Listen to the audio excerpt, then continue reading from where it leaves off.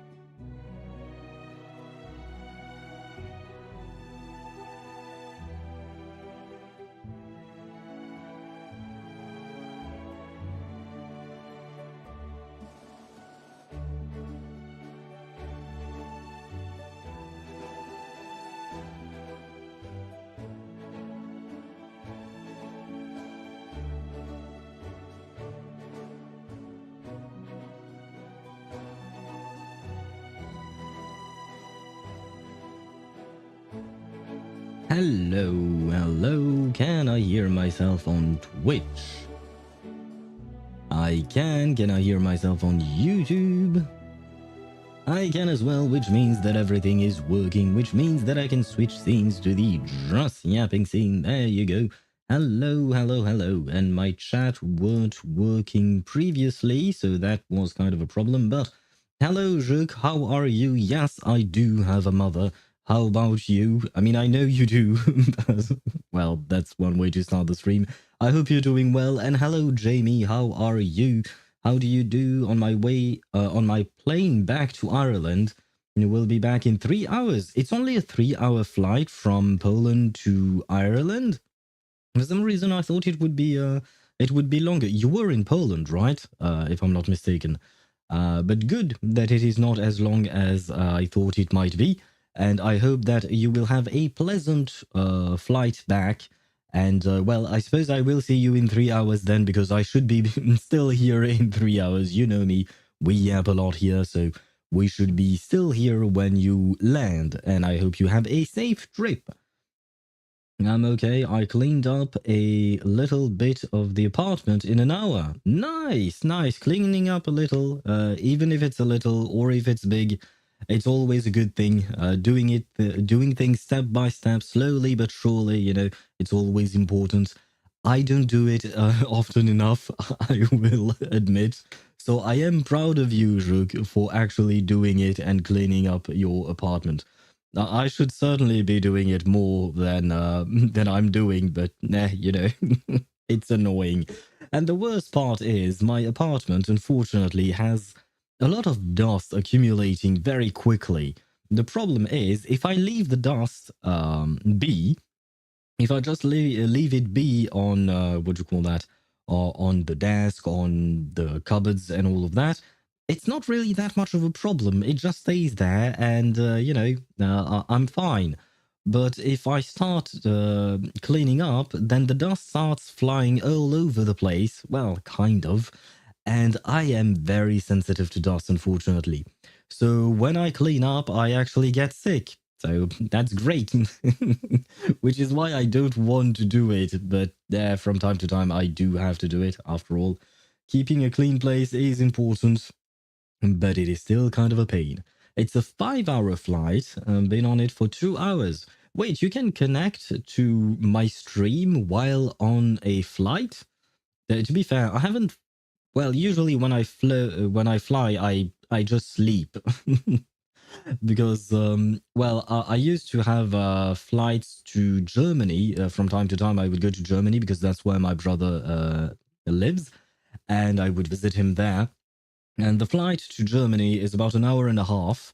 And from time to time, I also went to Sri Lanka to visit some family there. And the flight there was, if I recall correctly, with a stop midpoint during the flight, it was I think it was 4 hours and then six, or six and then four. I don't remember exactly. But yeah, it took a while, basically. And generally speaking, those flights were at hours that are quite ungodly. So I would spend my time sleeping or watching movies and then falling asleep in front of the movie.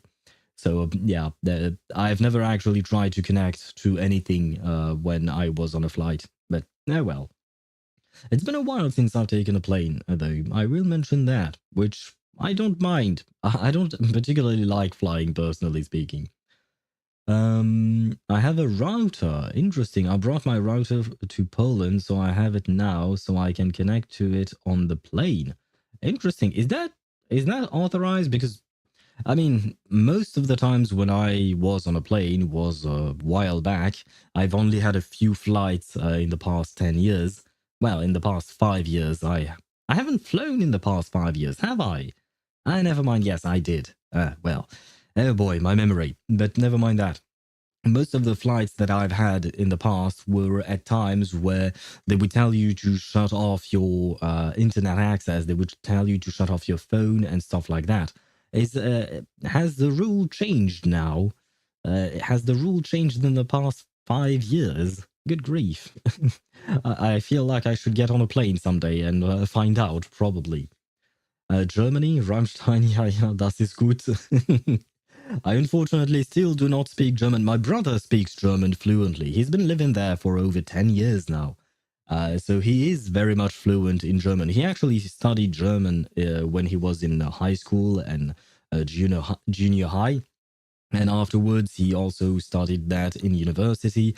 And then he went on to work there. I don't think my brother is a fan of Rammstein. I'm sorry, Rook. I know you must be disappointed. I don't think he's a fan of that, as far as I can tell. But at least he speaks German, you know? There is that. My pilot is a bit weird. That's never a good thing to say, Jamie, when you're on a plane. Sorry. Oh boy, let me grab a drink for a second. And there we go. But yeah, saying that your pilot is weird is never a good thing when you're on a flight. Kind of like saying your driver is weird when you're in a cab or an Uber, right? You never want to go through something like that. I've never had Wi-Fi on another flight as I was told to turn it off. Ah, nice. Okay, so for once, this time around, you're allowed to use the Wi-Fi. Because I know that on certain flights that I've been on, I could turn on the Wi-Fi and connect to the Wi-Fi of the plane, but number one, it was rather slow. And number two, I believe that at some point I had to start paying for it, which I did not want to because anything on a flight is extremely expensive for no goddamn reason. So yeah, I just gave up. Listen to music, watch movies when it's a long flight, or sleep. Sleeping works as well. It's kind of like teleportation, you know. You fall asleep in one place, you wake up in another place. It's kind of like teleportation in a way. A good day for fishing, ain't it? I wouldn't say so, unfortunately, at least not for me, because right now in Paris it is 30 degrees Celsius, might even be 34, because that's what was announced for right now. Ah, no, never mind, we are at 33. We are having a bit of a heat wave, or rather, the temperature here is hotter than it's supposed to be for the month of June. Because yeah, right now it's 33 degrees. Yesterday was the same, and I do not like it. I do not like hot places, which is kind of a shame considering that my family is from Sri Lanka, a very hot place. But it is what it is. I guess it wasn't passed down in my genes, liking hot places. So yeah, I prefer winter because it's easier to deal with, at least for me. Normally, I was told to turn off my router by my family. Ah, but your family is not exactly the same thing as as the cabin's crew, right? The crew of the airplane. They should know whether or not you're allowed to use that router. Your family doesn't work for an airline, do they? I mean, if they do, maybe they know, but you know, it's kind of like when your parents tell you that you can't turn on that little light in the car inside the car. Technically speaking, you can, but I know that there is this cliche where parents tell you that it's against the law to do that, but in fact, it's not. Although I guess it is just a preference for the person who's driving, and you should uh, be mindful of the person driving because driving is well, it's annoying, it's tiring as well. So there is all of that to take into account. But it's one thing to ask family, it's another to ask the actual airline people.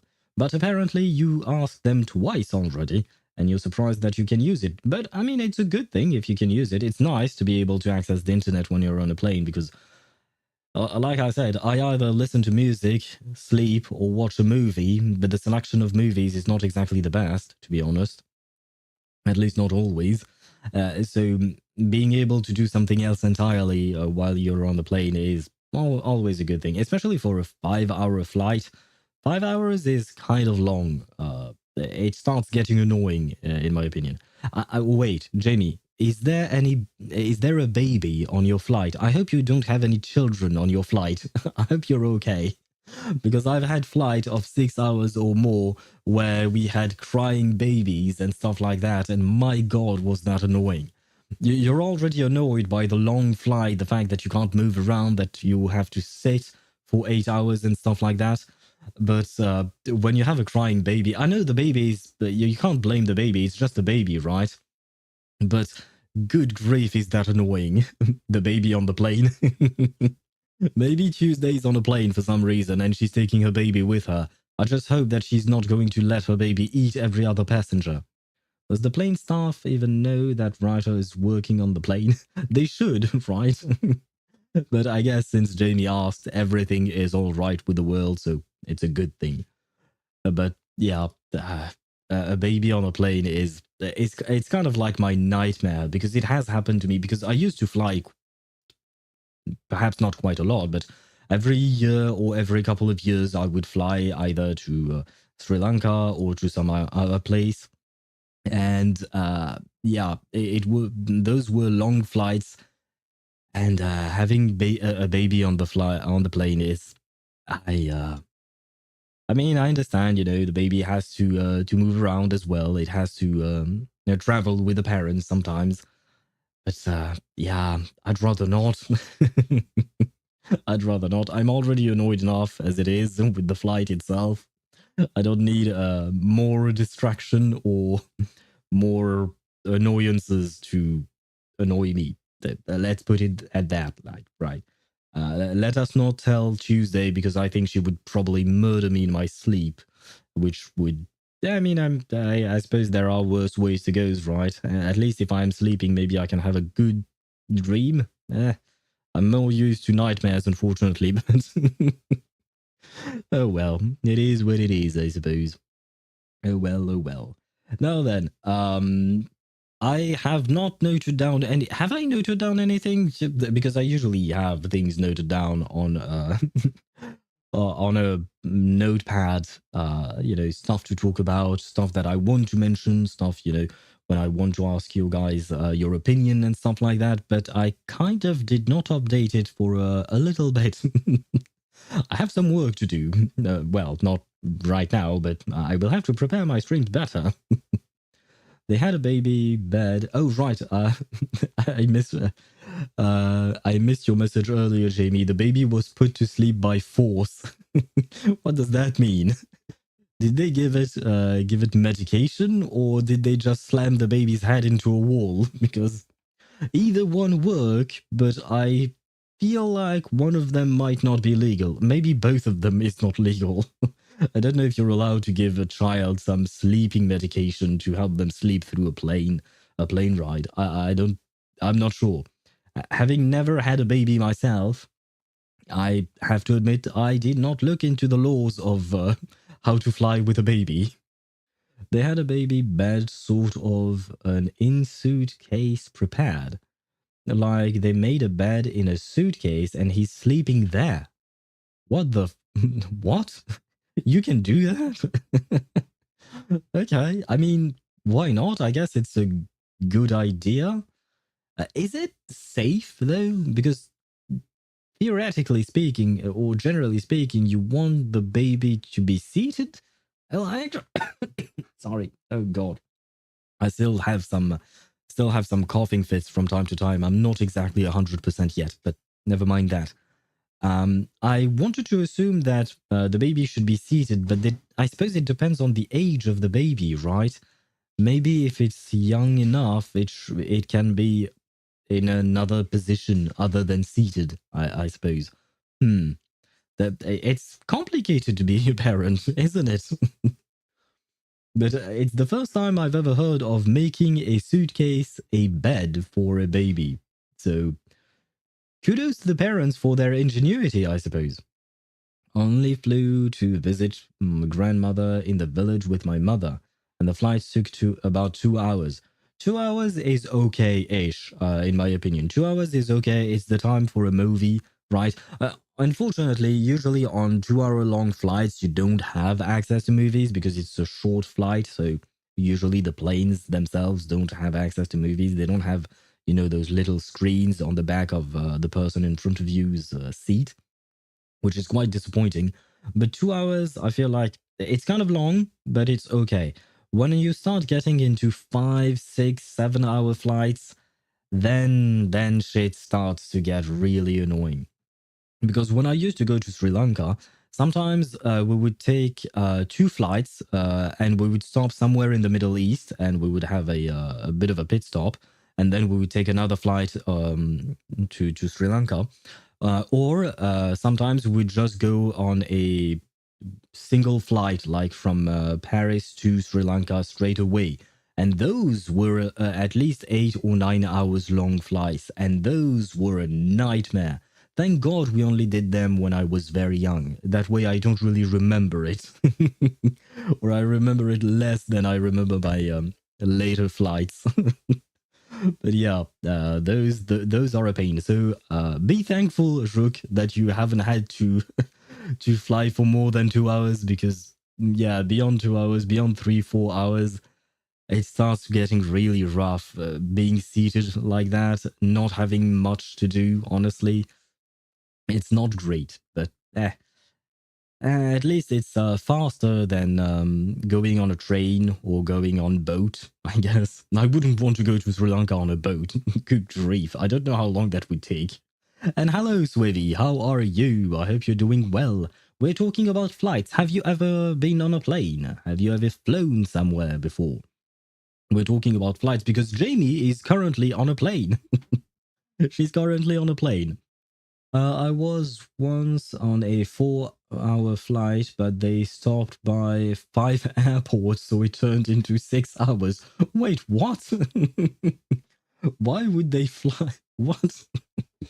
Why would they stop by 5 airports? What happened to your to your flight there? Because generally speaking, your flight is supposed to leave one airport and get to one airport, and that's it. There are 2 airports in the story, right? How come you went to 5 different ones? What happened there? There is a story. I can feel it. Because I've never heard of that. At least, yeah, no, I've never heard of that. Flown lots? And do you enjoy flying? And do you enjoy long flights with babies crying? Or babies forcibly being put to sleep in a suitcase? Oh boy, that's a strange thing to say. The pilot needed to pick up new passengers and 3 packages and his medicine. Insane, I know, right? Yeah, yeah, I was kind of speechless after reading that sentence. I mean, picking up passengers, I guess I can understand because usually airline companies want to fill their plane as much as possible, which makes kind of sense. Uh, but 3 packages and his medicine? Like, what the was this like a small plane, like a not a big commercial plane with 100 passengers, but like a tiny plane with 10 to 15 passengers? Was it something like that? Because I feel like for a bigger plane with maybe 100, 200 passengers, are they allowed to do that? Because that's that's really annoying. 25 people. Ah, I see. Okay, now that makes more sense. Okay. I mean, it's still annoying as fuck, don't get me wrong, but it does make more sense there if it's on a tiny plane like that. Because I feel like, yeah, if it were on a bigger plane, you know, usual commercial plane with 100 people, 150 people, I feel like there would be a riot inside the plane if someone did something like that. I just plug my my earbuds and listen to music, watch some vids or read something, so no big complaints from me. Ah, nice. I mean, if you're able, I mean, I suppose if you say that you've flown a lot, maybe you've grown used to it, and you just have your own little routine, right? I would assume something like that. Speaking of flying rib Boeing, why rib Boeing? Are you talking about the crash in India? I saw it quickly on the news, but I didn't really look into it further. But are you talking about that? Crash India. Yeah, let's see. What does it have to say? I do believe there was a survivor, right? Uh, I saw that yeah, one person survived out of God knows how many. I think there were more than 200, yeah, 242 people on board, and only one survived. Oh, and okay, and this news article says that there were 265 dead and one survivor. Good grief, I don't want to be that survivor because imagine the survivor's guilt that that dude might be feeling. I hope he doesn't. I really hope he doesn't. I hope he'll be okay-ish. But after going through the trauma of a plane crash, uh, yeah, good luck to him. To all my best wishes to him because that must be absolutely traumatic to go through. But why packages? Why did he have a package in Germany, France, and UK? I don't know.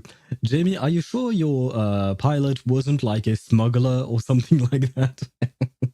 Or perhaps he's actually a courier of some sort and he would pick up packages and bring them on board to ship them from place to place. It could be that, or it could be illegal and he could have been a smuggler. I suppose you'll never know, which I guess is a good thing, probably. Yeah, another crash, another stock price crash. Yeah, I suppose so, yeah. I mean, Boeing has had a few crashes in the past few years, right? Quite a few of them. They seem to have some issues with their planes, which doesn't really want to make me what do you call that? Doesn't really want to make me go on a Boeing. I'll stick to Airbus for now. I guess honestly, at this, given the amount of plane crashes, generally speaking, they are very very low. It's just bad luck, unfortunately. Yep, one survivor miraculously. Yeah, I'm curious how the hell he survived. I want to see like the physics behind it, like how on earth did that one man survive? Because generally speaking, on a plane crash, nobody survives. It's extremely rare, if I'm not mistaken, to have anyone surviving, right? So I'm very curious to learn how he managed to do so. I mean, I guess he didn't do something specific. He was just lucky enough to be in a specific space or in a specific place in the plane that somehow shielded him from something, right? From the crash itself. But yeah, good on him, I suppose, to for surviving. And his medicine was in Switzerland, and passengers were from the Czech Republic. Wait, so wait a second. There was Switzerland, Czech Republic, the United Kingdom, if I'm not mistaken. You mentioned that as well. Uh, and you mentioned another place, but I kind of forgot which one, and I can't find your message back, unfortunately. How many countries? I mean, you said 5 countries. Okay. But where were you going? Because Switzerland, the United Kingdom, and the Czech Republic are not exactly on one single flight plan. Like, it's not exactly a straight line between these 3 countries. So, where were you going? And did you agree to go to all these places with this strange pilot? I personally find fault with the air company proper maintenance slash service, though. Well, if that's the case, then yeah, it is their fault because I don't suppose that Boeing has anything to do with the plane once the plane leaves their hangar or once it leaves their construction line, right? At that point, when the once the plane is bought, then it's the airline who is supposed to what do you call that? Who is supposed to ah who is supposed to take care of the plane and maintain it. So if they didn't do the maintenance, then it's not on Boeing's fault, and that means that their planes are probably good enough. They're good, right? But yeah, unfortunately, that's not how the stock market works, right? Even though Boeing's planes might be absolutely okay, um, what do you call that? Uh, if there is a crash, it's going to impact them as well. Like Boeing should definitely get some faults, but feels like recently the air companies get no flack. Only Boeing. Should be both. Ah, I see. Well, I mean, I suppose we'll have to wait until the investigation is done to properly understand what happened to that plane. Um, whether it is lack of maintenance, like you mentioned, or a what do you call that, or a wrong manufacturing process, or something went wrong with the manufacturing process of the plane. Only then will we truly know what actually happened and who is to blame. And when I say who is to blame, my point here is not to actually blame someone, it's just to understand what happened so that it won't happen again, right? That's the whole point. I honestly don't care about just saying, oh no, it's Boeing's fault, oh no, it's the airline's fault. What I want personally is just to find out the issue and correct the issue so that we don't have to lose another 250 people in another plane crash, right? So, yep, the black box will tell us everything, hopefully. Hopefully, it will tell us enough so that this tragedy does not repeat. From Austria to Ireland. From Austria to Ireland. Wait, let me pull up a map. Because I feel like this is still not a straight line. Where is maps? Maps. There you go. Where is everything? Come on. Austria. Yeah. So wait, because Austria is kind of like in the middle of Europe, okay? But the Czech Republic, if I'm not mistaken, is more. Oh, it's a bit more. Oh, it's north. Ah, I thought for some reason it was more south, but no, well. So you went to the Czech Republic. So you went north, then you went south again to go to Switzerland, then you went to the United Kingdom. I mean, the United Kingdom at least is on the path to Ireland, so at least that makes sense, right? But yeah, so it's still kind of a strange flight path, and especially because if they were announcing that your flight was supposed to last 4 hours, it's kind of strange that it would last six, because that means that the stops that your pilot made were not scheduled, or at least you were not communicated those scheduled stops if they were indeed scheduled, which I find strange. Are you sure your pilot was not a smuggler? Oh boy. I mean, I guess you will never know, but be careful, Jamie. Why are you on such tiny planes? I've never been on a tiny plane. I've always been in, generic commercial planes, Airbuses, Boeings, and stuff like that. Why were you on a tiny plane? Where was I at? Did I miss anything? I don't think I missed anything. Right? I think, probably, I hope. Anyway.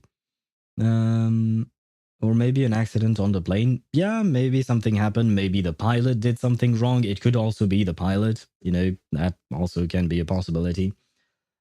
Like I said, and like Swivy mentioned, the black box should tell us more. And, well, for now, all we can do is pray for the families of the people who died, because they are the ones who are now suffering from this accident or incident. For now, let's call it an incident, I suppose, since we don't exactly know what happened. There were rumors he's a drug dealer. There were rumors he's a drug dealer. Jamie, why would you get on a plane with a rumored drug dealer? Are you sure that was a good idea? I feel like maybe you should choose your pilots more carefully, or rather your flights, because you can't really choose your pilot when you're on the commercial plane, right, with an airline company and all of that. But yeah, your life seems very interesting, very scary, but very interesting nonetheless. He seemed nice. Famous last words. Man, famous last words. Yeah, the man selling candy on the street next to a van seemed nice as well, except he kidnapped kids and all of that. Don't go with people. Don't travel with people just because they seem nice. Although I say that, but I did travel with people. Well, travel might be a bit of a stretch. But when I went to Ireland with my friends, we actually went on a bit of a road trip. We went around the island of Ireland. Anyway. And there was a French dude who was basically doing the same thing as we did, except he didn't have a car. We did because we leased it. And he ended up doing part of he traveled a bit with us and visited a few places with us. And he was nice as well. And nothing wrong happened. I don't think he was a drug dealer. Nothing like that. And the funny part was that basically we landed in Dublin, then we went north to the Giant's Causeway, and we met a couple of girls there. Then we left and went towards the west. That's towards the Lake Connemara. I think that's how it's supposed to be called, even in English, probably. But we went there. That's when we met the dude. And later on, we continued our journey throughout the west and headed down south towards Cork. And eventually we went back to Dublin because we had a flight to catch to go back to France. And when we got back to Dublin, we stayed at a hostel. I believe that's how it is called. It's not an actual hotel. It's a hostel where you share a room with other people and all of that. And the funny thing is that we met back up with the dude that we saw on Lake Connemara, and the two girls that we met in on the Giant's Causeway. So we met with all of them there, and we had a big party because actually it was my birthday. The day we were supposed to leave was my birthday. So before we had our plane ride, our flight was like at oh boy, 4 a.m. or something like that, you know, very early in the morning. But my friends wanted to celebrate my birthday. I think it was my 25th or 26th birthday. And so we went to a bar with everyone else, and we partied hard. We drank a lot, man. And then we headed straight for the airport while being drunk. And then we slept because we were wasted. But it was quite the birthday. It was really nice, honestly. And all the people there that we met were really sweet as well. If I recall correctly, the dude we met was French, but the girls were from Belgium. Anyway, a really fun moment, I suppose, of meeting strangers who seem nice and who are not rumored to be drug dealers, at least as far as I know. I hope they aren't. I mean, yeah, I don't think they were. Well, but who am I to judge? It's not like I have that many dealings with drug dealers in general. I'd rather not, actually. I don't think I would fare well. Anyway, that was a lot of yapping about random stuff, but quite a funny conversation nonetheless. I hope your pilot today, Jamie, I hope your pilot today is not a drug dealer. I hope this time around he will not stop in like 4 different places, and you just get to go back to Ireland safely and soundly, and you'll be fine. And let me grab a drink. And while I drink, I shall also launch the game, because after all, at some point, I know I do yap a lot, but at some point we also have to play the game and to witness the will of the week. But that's not that I. Now that when I say witness, I get triggered by that Himiko voice line from the Sunday fight. But never mind that. There is also witness the will of humanity, I think, was Hyacinth's voice line during that last fight with the Zipper Dragon boss fight. I think that's what Chip called him. And I guess he's right. It is a Zipper Dragon, I suppose. But yeah, there was that voice line as well. But yes, to get back to what I was trying to say before I interrupted myself, we do have to witness the end of chapter 9. And I am so far still quite confused with chapter 9. There's a lot I don't fully understand so far. Like, if I were to summarize it in a way, and that means spoiler alert for anyone who may not have witnessed the story up until the point where we are at, which is stage 17. We are about to do stage 17, which also means that I can switch scenes so I can show you the game once OBS wants to actually, you know, register it. There you go. But yeah, if I were to summarize the story a bit, I don't know how to summarize it, to be honest. Basically, Vertin was out on the street with Sonato, and they met Recoleta somehow, for some reason. Recoleta decided she wanted to go to prison because that's where she had a pen pal, apparently, right? Who is named Aleph, or Aleph. They pronounce it Aleph, and I've been mispronouncing it this entire time. My bad. But yes, she wanted to meet him. Okay, why not? Before that, Recoleta actually met Erd / Dr. Dores. And Dr. Dores wanted to go to prison as well. For some reason. I don't really know if we know why Dr. Dores wanted to go to prison. I'm a bit confused about that.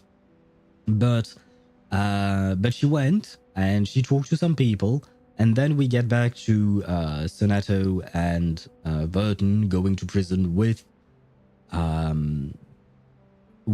dear girl Recoleta, right here. That's where we meet Jailer, the Jaguar, who doesn't have a name, just a position and the type of animal she is, I suppose.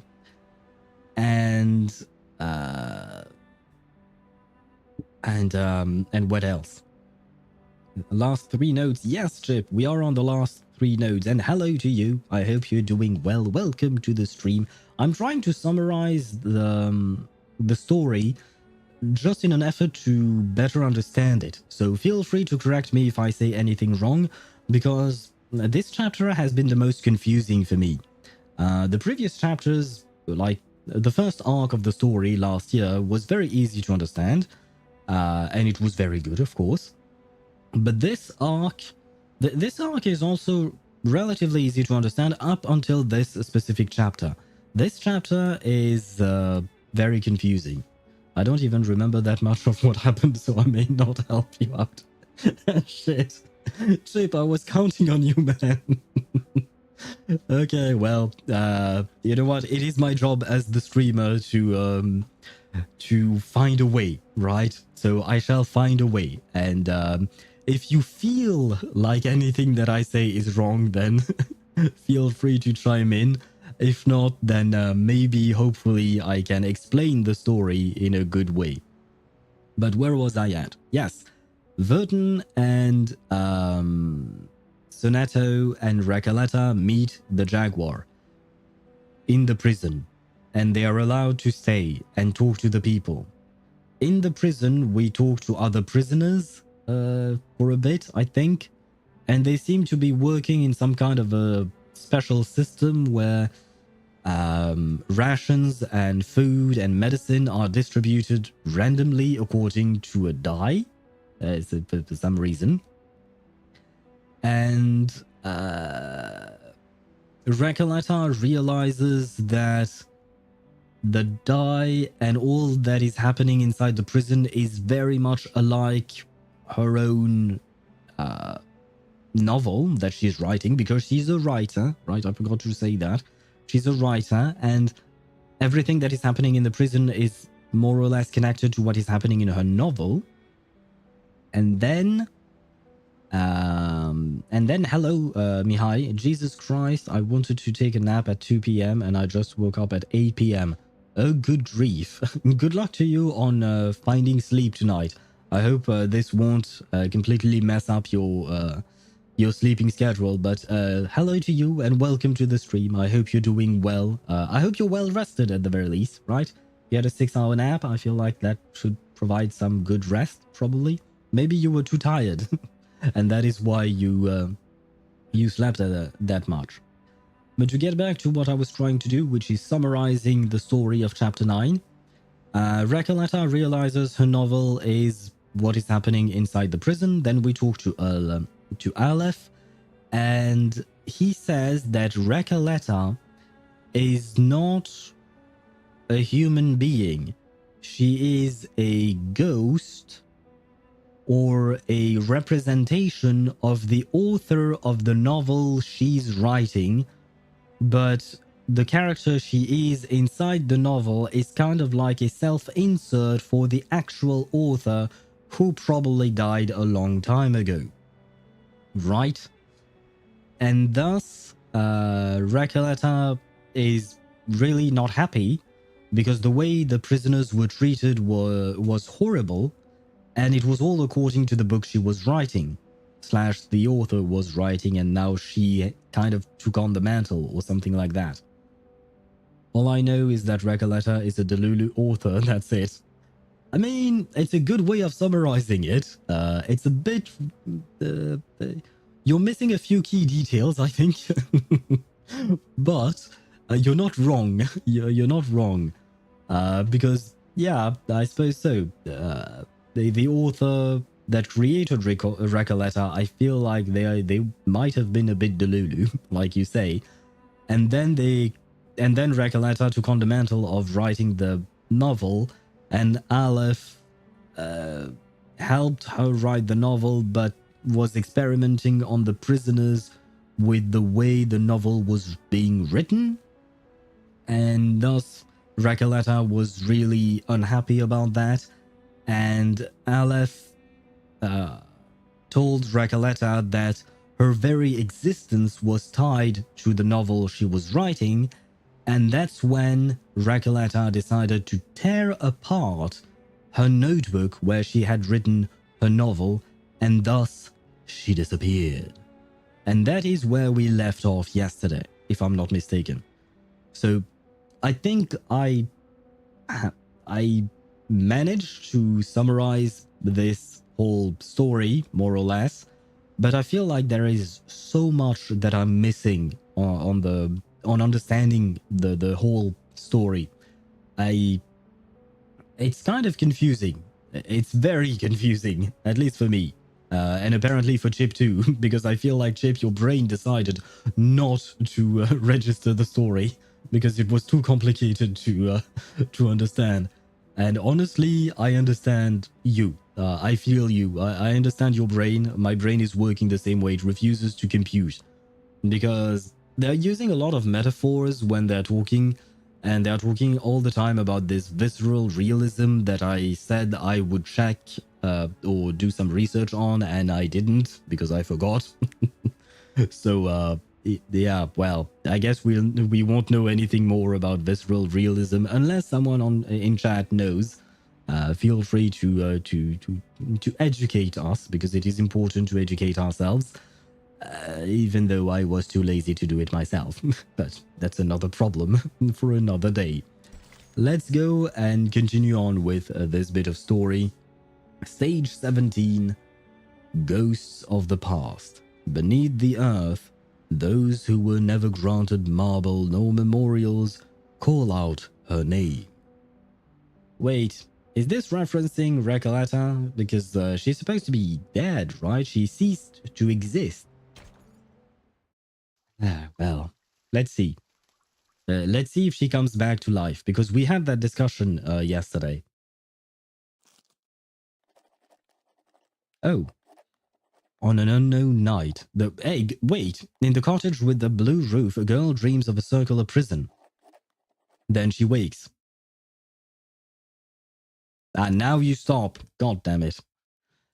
Where were we? On an unknown night, the wind carries the cold desolation of the desert. In the cottage, with a blue roof, a girl dreams of a circular prison. Then she wakes. Okay, that's the start of Recoleta's story, right? It's the start of her novel, if I'm not mistaken.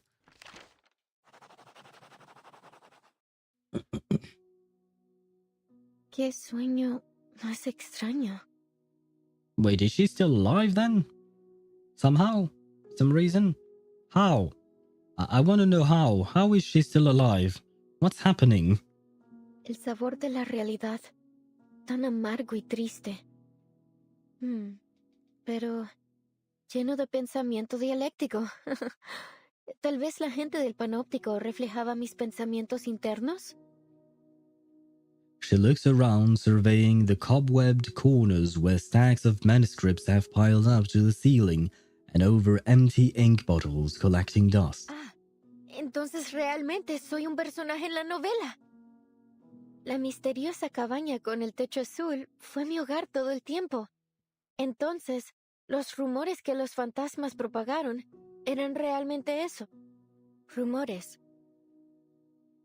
We were talking about rumors earlier with Jamie because her pilot might have been a drug dealer. Well, now it's rumors about ghosts. The young writer steps out of her home and into the streets of the familiar yet foreign desert town. Is this Amalfitano? I think that's the name of the village she kept mentioning before. And apparently there is someone named Bob there, because there is Bobs. Good morning for me and hi for you, Owl. Hello, Deidara. How are you? I hope you slept well. I hope everything is going well for you. I hope it's not a hot day. If I recall correctly, you're from Colombia? Is that how you say the name of the country? Yes, Colombia, right? For some reason, my brain makes me doubt myself sometimes on very simple things. But I hope it's not too hot over there. Unfortunately, in France here, it is quite hot. It is 33 degrees Celsius, and it's too much for poor me, poor little owl. And you know what? Actually, it all makes sense, because I'm supposed to be a snowy owl.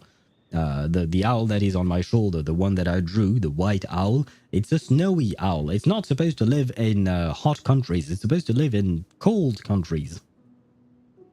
Countless nameless characters and ghosts arrive upon hearing the news, filling the roads and skies. Bienvenida de nuevo a Amalfitano, querida escritora. Ah, so we are indeed in Amalfitano. Very well, I knew.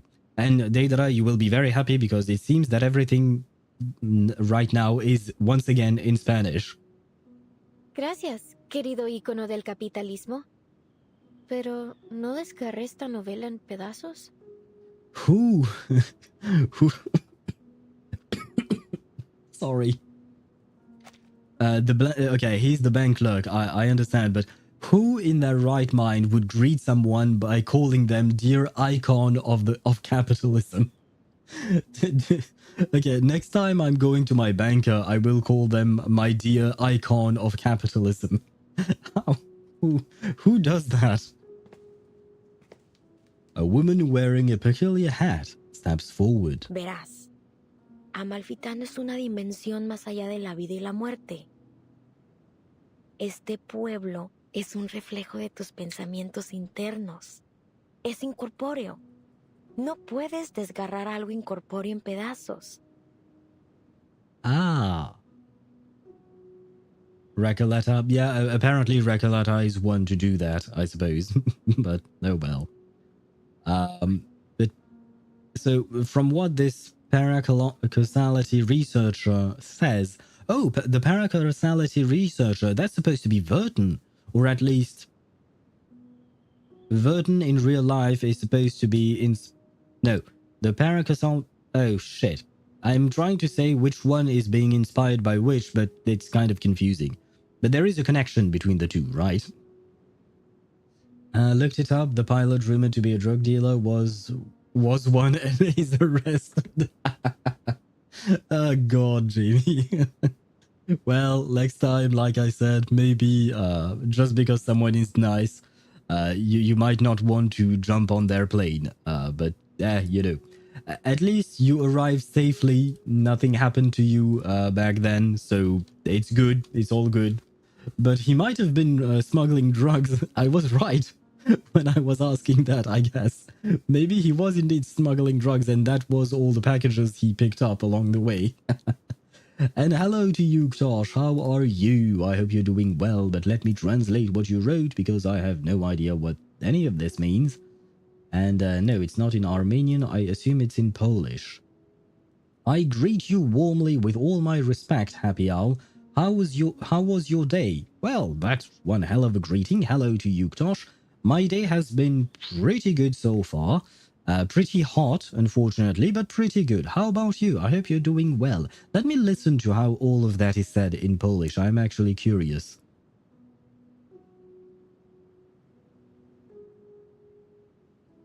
Wow. Witam cię, and then the rest I can't remember how it's supposed to be pronounced. Serdecznie. Sa? That's how you pronounce the single Z in the middle? It's a sa, I guess?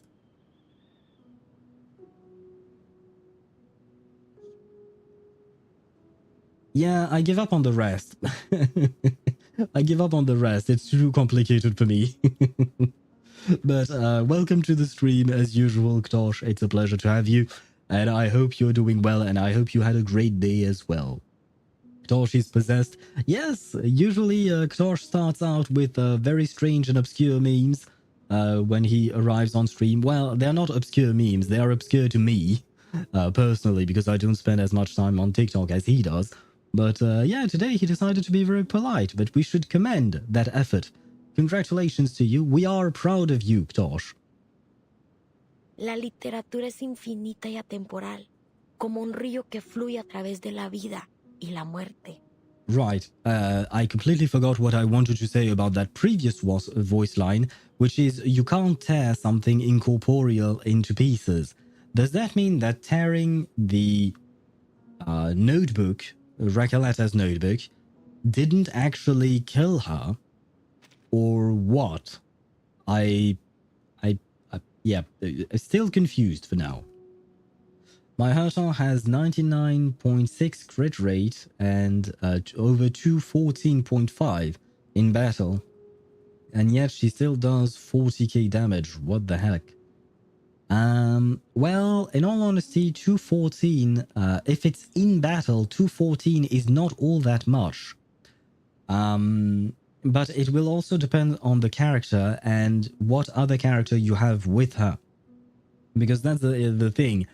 I don't remember the Herta's kit in its entirety, so I can't exactly tell you much about that. But I know that your supports will give you a lot of crit damage or bonus damage, which you can see when you're in battle in the section about elemental damage types. That's why you see a lot of damage that can come in. But all of that is given to you by your supports, because alone the DPS will not be great, generally speaking. They will deal damage for sure, but they are not going to be great. They need proper supports. And yeah, just like Swivy mentioned, needs wheelchair supports. With good enough supports, even Misha or Arlen can devour gods. Well, are you sure about that? Even Misha or Arlen? Really? Really, can they? I am questioning their ability, but technically speaking, you are correct in the fact that some characters are... I mean, most DPSs are extremely dependent on their support. On their own, they can't solo shit. It's not like in Wuthering Waves when you can solo with Dungeon, right?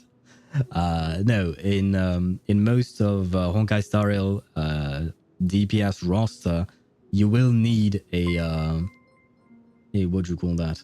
Wait, what? What happened there? A support. And what the... Wait, what? What's going on? We have a hype train. Wait, what? And we have... Oh, Swavy. Oh, wow, wait. A wrong window. And Swavy are gifted subscriptions. Okay, now I understand what is going on. Swavy the goat. Yes, Swavy the goat indeed. Thank you very much, Swavy. Swavy offered how many subscriptions? 1, 2, 3, 4, 5, 6, I guess. Well, thank you for all of that. Thank you very much. Welcome everyone, and please don't forget to thank Swavy for the subscription. He what do you call that? He what's the word for it? He offered, yes, gifted, all of that. Thank you very much once again. I really do appreciate your generosity, Swivy. And who is Happy Al 03? That 03, that's me, technically speaking. That is my, what do you call that? My own personal account. I've gifted, though I am curious if gifted targets all followers or current viewers. I think it's current viewers because technically speaking, my personal account is not following my own account. I don't know why I never did that. But I have my own stream opened on a separate, on my laptop, because I can't monitor everything on my second monitors. I need a third one. So I have that opened on my laptop, and my personal account is connected on there. It's you know, it's used, and technically speaking, I'm not following myself. You know what, let me follow myself, because why not? Especially because now I'm subscribed to myself thanks to Swevy. Where am I at? There you go. Does it work? Because my laptop is kind of broken. There you go. I welcome myself after over a year of what do you call that, of streaming. I finally followed my own channel. I should have done that ages ago. But once again, thank you very much for all the what do you call that, the gifted subs, Wavy. I really do appreciate it. Second PC/monitor, very common for streamers indeed. Yeah. Jamie has been following for Happy L03 has been following for 31 seconds. True. I know. I should be ashamed of myself. I should have been more supportive of myself. That is so stupid. But yeah, I do have a second monitor, but on that second monitor, I have my Twitch stream manager because I need to monitor the ads. For instance, the ads wanted to roll around right now, but I snoozed them. And I have my chat and I have OBS, which all of that takes quite a bit of space. But I can't monitor my YouTube stream through that. That's why I have other stuff opened on my laptop, which means that I have, technically speaking, 3 screens on for my stream. I have my main screen where I watch the game. I have one screen with OBS, Twitch stream manager, and a special application for my chat, because it's an application. It's an app that merges both my Twitch and YouTube chat so that I can read everything on there. And then I have my trusty laptop that is not working properly. Like I have both my YouTube stream and Twitch stream opened on there because I want to monitor if everything is working correctly. Except my YouTube stream is not working on my laptop for some reason. My laptop is kind of broken. It's very old. It's not great because it's a hybrid tablet slash PC. It was a wrong purchase. I shouldn't have purchased that. But it is too late because I've had it for ages. I mean, it has its purpose, but never mind that. I keep wandering off into what do you call that? Into weird tangents, but that's how my brain works, which is quite unfortunate. But yes, once again, thank you very much, Swevy. Thank you for subscribing myself, because I am now subscribed to myself, which I never thought would happen, but I suppose that happened. But yes, thank you very much, and please, to everyone else, do thank Swevy for his generosity. It's very nice of him to do this. And wait, did I miss anything else? I did miss quite a few messages. Oh, never mind. I actually read the boss mechanics. He has 60% damage taken reduction. Ah, well, in that case, that indeed makes sense. And Jouk won the random lottery. Yes, indeed. And I see crapping on cabinets. Oh, I recognize that name. That name is very easy to recognize. But yeah, he's a chatter as well. But where was I at? Hate how the discounted gifts don't let me choose. You don't get to choose who you're offering to, so it's just random all the time. Because otherwise I don't recognize all the names of the people you gifted to. I mean, I don't look at the list of viewers ever, so I don't know about lurkers. I only know about the chatters. So I can't exactly... maybe I just don't recognize them because they're lurkers, but yeah. I didn't know that it was all random. And where was I at? Ktosh, please stop with playing with those things. Oh, Ktosh's followage. He has been following me for 1 month, 26 days, and 23 hours. For some reason, I thought you were following me for longer than this. Oh, but it's because you actually unfollowed me and then refollowed me for some reason, right? Because if I'm not mistaken, you've been following the channel for longer than this, right? And yes, Ktosh, I do know what Genshin is. True, yes, right, true indeed, because we had a hype train thanks to Swevy, once again, because you're the one who, generally speaking, activates the hype train. Like 3-4 months at least. Yeah, if I recall correctly, yeah, it's been at least a few months, right? And I like to unfollow. Please don't unfollow. I mean, unless you decide not to want to watch me anymore, which is absolutely fine. You have every right to do that. But if it's just for fun, please don't, because then I have to reset the follower count and it's annoying. You should do it while yapping. We could do that during our just yapping sessions. Why not? I have done a few Genshin Dolls in the past, just for myself, like on my own time, I mean. But I haven't done it on stream ever, I think, probably. And, well, I'm not going to snooze the ads again, because, well, I'd like to keep some snoozes, just in case. So we'll have some ads, although I guess now a lot of people are subscribed thanks to Swivy, so they won't see the ads, but just in case we have lurkers who might not be subscribed, as usual, I shall wait until the ads are over before proceeding with the story, especially because we are kind of at a crossroads in terms of the story, right? Let me activate sad ads, that way I don't have to wait 8 seconds for no reason. By the way, I'm not saving for Tribby anymore. I saw that Aglaya is on banner and I have a decent team for her, so I'm pulling. Good luck on your Aglaya pulls. I absolutely love Aglaya as a character, honestly. I love her design, I love her voice, I love her personality. And in terms of gameplay, she's very fun to play in my opinion. And she deals a shit ton of damage, honestly. Like, really. She is very strong. So if you have a proper team for her, I would say, yeah, go ahead and try and pull for her.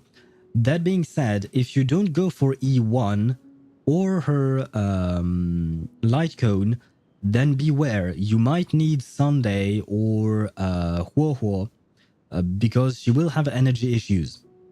That's the one thing I have to criticize about Aglaya, unfortunately, is that she kind of wants her E1. I don't have any experience with E0 Aglaya because I pulled E1 straight away. Same thing with her, what do you call that? With her, her light cone. I pulled everything in one session, right? So I started playing with that from the get-go. But she might have some a bit of issues, so beware of that. Where was I at? I'm guaranteed since I got Fushuan, so it's just about getting to the pity. My main team for her is gonna be Aglaya, Robin, Tingyun, Gallagher. So I don't know if she'll have energy problems. Tingyun should help. Tingyun should be a good help in terms of energy. And that's a good thing. Could you replace Gallagher with Huohuo? Do you have Huohuo on that account? Because I don't remember. You have so many accounts in so many different games that I'm kind of confused about all of it. But if you have Huohuo, I would argue to put her in Aglaya's team because she's probably the main DPS who needs energy the most, generally speaking. There is Argenti, I suppose, as well. He also needs quite a bit of energy, but the one who really needs it is Aglaya because you really want to keep up her stacks. You really don't want to have to. You really don't want to lose her stacks, because otherwise you will have to ramp up her damage again, and it will be a pain. So if you have Warhol, I would recommend you to put her in Aglaya's team instead of the Herta's team, probably. My only healers built Gallagher, Fushuan, and I guess Jabrid with his leftovers. Okay, so never mind. In that case, I suppose Gallagher would be the right call.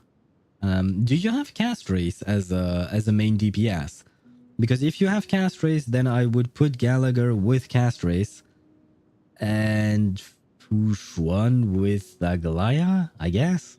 It's not exactly great, but oh well. Nope. Okay.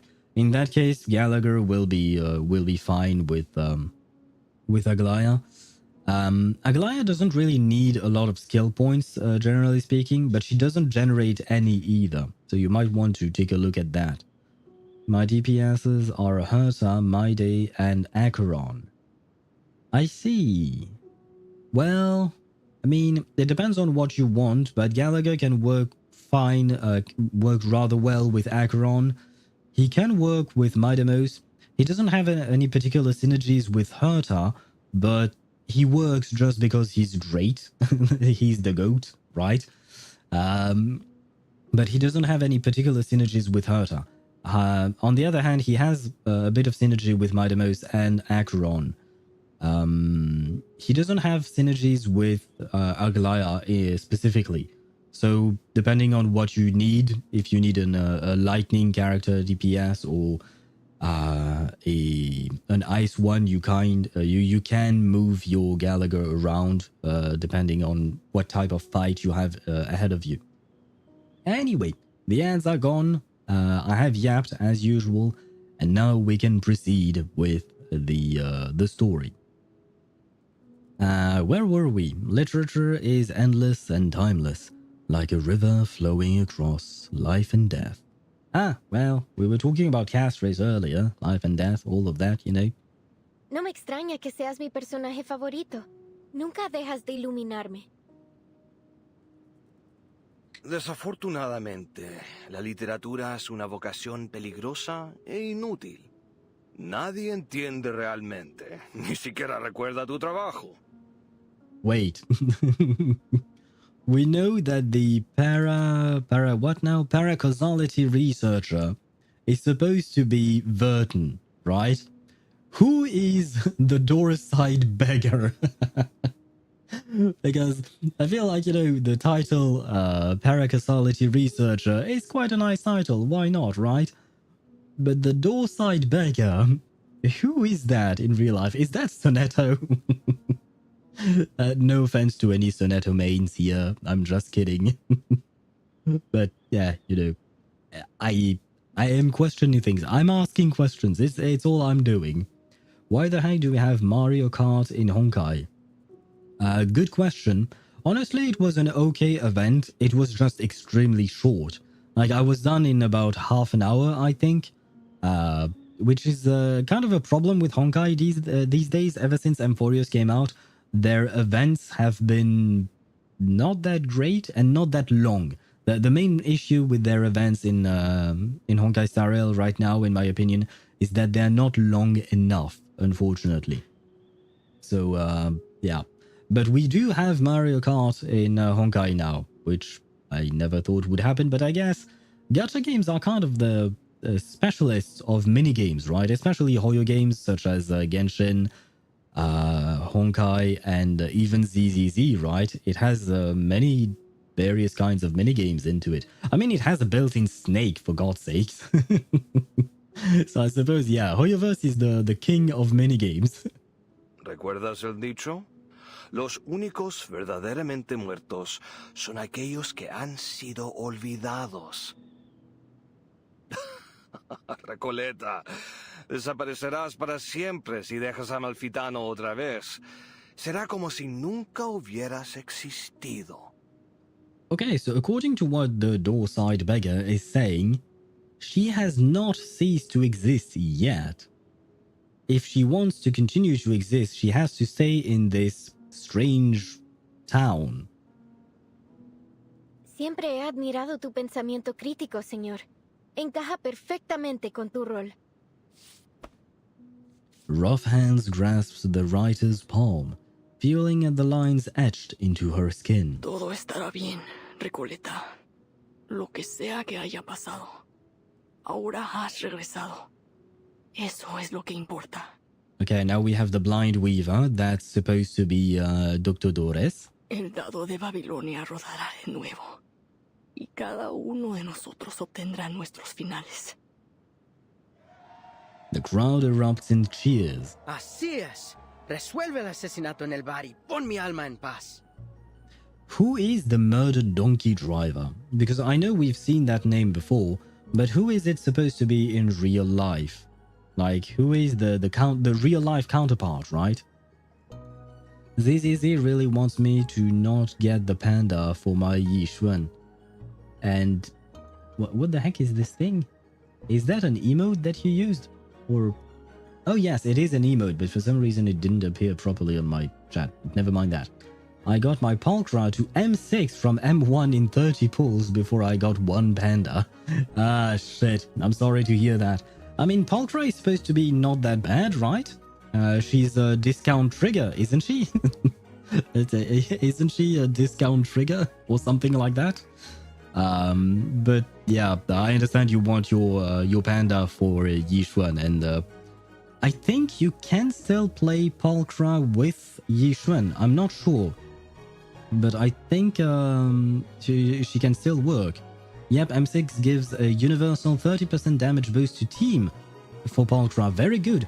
Ah, see, so if it's a universal damage, that should apply to Yishuan as well, so you could pair Pulchra with Yishuan if needed.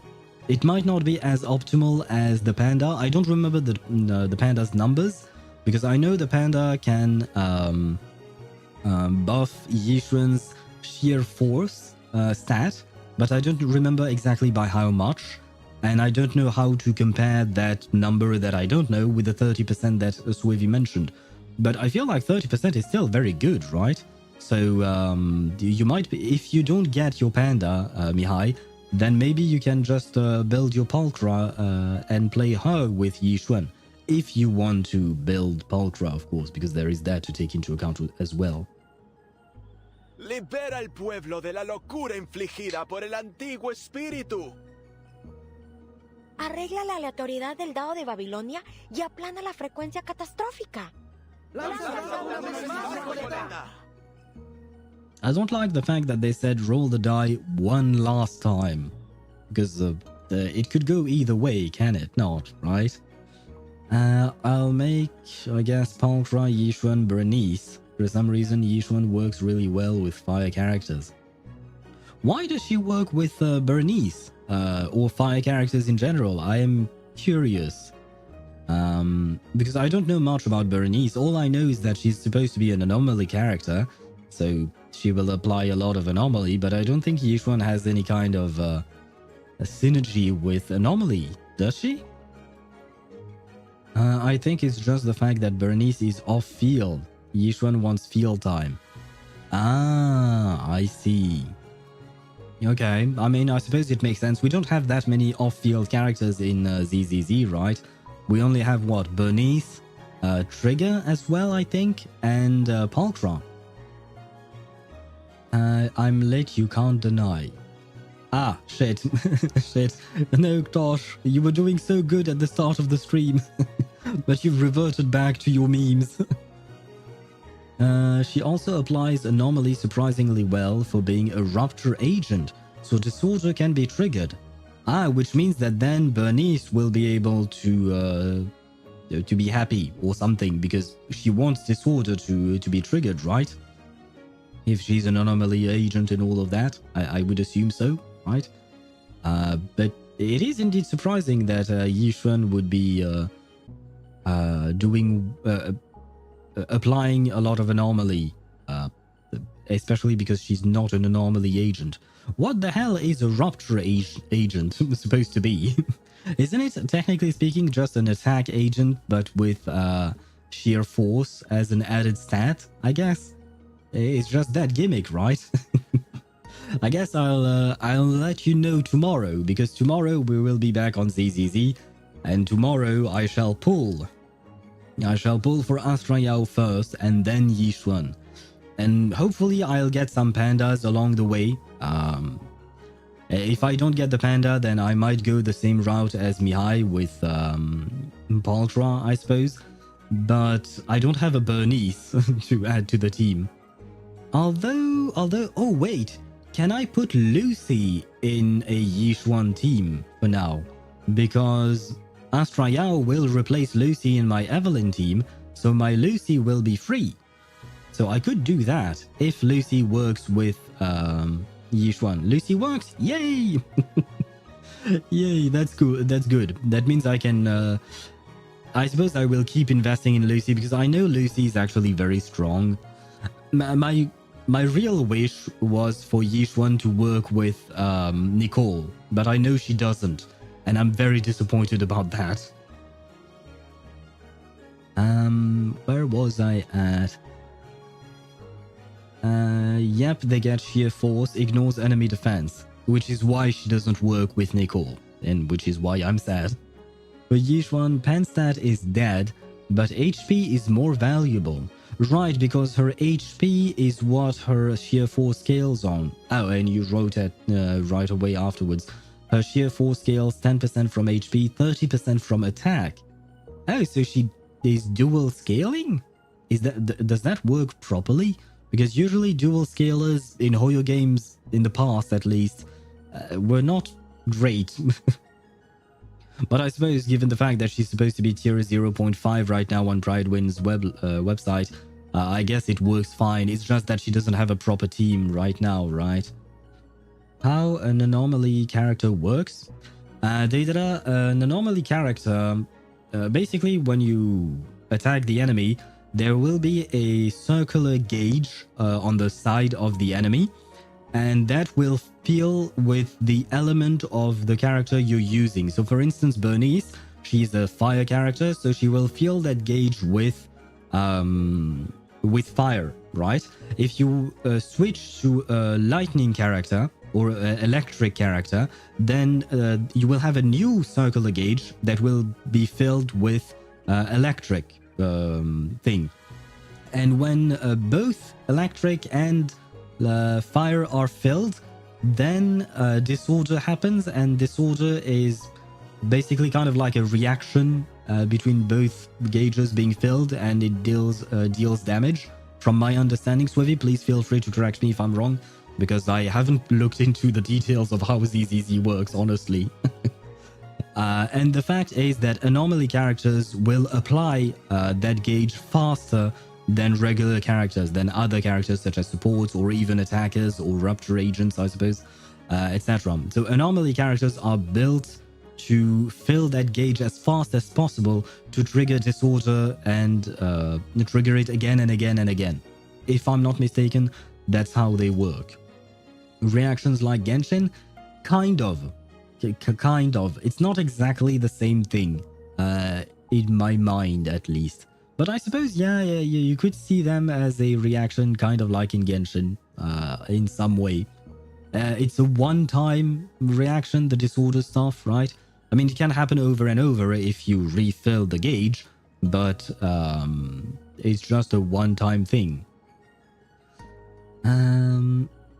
Where was I at? Yixuan feels very, very fun for me, to be honest. She's super fluid. And with Panda, I might try to pull Jufufu for a full Yunkai Summit team. Am I pronouncing it right? Yunkai? I think they pronounce it differently, maybe. I'm not sure. But I understand what you mean. And yeah, I don't know what to think about Jufufu yet, because she's a child. She's cute, relatively cute from what little I've seen, you know, in the trailers and all of that. I'm waiting to meet her in the story to decide whether or not she's worth pulling. Because I feel like she might be good for Yixuan, maybe. So if I could give Yixuan a premium team, that would be nice. And thus, you know, pulling for Jufufu would make sense. But she's a child, so I have to wait and see. But I understand why you would want to pull for her. Base HP is larger than attack. So despite smaller slice of pie, the base pie is bigger. Wait, what? I think I understand what you mean. I think I understand what you mean. Yeah, okay. Despite base HP is larger than attack. Yeah, usually characters have more HP than attack. So even though the percentage of HP is smaller because the actual base is higher. Okay, yeah, no, I understand what you mean. Reactions like Genshin, but have to fill a gauge. Yeah, you could see it that way. Yeah, you have to fill the gauge in order to proc the actual reaction. But it's not limited to fire and electricity, like I've mentioned. If I'm not mistaken, anomaly and disorder can happen between any two kind of element. It can be physical with fire, fire with electric, electric with ice, anything. If you have more than one element or one gauge that is filled, then it will trigger disorder, if I understand it properly. I have not played with anomaly characters except for Miyabi, but I've been playing my Miyabi in a stun team, which is not an anomaly team, so it doesn't exactly work the same way, so I'm not entirely sure. Where was I at? Jufufu's idol animation is something. It made me extremely surprised. In a good way or in a bad way, Jamie? Because I haven't seen it. I haven't seen her idol animations, so is it a good surprise? A surprise but a welcome one? Or is it a bad surprise? But there is only disorder. In terms of reactions, yeah, kind of. I mean, when you fill one single element's gauge, you will trigger something, usually. I don't exactly know what, though, but I do believe that when you fill up the gauge in its entirety with one element, you will trigger something. It's when you when you fill two gauges that you trigger disorder, if I understand it properly. Yeah, Miyabi is an anomaly among anomaly characters, crit-based, rather than anomaly proficiency-based. Yeah, Miyabi is weird that way. She wants to do everything, right? She wants to be called anomaly, but she wants to use crit for some reason. She's just a little special like that, you know? Sounds simple? It does feel simple. Honestly, yeah, the elemental system in ZZZ feels a lot simpler than Genshin's, I would say. But the characters' kits are very complex, and the way to play them is very complex as well. You can really work your talent as a player, your skill as a player really plays a big part in how good you will perform in Zenless Zone Zero. Kind of like same thing with Wuthering Waves. On the other hand, in Genshin, I feel like it's less about the skill, the player's skill, and more about the actual reaction and the characters being strong on their own. Is she master stroking it? Is who master stroking what? The only master stroker, Ktosh, is Jing Yuan. He is the master stroker. He knows it. He can do it. Yep, heavy mechanics based. Yep, I agree with you on that. Some motherfucker just beat the new boss with a level 20 A ranks and a B rank vengeance. Good grief. Posted on Discord, censored, of course, since new boss. Ah, okay. Well, if you're talking about the new weekly boss, I will admit I've already farmed him. I spoiled myself. I mean, since the boss is a monster that I don't really recognize, it doesn't really make any sense. It doesn't really spoil me in my opinion. That's not what I would consider a spoiler. So if you're talking about that boss, I have seen it, the weekly one, because I wanted not to waste my 3 weeklies. Since I already have everything I need for Astra Yao, I decided to go and farm for Yishuan. Ignite, freeze, paralyze, and stun. Which one is paralyze? Oh, it's the electric one, right? Ignite is fire, freeze is ice, paralyze is electric, and stun is no, stun is just stun. There is another what do you call that? There is another something which what do you call that? Which happens for physical players, physical characters, right? ZZZ is complicated on paper, but when you play it, it's mostly dodging and parrying and following the mechanics. Yeah, honestly, yeah. Same thing with Wuthering Waves, because I often compare both games, because in terms of gameplay, I feel like they're very similar. It's a lot of dodging, parrying, and following the mechanics of the boss or the enemy. And they have very long descriptions for their skills.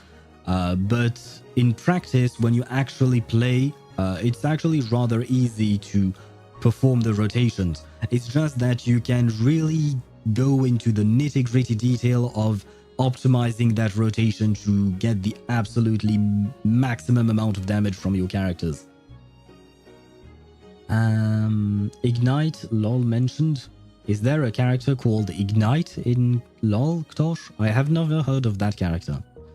Well, according to some, following mechanics and reading makes you a sweaty player. And yet then they get a brain-dead character like Miyabi, they complain about power creep. I mean, it's true that Miyabi is kind of brain-dead. It's just attack the enemy, collect blue balls, use blue balls. Happy, basically. Evelyn is a tiny bit more complex with how you get her red triangles, I guess, red chevrons, if you want to call them that. But even then, you know, feel like it's okay-ish to use. But yeah, I mean, there are allegations against gacha game players who do not like to read. I mean, I am not beating the allegations. I often do not read. I shouldn't say often, because I sometimes do read the character's kit in their entirety.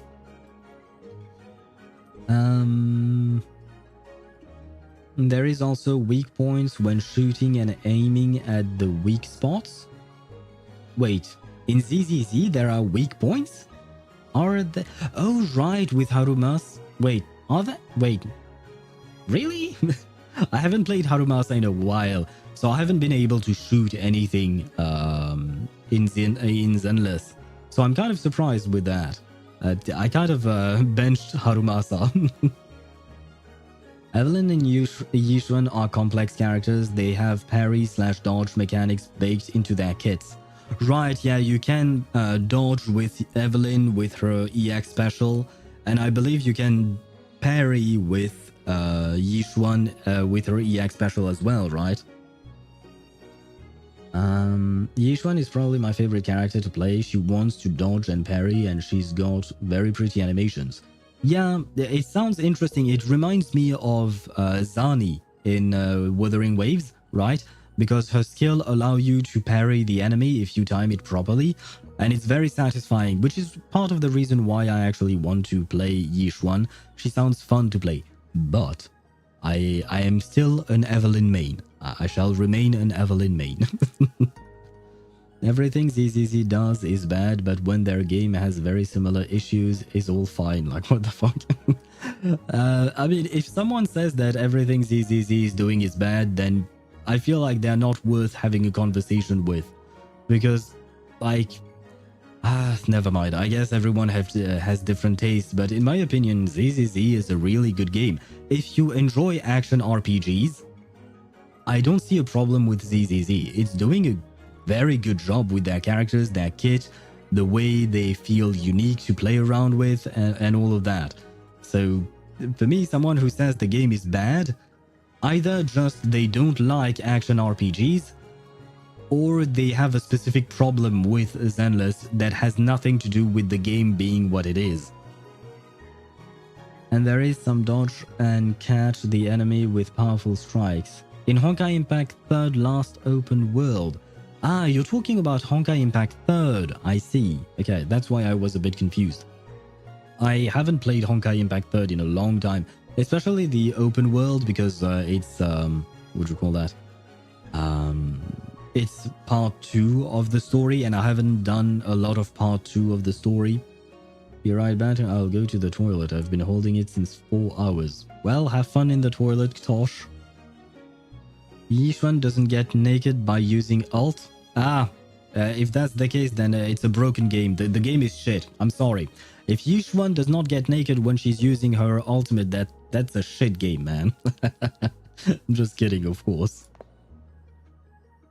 The young writer takes a step forward. Everyone, the living and the ghosts, watches expectantly. Entonces, el final que he estado buscando es el que el otro yo no pudo darme. El yo que se lanzó de cabeza a la lucha contra un poder invencible.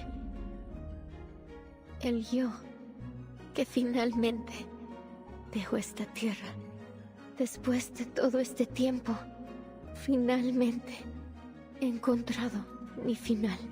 No. She sounds sad and she's talking about her ending. She grasped the gleaming die of Babylon. Ah, and I'm getting flashbanged. Solo un lanzamiento más. Y todo habrá terminado.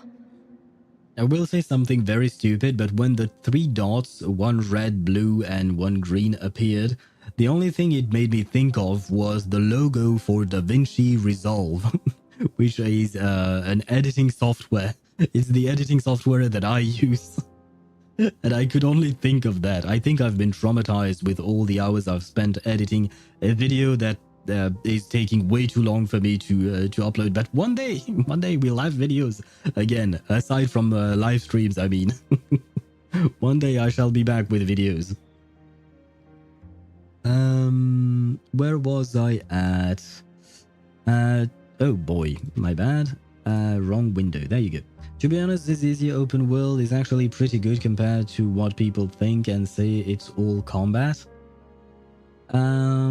I mean, the actual open world of ZZZ is not combat at all, it's just the city, right? Or are you talking about 2.0? Because I haven't seen 2.0 yet, so I don't really know what's going on there, if they changed anything about that. So I think in the future ZZZ will implement it, because I see the most similar fighting style in ZZZ. Right, ZZZ and Honkai Impact 3rd are probably closely related when you're comparing fighting style. I do agree on that.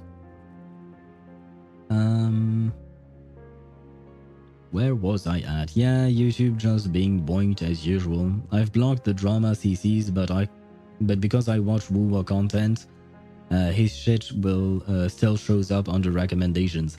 Yeah, right. Even if you block something, it still pops out regardless of what you want. I've tried blocking stuff as well on Reddit, for instance, but it still keeps popping up, and well, it is what it is. Unfortunately, they will drown you in their negativity because that's what sells, right? Not the book wife. Yeah, we are losing the book wife. At least the camera wife is still fine, right? Nothing bad happened to her. So we still have our camera wife, but now we are losing the book wife. Really? Is editing your trauma? Yes, you have no idea how many hours I've spent editing some things. The current video I'm working on is just the Zani pull video. And it's not that difficult to edit. It's previous videos that I used to edit that I'm no longer making those videos because it takes way too long. It really took me like 30 to 40 hours to edit, and it was a pain. I only made 2 of them. I think I started making the 3rd one and then I gave up, which is kind of my bad, but oh well, it is what it is. But right now, yeah, it is taking time. And even, you know, when I'm making a YouTube short, which I haven't made in a while, I should get back to those as well. Even when I'm making a YouTube short, you know, it's 1, 2, 3 minutes tops of content. But it can take me 1, 2, 3 hours to edit that, and sometimes even more, depending on how many things I add up to the actual video. It's not just cutting things up, it's adding stuff on top of those, and trying to time the stuff that you add properly. And yeah, editing takes a lot of time. Editing is terrifying. Yes, I agree, sweetie. It is terrifying. It is my nightmare. Which is why my Zani video is taking so long. I should have published it a long time ago. I just didn't finish editing it because sometimes I just feel dread when looking at DaVinci Resolve. I just don't want to launch the program, the software. And that's on me. I should fight my fears better than I am currently doing. And because I also watch ZZZ stuff, the slop content about ZZZ EOS/bad gets pushed. I really don't understand anyone who says ZZZ is near end of service.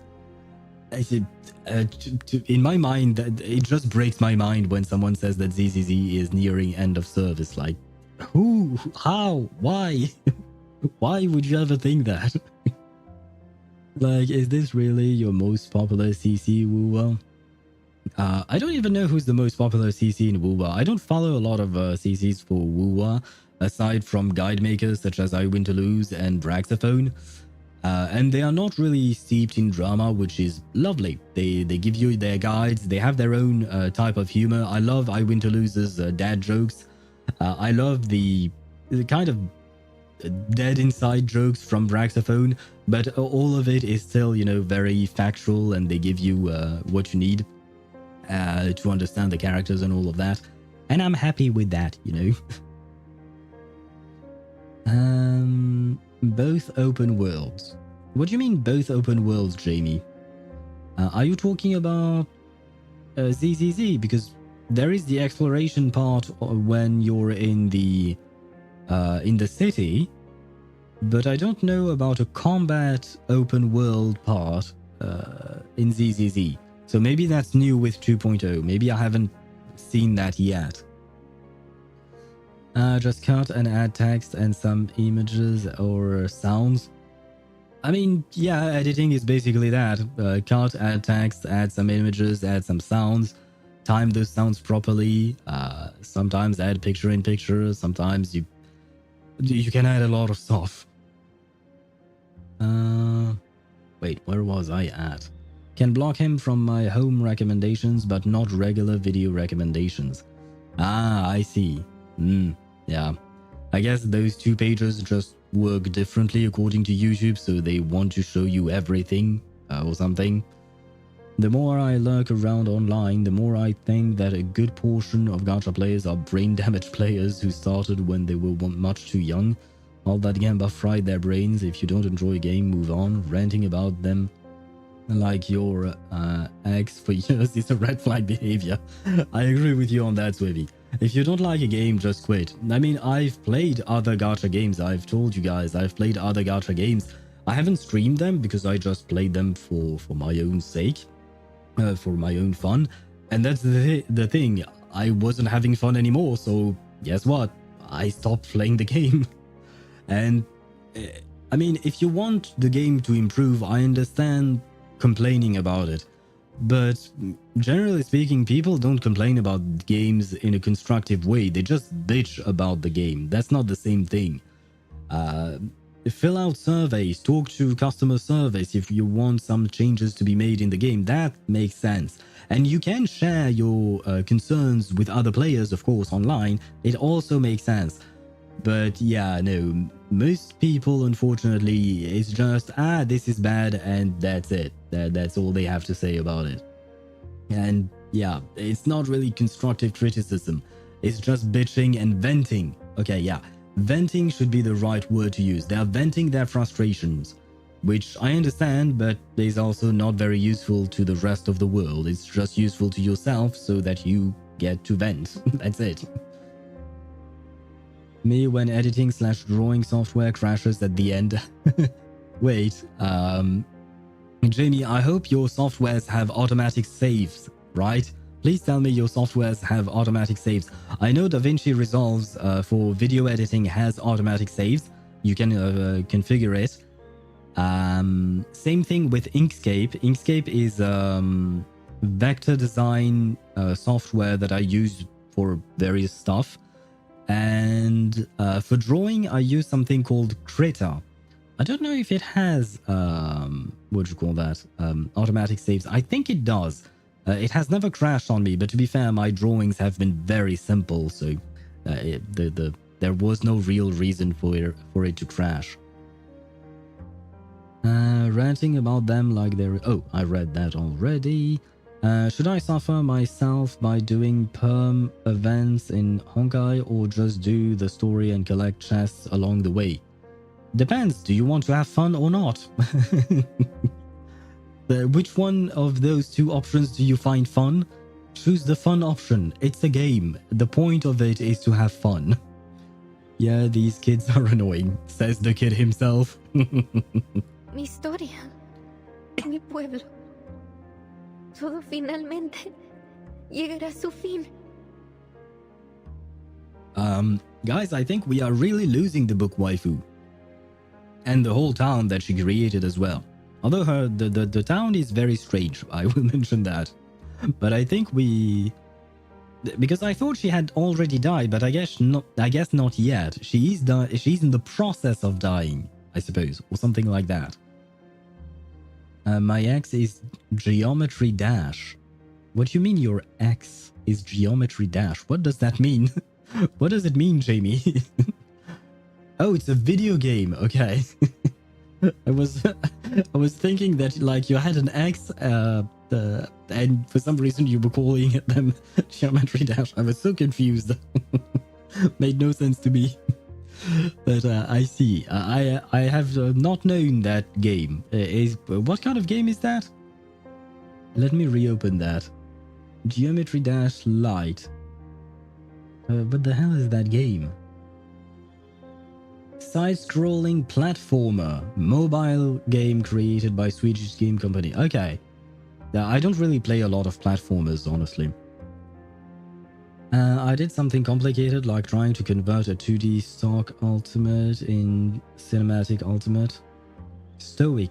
I save every time I do progress. There's only 2 buttons, Control G or S. Control G? Really? I've never heard of Control G. I've heard of Control S. I use Control S quite a lot. But I've never heard of saving through Control G. Interesting. No, not the book waifu. Yeah, the book waifu. We are losing her. Pero el sueño sobre el panóptico también terminará, ¿verdad? She stops. Oh, cariño. Es solo un sueño. Ah, no me digas que estás abandonando tu búsqueda de toda la vida por un miserable sueño.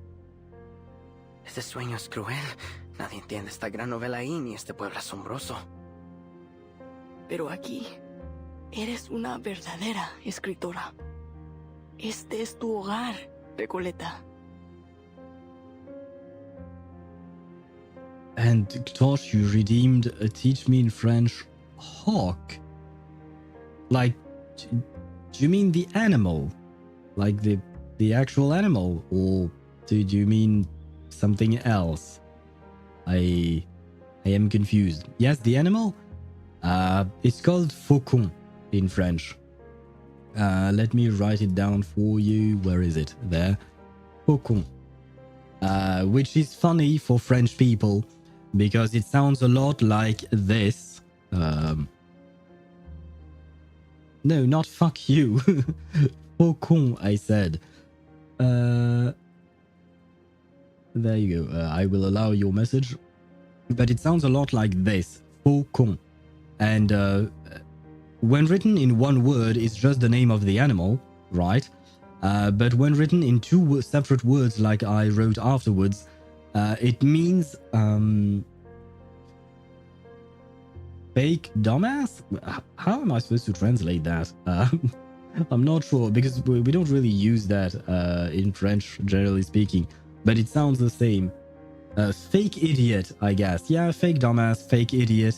It's more like dumbass than idiot because I feel like con in French is more like a swear word. It is a swear word. It's not something that you would use with anyone. But yeah, the animal has a very strange name because it sounds a lot like an insult, basically. But there you go, faucon. Not fuck you, just faux, like F-O, right? With an O. And con, how do you... you don't really have that sound in English, do you? Oh, shit. Well, I'm trying to find... to find, what you call that, similar sounding word in English, but I can't think of one. Faucon toi, yes. Faucon toi, indeed, Tosh. I knew it was all for that. I knew you asked just for that, but you redeemed the redeem thingy, so I obliged. But I knew it was all going to come down to that. Oh well, oh well. Geometry Peak is Geometry Dash is Peak. The original game costs money right now, though. I didn't even know that there was a free version of it, so you're teaching me new things, I suppose. Just like I am teaching you how to say hawk. Pero ya extraño a mis amigos en ese sueño. existe, así como este lugar existe. Pero nosotros también somos tus amigos, Recoleta. Podrías desaparecer si dejas a Malfitano. ¿Estás segura de que quieres irte? I kind of feel sad, and it has nothing to do with the fact that Recoleta is dying in front of our eyes. It's just that I'm listening to the Spanish that they're speaking, right? And I feel like my level in Spanish is around the same level I have in Japanese, in the sense that I understand a handful of words here and there and some expressions in Japanese because of watching anime and all of that. Oh, and hello, Zaza Lover. I will call you Zaza if you're okay with that. But hello to you and thank you for following the channel. Welcome to our weird little community where I talk about me learning Japanese through anime, which is not really a way to learn Japanese. But I have learned a few words here and there, right, over time. And I feel like my level of Spanish is relatively similar to my level of Japanese. Although I do understand more words of Spanish just because they are very similar to words in French, whereas French has nothing to do with Japanese, right? But I feel sad about it because, technically speaking, I have spent 7 years of my life studying Spanish. I have spent 7 years, 4 years of junior high and 3 years of high school, because that's how it's divided in France. 4 years for junior high and 3 years for high school. And when you start junior high, never mind. It might have been 6 years or yeah, no, never mind. I didn't start right at the start of junior high. I think I started at the 3rd year of junior high to learn Spanish. So it would only be 5 years. But still, I spent 5 years learning. No, it would be 6. Can I count? No, it would be 5. Yes, 5. I can count. But it would be 5 years, yes. I have spent 5 years actually learning Spanish through lessons, right? Through actual lessons with teachers who may not have always been the best. I'm not gonna lie. Some of them were good, some of them not so much. But still, I spent 5 years learning Spanish, and all of it devolved into me understanding Japanese as much as I understand Spanish now. So it's kind of sad for all those Spanish lessons that I've been through. I should have just watched some telenovela, right? And I would have been able to learn Spanish through that. I would have had the same level. Shit. It's kind of sad, but oh well. I should have just practiced my Spanish. I wouldn't have lost all of it like I did. Meanwhile, my heart is breaking for the bookwife. Yes, I understand, I know. But my brain works in weird ways where I think of stupid shit, even though, you know, something dramatic is happening on screen. Oh, and still not good at Spanish with so many years. I used to be decent. That being said, I will mention that, like I said, not all teachers were great, honestly, which is really a shame. But I used to be quite decent. I used to be able to have somewhat of a conversation. But after high school, I never used Spanish again. I used it once. I think it was like 1 year after high school. I used Spanish once to give directions to a couple of tourists. And that's about it. And since then, I've never used Spanish again, and thus I completely forgot about everything I've learned, which is the sad part I was mentioning before. But I used to have a somewhat decent level. I could hold a simple conversation, but I could still hold a conversation, right? But nowadays I can't do shit because, yeah, I haven't used Spanish in, what, 13 years, I think, somewhere along those lines. So I've spent double the time not using Spanish than I've actually spent learning it. I literally learned English by myself playing video games, and now I can even enjoy English streamers. Nice, nice. Honestly, playing video games and watching streamers, watching TV shows, all of it can really help you shape up your language skills. I personally perfected my English by watching TV shows and stuff like that, you know. So it's a very good way of learning a language. But you do have to make a bit of an effort as well on your part to actually learn. Especially if you want to properly use grammar and all of that. Eventually you will need to make a bit of an effort on your part.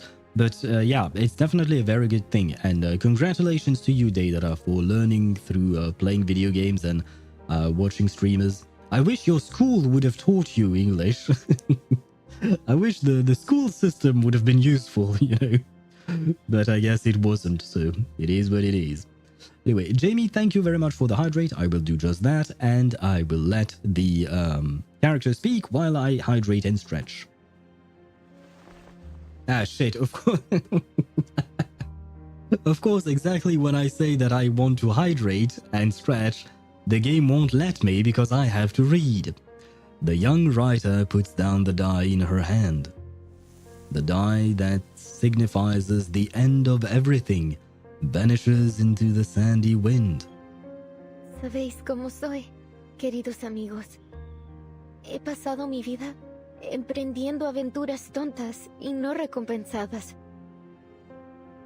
Así soy yo, ¿verdad? Amalfitano es, en efecto, un lugar ideal. Un lugar para vagar, para un viaje corto y para perderse un rato. Though I think this chapter is really fun, it's very philosophical. It is indeed. Which is why, like I mentioned yesterday and the day before, it's mostly going over my head, unfortunately. But it is indeed very philosophical, and I've mentioned it as well, but I feel like if you have a better understanding of visceral realism and the historical and cultural context that inspired the chapter, I feel like there is more enjoyment to be had through that. And my lack of knowledge on the subject, unfortunately, makes it less enjoyable for me. But that's on me. I should have a better culture. Although, to be fair to myself, we have never learned anything through school about Latin America, which is a shame, but let's be honest, you learn a lot of things through school, or rather you're supposed to learn a lot of things through school, but we never broached anything regarding Latin America. Which, well, it is what it is once again. What does the Luke ascend with? I need it for the Genshindle thing. Attack or crit? I think it might be crit, but honestly, I don't even remember. Sorry. I'm not dying. Everything is fine. I think it's crit, but honestly, I don't remember. I built the Luke 3.5 years ago, man. I have never looked back since. If anyone else knows, please feel free to chime in and correct me if I'm wrong. I think it's crit, but I'm really not sure about it. Even as a former writer and after looking into a lot of stuff, I'm still very confused. So even after all your research, you're confused as well. So, well, I guess that means that I am forgiven for my own confusion. Can I take it as that? The Luke totally ascends with energy recharge. Totally. Yes, of course. He's a very energy-hungry character, right? With his burst, I think it costs like 40 or 50 energy. He has one of the lower... the cheaper costing bursts in the whole game, right? I think that's the case, but I'm not entirely sure.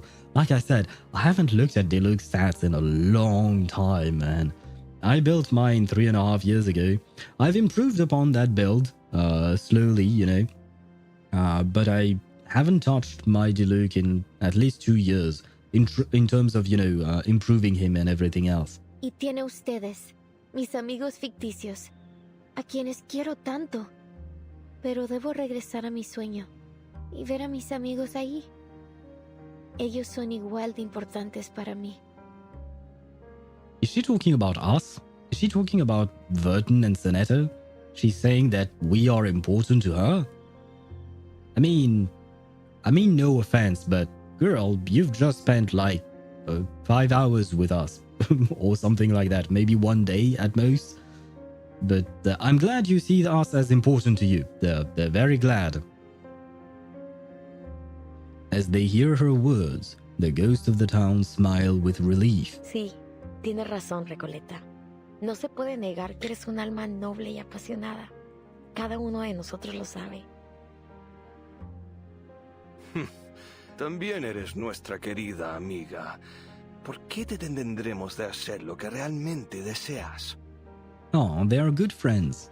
Didn't see that coming, did you? What did I not see coming? The fact that they are good friends? I have to admit, yeah, I did not see that coming. I did not think of that, at least. But, you know, at least they're nice, and it's good that they're nice. I feel like Recoleta deserves a break. Especially because she's not really even exactly a person, right? She's supposed to be a character inside of a book written by someone else, and then she started writing it herself.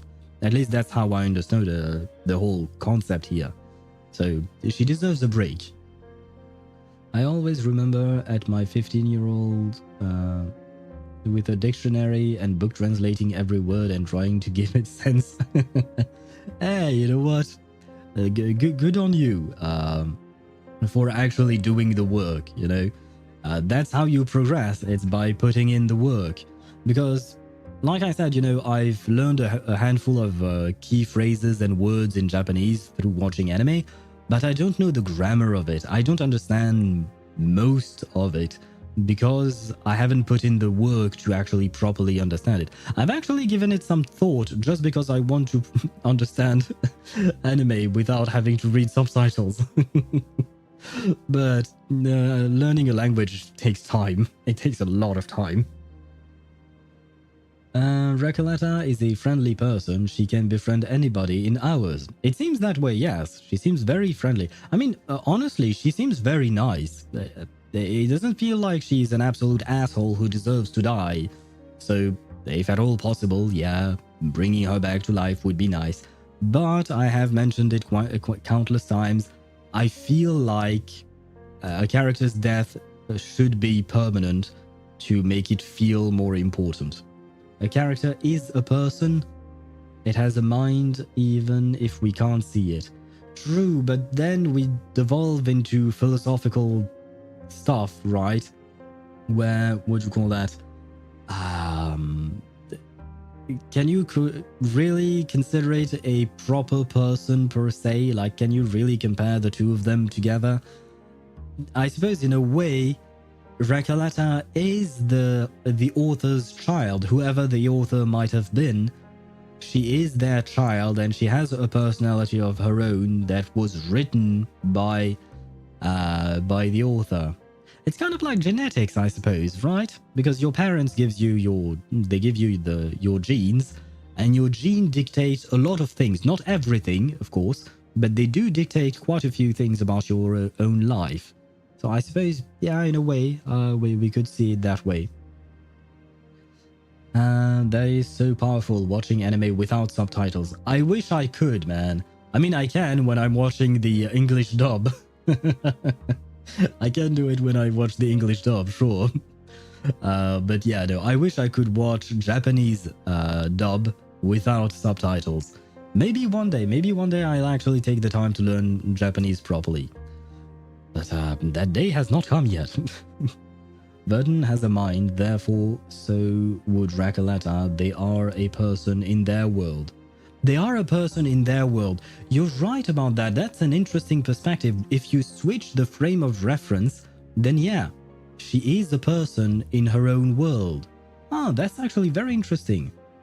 And the author is more of a creator. Many characters have actual parents. Yeah, I suppose so. Yeah, you're right. The author is kind of like the god of creation. It creates the world, it creates the people, it creates everything. But in their own world, they are actual people. That's a very good point. I like the way you think, Jamie. Recoleta is real. Yes, she is real in our hearts. everyone makes way for her as the path into a boundless void unfold. Te deseamos lo mejor, Recoleta. Buenas noches, querida. Que tu sueño sea dulce esta vez. But then that means we have to be sad for the people of the village as well, right? Because she's supposed to leave and I think she's going to come back to life, which is good for her, for Recoleta I mean, but everyone else in Amalfitano are actually going to disappear, aren't they? So it's kind of like a mini genocide, isn't it? All of these poor townspeople, the blind weaver, the donkey murdered driver, or whatever his name was, the side door beggar. I don't remember their actual name, I'm sorry. But all of those guys, they're actually going to disappear. And if we say that Recoleta is real and that she is indeed a person in her own world, that means these people are also people and not just characters. Gracias a todos, mis amigos. Nunca los olvidaré. The girl wipes the tears from her eyes and steps into the looming darkness. All is silent as she enters the barren land. There is only the faint sound of footsteps echoing against the vast and empty darkness. I've read your work, Señorita Recoleta. To be frank, it lacks both depth and breadth. Well, that's not nice, but I mean, if it's honest criticism, and I suppose it is good that she hears it at some point so she can improve. Am I a person to somebody who just saw me as a character in a book? No, I am not. I am a person in my world, so is the person who is reading that story in their world. Yeah, but in that case, like I've mentioned before, you're shifting the frame of reference between their world and our world. But you're right, in their own world, they're not just a character in a book because they are not supposed to realize that they are a character in a book, right? And the truth is, we might be characters in a book as well. I don't know who would write a book about a streamer who plays gacha games and talks to chat and all of that, but it could be a thing. This town of yours is still far from reflecting the complexity of society, and the narrative lacks a discerning perspective. It still needs some work if you want it to truly resonate with our audience. Just go for it, Señorita. You're at a perfect age to explore, experience, and learn. Time wheels, and at last the girl feels her existence again within the void. She reclaims her voice. What's happening to me? A good question. 1,000, or perhaps countless faces emerge before her again. Ah, of course. The rise and fall of sanity is my story. So, even though the novel's been destroyed, the story, and myself along with it, lives on in the minds of those who read it. It's kind of what I said earlier about, dead people. Well, I didn't say that earlier, I said that yesterday, I think. But dead people living on in the memories of the people who are still alive. It's kind of the same thing. In the end, it's just philosophy. True, in the end, there is no real answer to the question. There is no real question either, to be honest. Yeah, the question was, are they real people or just characters? But you're right, there is no real answer. It's just an endless debate. Thank you for your feedback, editor. Even here in this great expanse of darkness, I can still hear your words. To be truly dead, you need to be forgotten. Wow, philosophy. Yes, basically that. You have my gratitude. Thank you for reading my novel, even if you didn't understand it, and likely never will.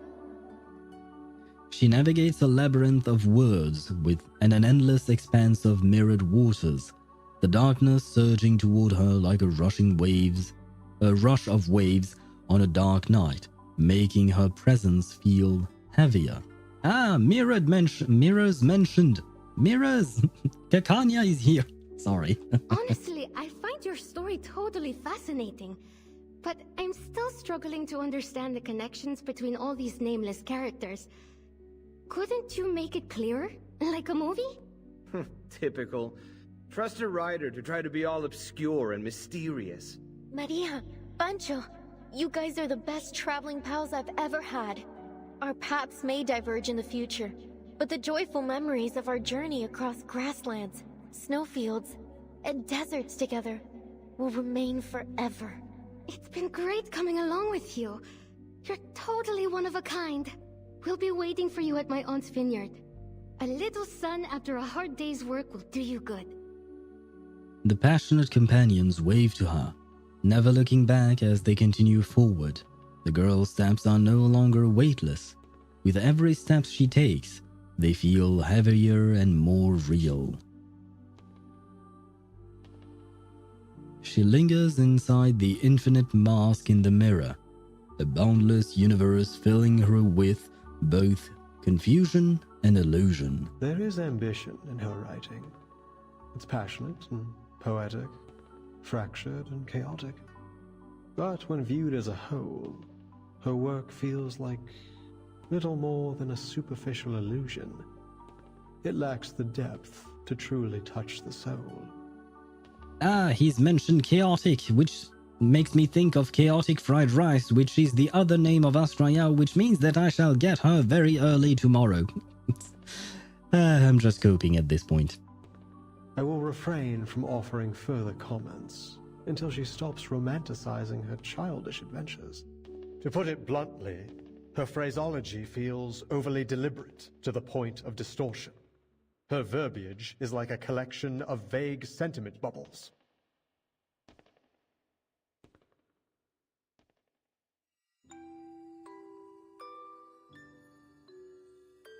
I see, Aleph. Then this is how you really feel about my novel? 1,000 readers will interpret a story 1,000 different ways. Some believe the text itself is dead, and it is the reader who gives it life. The truth cannot be fully conveyed through words alone. That said, I think the rise and fall of sanity is a good story. Oh, within this, the paradise that harbors the boundless histories and mysteries of the... So the Eternal Paradise is a library of sorts, just like I always imagined. Or is this just another reflection of my inner thoughts? I like it here. It's nice being surrounded by literature. But it's time to go back to reality.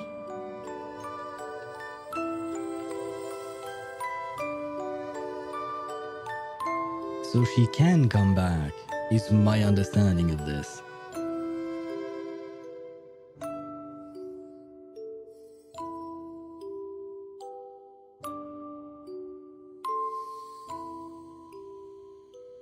No, not another flashbang.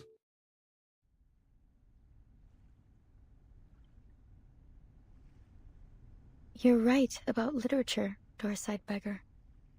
It is a dangerous and futile calling, but I still believe in it.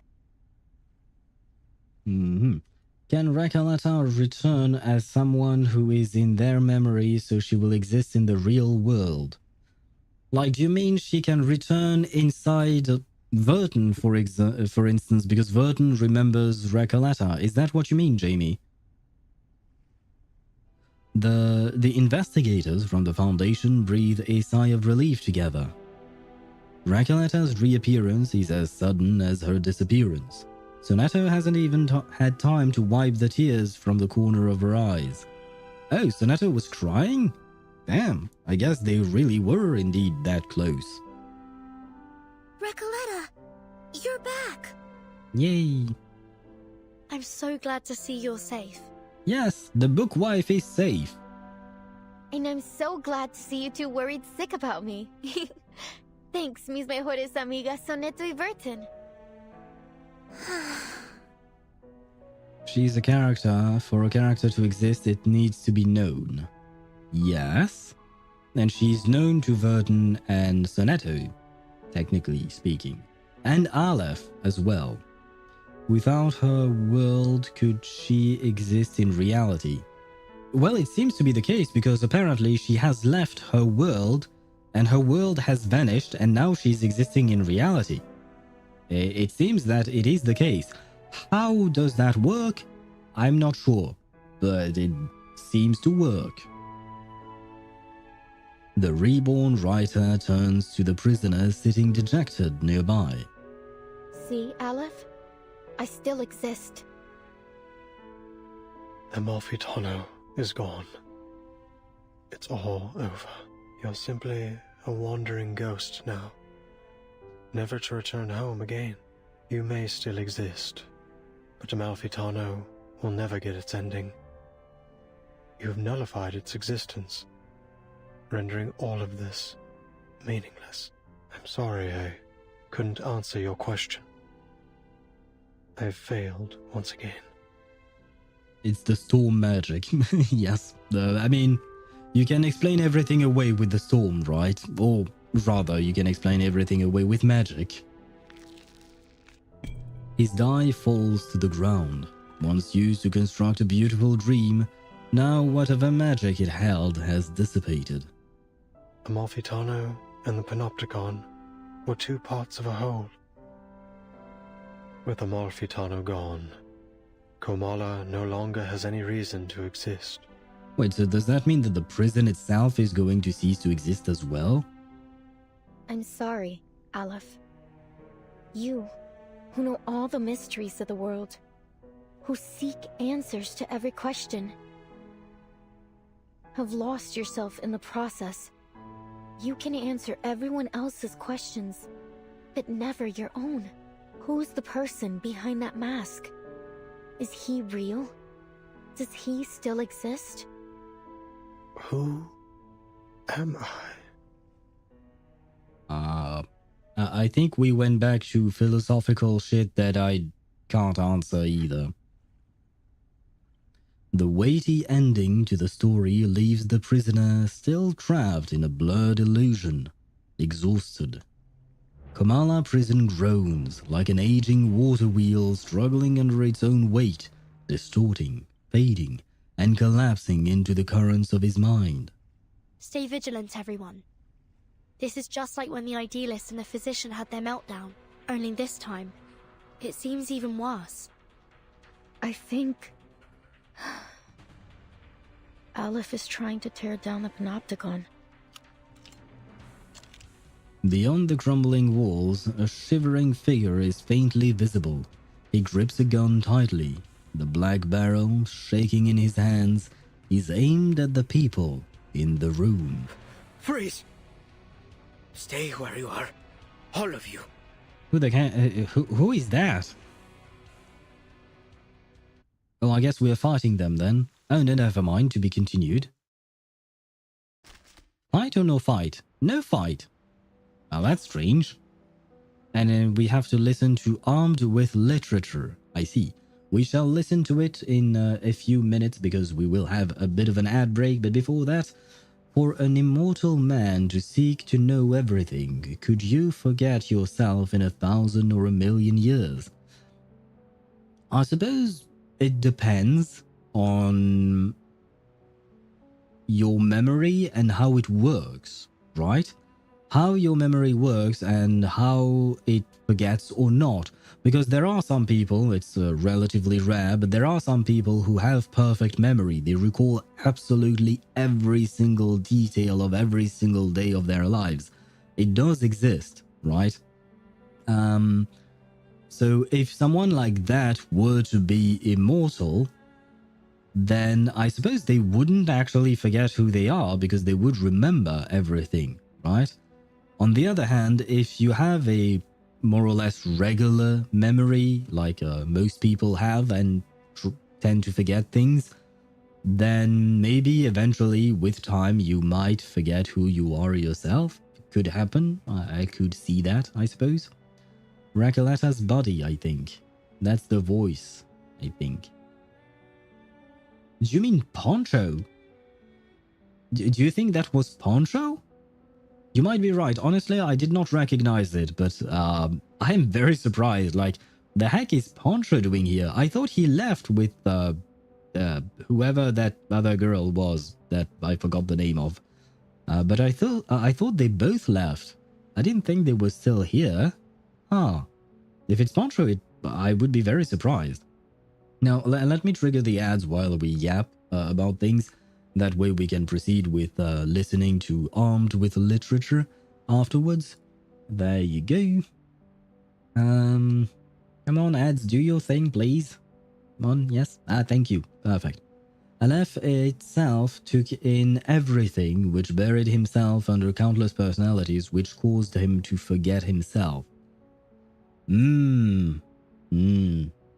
Okay, so if we want to think about it in a different way, then if the other personalities that he took on were to be able to crush the original personality, then I would assume that yes, he could eventually forget who he actually is by the mere fact that the other personalities might take more space.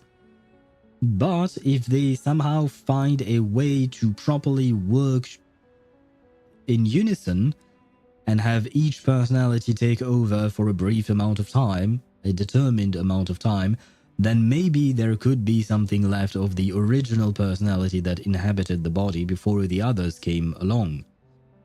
But once again, we are diving into how his specific mind works, and I don't think we know enough to be able to truly answer that question. So we don't really know if Aleph will one day be able to remember who he is. The other personalities were more prominent. They actually existed in the prison. True. True. So that means that they might have crushed the original personality, and thus Aleph no longer remembers who he was. Is it possible to get 50 pulls in 18 days in Honkai? Like, is it even worth rushing, or do I just save for Tribi? Like Jamie mentioned, it depends. It depends on what exactly you have left to do. In terms of, what do you call that? Events, exploration, quests, side quests, main quests, etc. It depends how much you have to do. And generally speaking, if I'm not mistaken, let me see. Let me check that online while the ads run. Honkai, not Impact, Honkai Star Rail. Let's see for a 3.3 Jade count. There you go. Let's see Jade calculations for version 3.3, which is this version, right? Let me see. What do I find? Free to play, excluding BP and Express Pass, 91 pulls in one version. Right, so it takes into account all of the Trailblaze mission, new achievements, daily training, maintenance compensation, simulated universe, memory of chaos, and all of that. When you take into account all of it, you get 91 pulls as a free-to-play. When you include the monthly pass, you get 114 pulls. And when you include the monthly pass and the battle pass, you get 118 pulls. If I recall correctly, you are free to play there. So you get 91 pulls. Oh, and in parentheses on the thing that I just found, in parentheses they say roughly 63 pulls for the first half only. So that's the best answer I can give you. How truthful is this thing? I have no idea. It was posted on hoyolab.com by someone called Sora Hoshina. Are they trustworthy or not? I don't know. They seem to have little medals as guide creator. And I don't know the other ones, but yeah, there you go. So you might be able to, but not sure. Ktosh might benefit from Tribi more. Aglaya isn't as great as I don't think he has Huohuo or Sunday. True. That is a good point, Jamie. That is a good point. I think, Ktosh, I think Jamie is right. Overall, your account would benefit more from Tribi than Aglaya, because Aglaya is just one DPS, right? Whereas Tribi is a support who can be used in many teams, and she's a very strong support. So, there is that. Yeah, but I will only use Tribi for my Mighty. But that's the thing, you can actually use Tribi for other characters, any characters. Any main DPS can benefit from Tribi, if you wanted to. Whereas Aglaya, she will only ever be useful to herself, because main DPS characters are very selfish like that. They don't work for other teammates, they work for themselves. Except Blade, because he turned into a support for Castrace. Sorry for the Blade slander, but it is true. But Tribi, you can use her in many different teams. So even if, for instance, Midemos gets power crapped, even if your big Herta gets power crapped, you will probably still be able to use Tribi in the long run. Same thing with Aglaya. Even if Aglaya gets power crapped, you will be able to use Tribi in the long run. Because if you take a look at the supports, for instance, we have Ruan Mei. Ruan Mei is a character that came out a long time ago, and she's still relevant. Despite the fact that she's been kind of power crapped by Robin, for instance, she's still very useful, especially in specific niches such as Super Break. She's more useful than Robin. Same thing with Robin. Robin came out a year ago, and yet she's still very strong and still used in many teams. So generally speaking, banking on supports is a better investment than banking on DPSs. Despite all of my love for Aglaya, I have to admit that Jamie's right on this front. I spread the impact virus. Yes, especially because when I take a look at my search history was Honkai Impact Aponia. And I remember, Deidara, that we talked about Aponia, and I was asking you if Aponia was that nun lady, and I wanted to look it up. So it is because of you that I have this in my search history. Castrace or Herta, anything. Mighty and Blade are Castrace support. Midemos can act as his own DPS.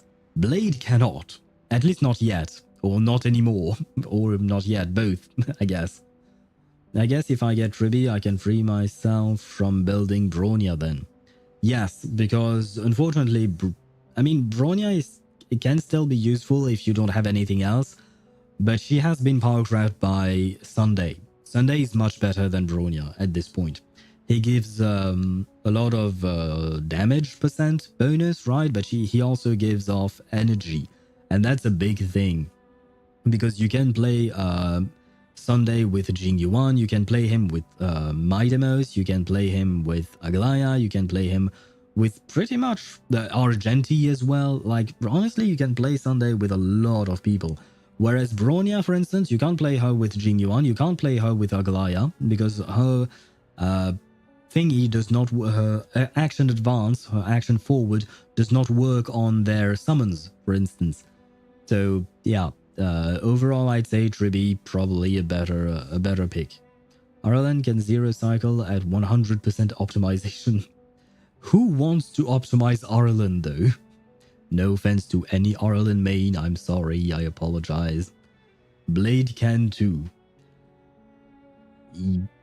Probably, if you have really optimized everything, I suppose maybe Blade can zero cycle too.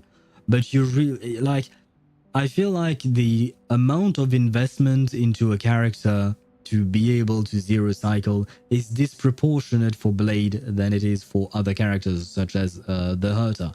You wouldn't have to invest as much in big Herta in order to achieve the same result as Blade. So which one is actually worth your time? Then it also depends on which character you actually enjoy and like and all of that, of course. At the end of the day, play however you want, you know, as long as you're having fun. Take a deep breath, soldier. The smoke's cleared now. This story, this battle, will soon come to an end. I didn't think he would start straight away, but the ads are gone, so I suppose we can proceed. A writer has departed from her domain, leaving her creations scattered behind her, like blood-soaked bandages and fragmented skulls in the trenches. What a garbled mess. I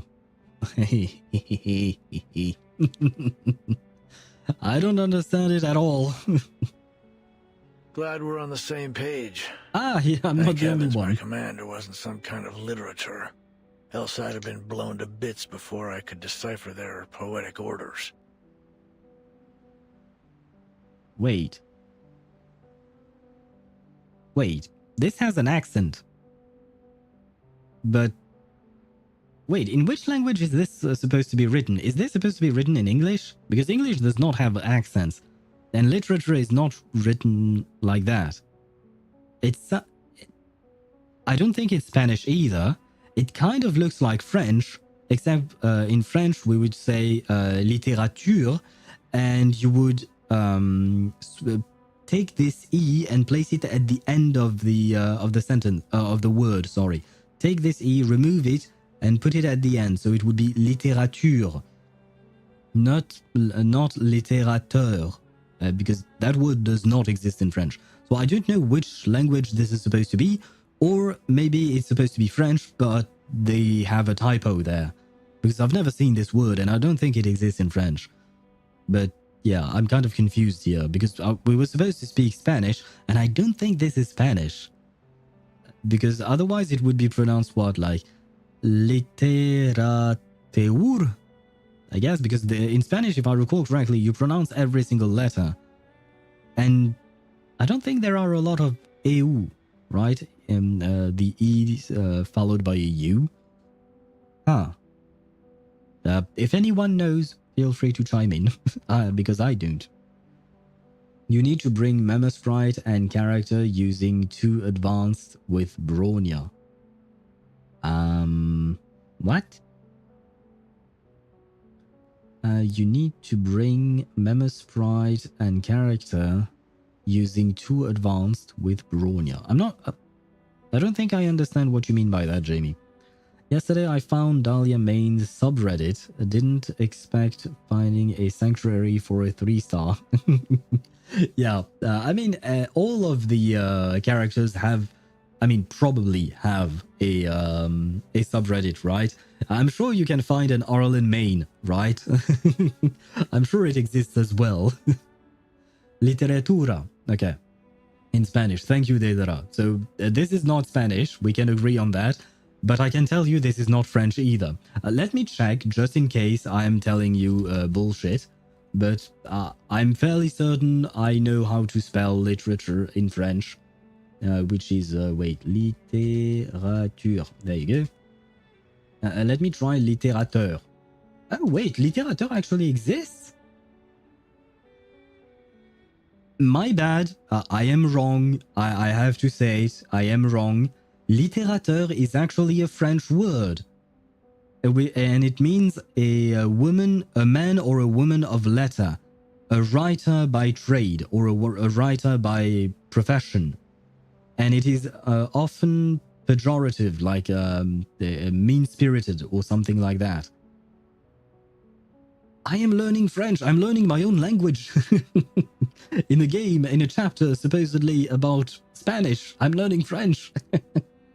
But I will be honest, in my 32 years of life, I have never heard anyone say or use the word littérateur.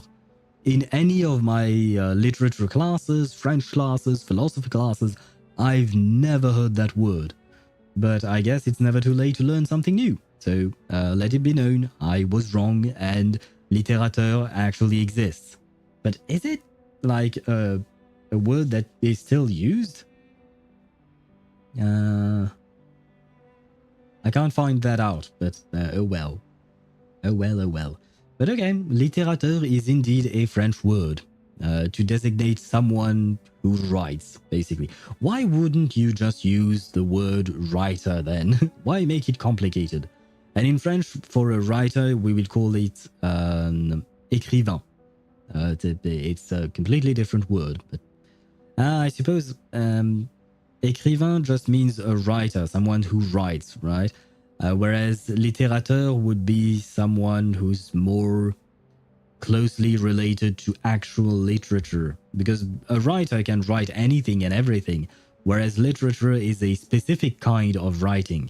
I see. Okay, I understand now. I understand. Where was I at? But my Mighty team is still not that good. My best option is Mighty Tribby if I get her Gallagher and Pela. It's not bad. Honestly, that team is actually pretty good for a free-to-play player. It's a good team. Because Pela has that death red that Midamos can take advantage of. Gallagher has a lot of healing, which Midamos will need. And Tribby is just good all around, and she's probably the best support for Gallagher. So it's a good thing. The only thing you could do would be, I suppose you could replace Gallagher with Hyacinth, but I don't see a need for it. I don't think it's a must. And you could replace Pela with Sunday, for instance, because Sunday will give energy to Midamos. Midamos will in turn be able to use that energy to ultimate more often, and thus get his stacks more often, and thus be able to skill more often. So I suppose you could improve on the team you already have, sure, but it's already a pretty good team, I would say. I think Tribby, Bronya, Gallagher, Mighty might be better. I don't think so. I'm not sure. You would have to actually make the calculations as to the damage per rotation, I guess.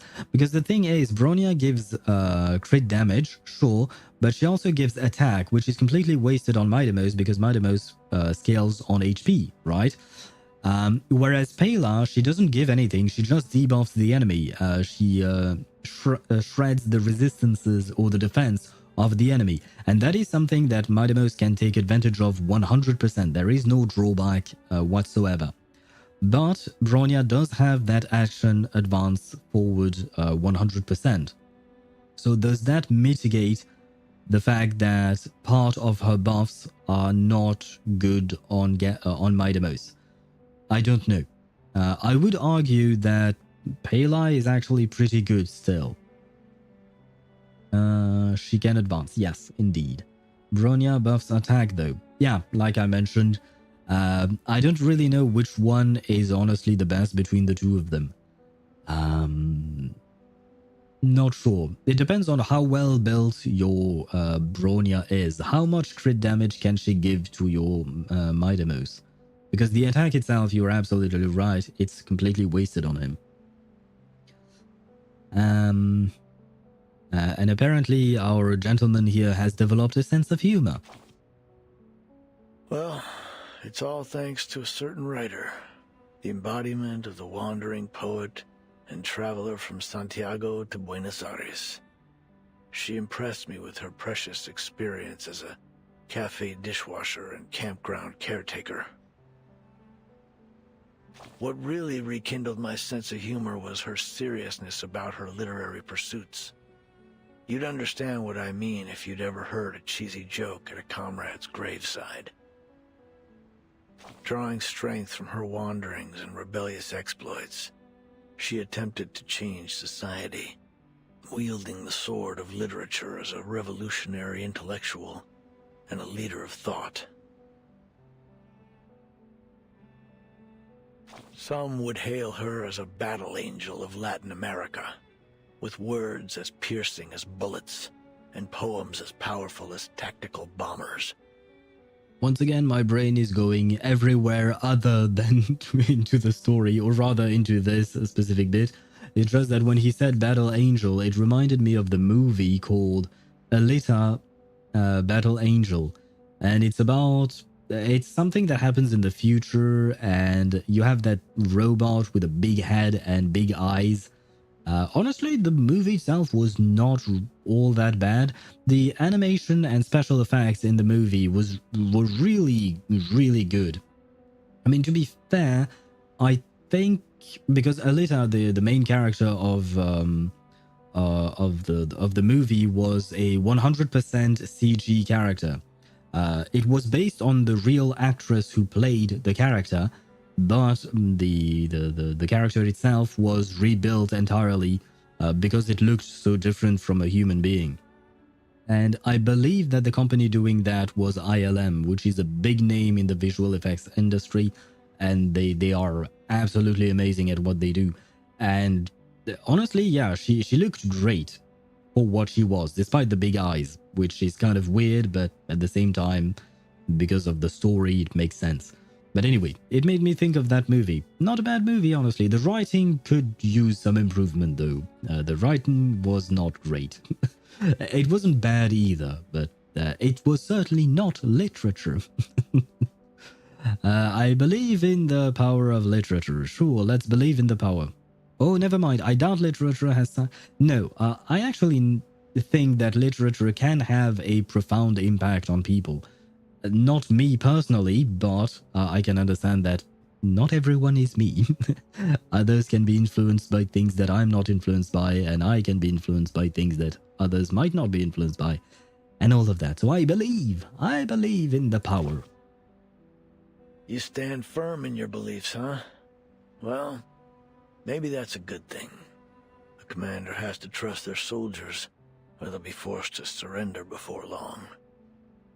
Yeah, I would agree with you on that. Yeah, you should trust your soldiers, otherwise your soldiers are kind of useless in that sense, because not your soldiers are useless. You as a leader are not a good leader if you cannot trust your soldiers, unless you have traitors among yourselves, but that's another matter entirely. And what did you write, Tosh, in Polish there?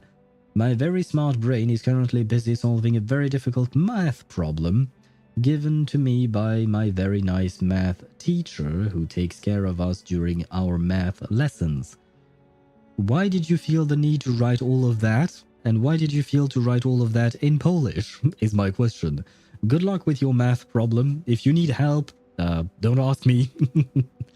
I am not great at math. Never been my strong suit. But maybe someone in chat might be able to help you. Who knows? Is it 2 plus 2? If it's 2 plus 2, I feel like I think I can get the answer. I think if I really focus my 2 tiny brain cells, I might be able to get the answer for you. Here, come closer. Let me tell you a secret. Many, if not all, people foolishly think it's the executioner who drops the guillotine blade, the powder that fires the bullet.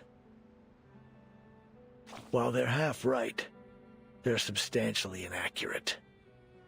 Craters on the battlefield aren't the result of bombs, but a clashing of ideologies. A trigger pulled long before the powder ever ignited in the barrel.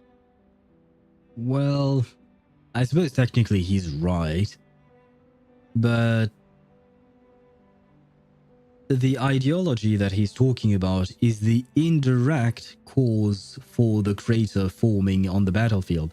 The direct cause is indeed the bomb exploding. The indirect cause, I say indirect because you have to go through the bomb for the crater to form and to appear. If the bomb is not dropped because of the ideology, then the crater does not form. The ideology is just the ideology in itself. So, yeah, he's still right. He's still right. But I feel like the way he phrases it makes it sound like the people who may think that the bombs are responsible for the crater might be only half right. No, they are absolutely right.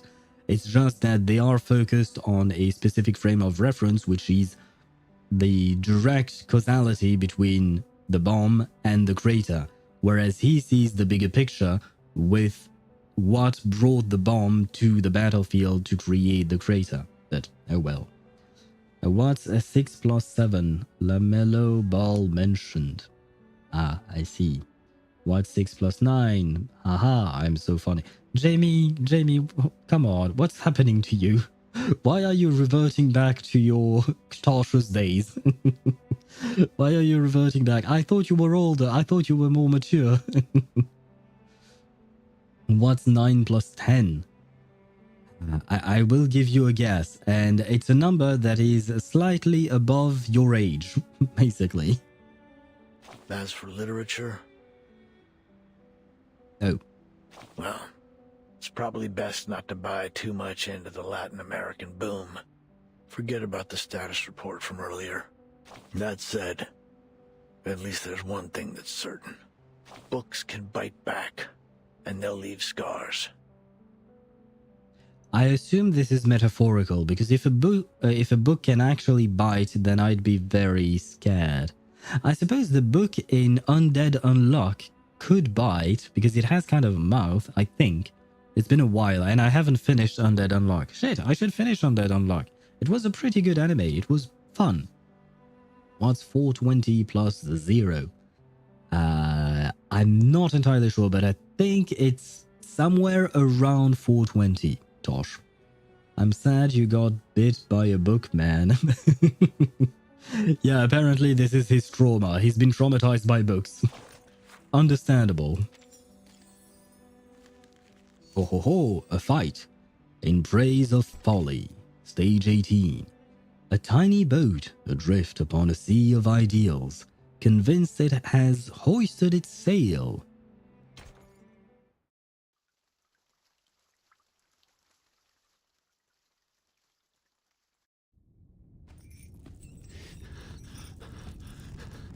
A prisoner steps out from behind the wall, a weapon held in his shaking hand. Right, I forgot about how stupid this was, that the prisoners are allowed to keep their weapons. So I guess it is not Poncho, Jamie. I guess it is just another prisoner. Alright, I will go eat something. Bon appetit to you, Tosh. Bon appetit. I hope you enjoy your meal. I was just setting up my exhibit when everything started shaking. Oh, Then this I realized guy. it wasn't just my imagination. So I followed the cracks in the wall and found my way here. I didn't mean to eavesdrop, but something's happening to the panopticon, isn't it? His panicked hands shift the gun toward Aleph, who has collapsed on his side. Are you the physician? Or is it Aleph? Whoever you are, please restore the panopticon to the way it was. I'm begging you. You can do that, right? Not sure. I don't think so. The mind that once created infinity now watches as it falls back into nothing before him. Why? Why aren't you doing anything, damn it? Why is this happening? Oh, the die. If you won't help me, then I'll do it myself. The prisoner, in desperation, lunges forward. Calm down, Garcia. Yeah, I don't think telling a dude waving a gun in his hand to calm down is the best way of doing things, but... well, you do you, my girl. You do you. I have all the essentials for writing poetry. You, me, and our opponent. I have a feeling this might be a one-shot, but let's see. Yeah...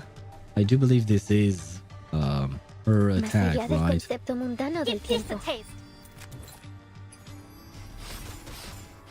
Cosmología, filosofía clásica, la acumulación why am I doing no damage to him? Suéltalo todo una vez más. Nuestro aliado es la verdad.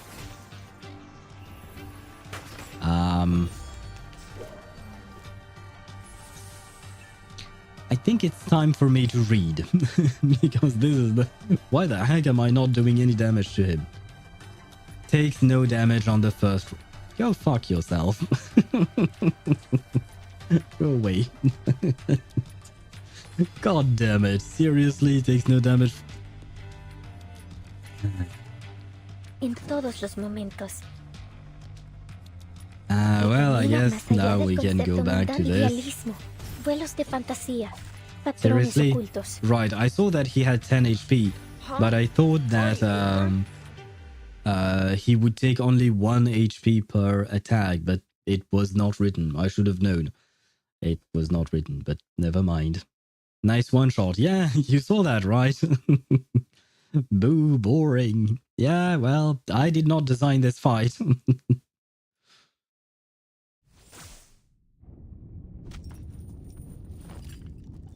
Timekeeper, he's... Dead? Garcia, weakened by his long confinement, is easily knocked to the ground, unable to withstand even the lightest touch of arcane skill. Okay, but then why was he immune to all damage in the first round? Why? Why is this happening to me? I was so close. So close to completing the exhibition. Can't you see, Garcia? There is no one controlling this place now. You're free. Yeah, but I don't think he wants freedom. I think he enjoyed the fact, or not enjoyed per se, but I think he liked the fact that something was in control, that there was some kind of structure to his life that was outside of his own control, because he himself does not know what to do with his own life. This is just my speculation. We'll see, I guess. It isn't the dye that's trapped you, nor is it the walls of this prison. Yeah, but see, this reminds me of that, was it a whale or an orca, I guess? I don't know. A big fish. There was this big fish, let's call it that. I believe it was a whale of some kind, but I'm not sure. Let's call it a big fish for now. There was a big fish that used to be in an aquarium, and that aquarium was rather small, or at least it was rather small in comparison to the natural habitat of that fish. And once that fish was released, you could actually see it stay in the same spot and basically circle around in a radius that was approximately the same radius as the aquarium it was in, because it was so used to being imprisoned that it didn't know anything else anymore. Caught off guard by the absurdity of the situation. Can an insane man accept freedom? I don't think it's just about insanity here. I think it's... I mean, insanity doesn't really mean anything, to be fair. It's just a catch-all term to explain things that are difficult to explain, but in his specific case, I think that he has been so conditioned to be in a certain and specific environment that giving him that freedom that Recoleta offers is too much for him to handle, because he's not used to doing it by himself anymore. It's the rules and that overpowering gaze from the central tower. But now that's all gone. You can go outside. You can set up your exhibit anywhere you want. No need to stay stuck in this. After 30 years of being here, can you accept to just leaving? Yeah, I think that's the problem here. I think you're right about that. He has spent too much time, or it might not just be a question of time. Maybe he has barely spent a few months or whatnot. But regardless, if his mind has confined itself to the way things were, and he can no longer see another way of doing things, then it would explain that, you know, this is the only way he knows, and he does not want to leave it, because he cannot leave it. He cannot live his own life free like Recoleta suggests.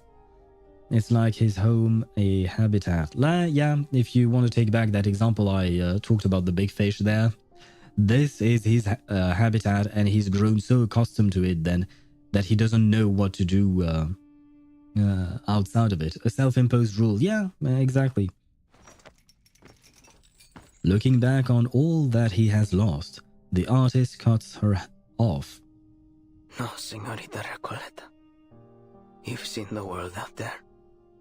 You know as well as I that there's nowhere else I can go but here. There is also that part of the issue. He has no place in the outside world. This was the only place where he truly found himself, I guess? This is the only place in the world where I can hold my exhibit. And you've ruined it. You've ruined everything.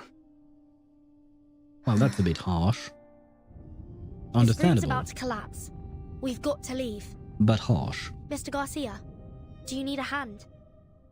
I can take care of myself, thank you. I'll go a different way. I have to go back and finish setting up my exhibit.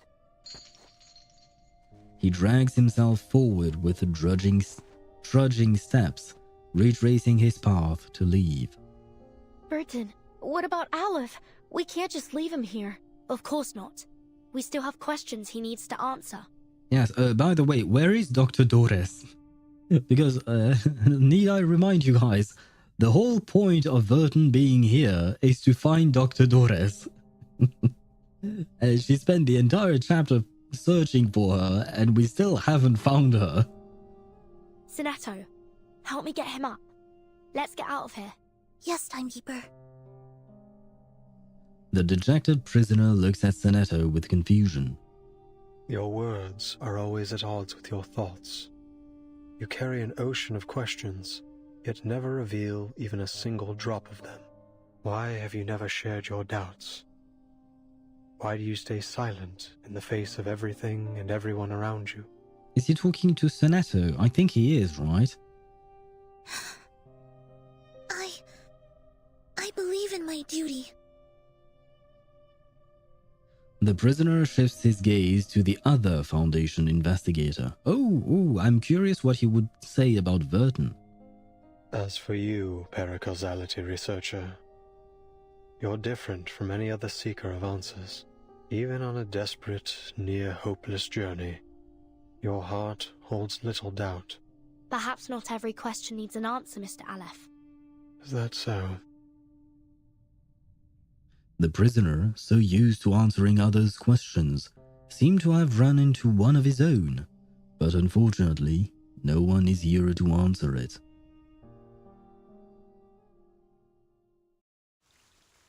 Oh, that was a rather short one. By the way, do you think that if we would lock a child underground without any other colors than white and gray, for example, and he lives there with food and water and everything for like 20 years, could he imagine new colors by himself? Don't do this at home. In terms of colors, I don't know. Maybe not. I'm not sure. It's a good question, because technically speaking, our brain is built to process various types of colors because of the way our eyes are built. Inside of our eyes, we have little cones, and each cone has a specific is sensitive to a specific range of frequency for the electromagnetic wave that is light. We have one that is mostly for blue, one that is mostly for green, and one that is mostly for red.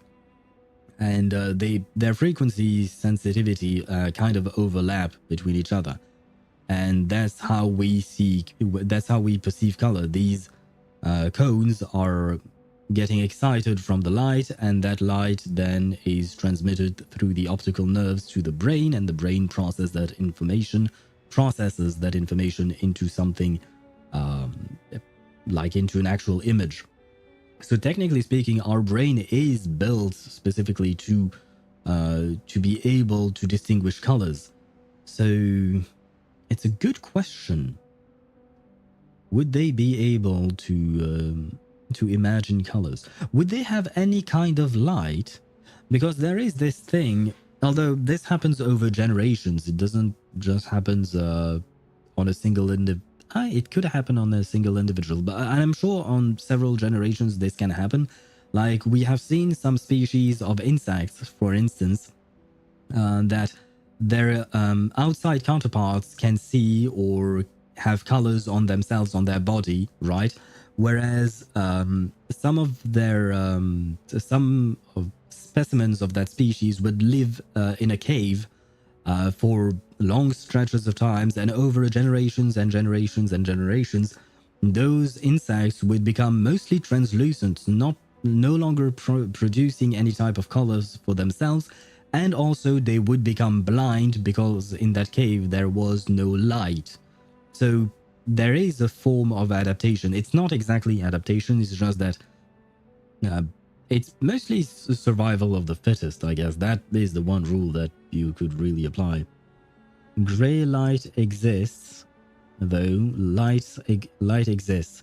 Okay, so they can see, but they can only see in black and white. How do you make that happen, though? How do you make it happen? Like, do you put the child in a black box, and there is only black, and you put a white light? Is that how you would proceed with that experiment? Huh. I still don't have an answer, and I would not try to get an answer, by the way. Like you said, don't try this at home. Do not force a child into a box for 20 years to see whether or not they forget about colors. But the thing is, for your experiments to make any kind of sense, you would have to take the child at birth. I mean, it can be blue, so it mixes with the water. Does the child know how to eat? Yeah, that's the thing. That's what I was going to say, Jamie. For the experiments to make sense, it would have to be a child who has never seen anything at all beforehand. So you would have to take the child from the mother's womb at birth and put it in a box. But the thing is that at that point, the child would not know how to feed itself and all of that. It basically knows nothing except sleeping and shitting itself. So someone would have to come in to take care of the child. Does the child know? Oh, I read that. And I guess you can paint the food.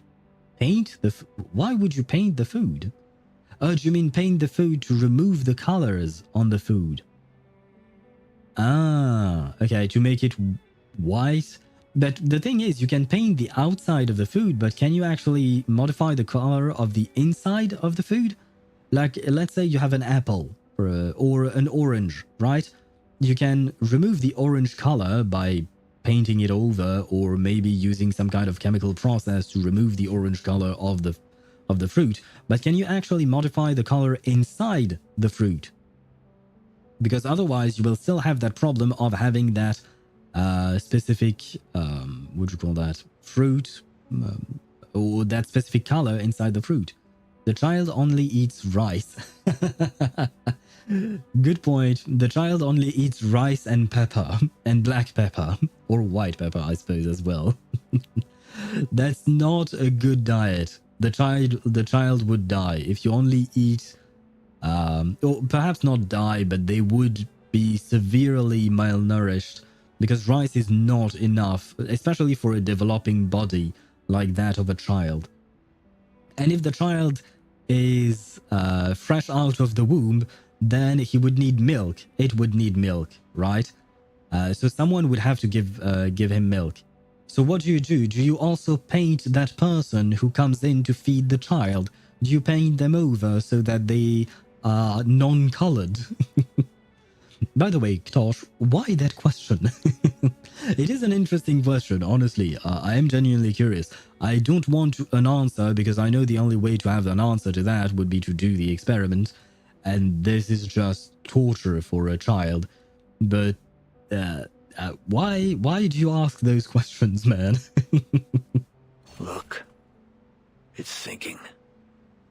Corpses float on the planks, and the fleeing prisoners are swimming toward the shore. Time to abandon ship. Deidara, you wrote owl. Why did you write owl? Is there a problem with my stream, perhaps?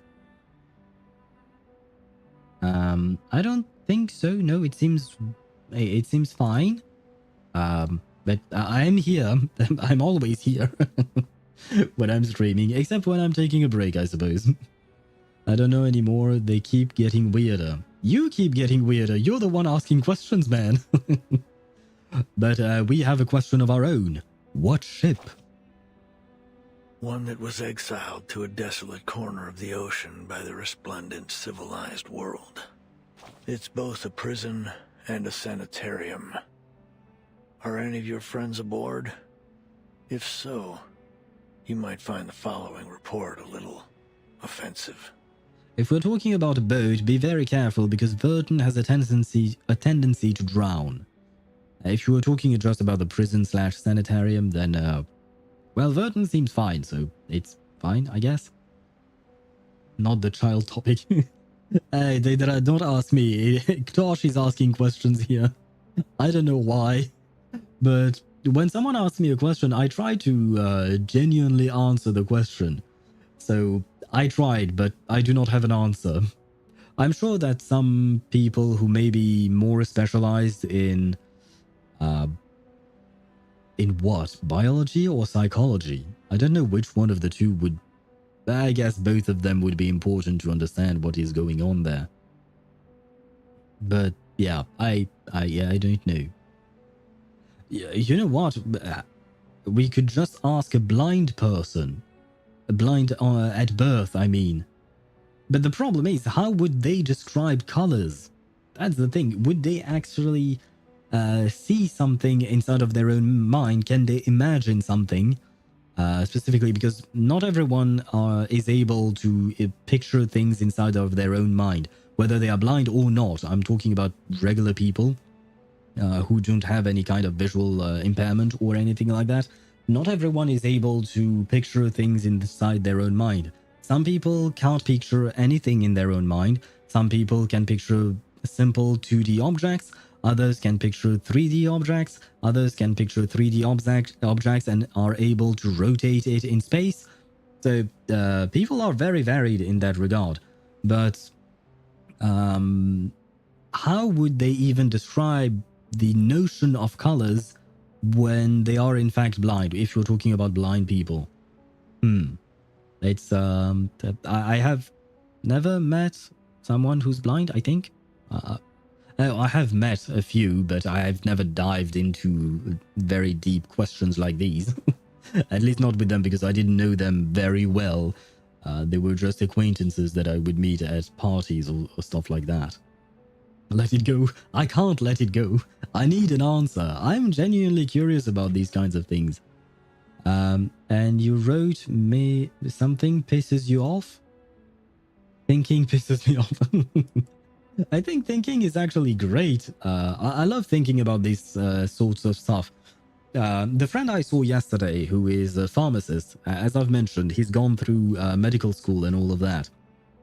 He and I used to have long conversations about hypotheticals in terms of how the human body would work if this or that happened. Like how would the human body would work if it had two hearts, for instance, etc.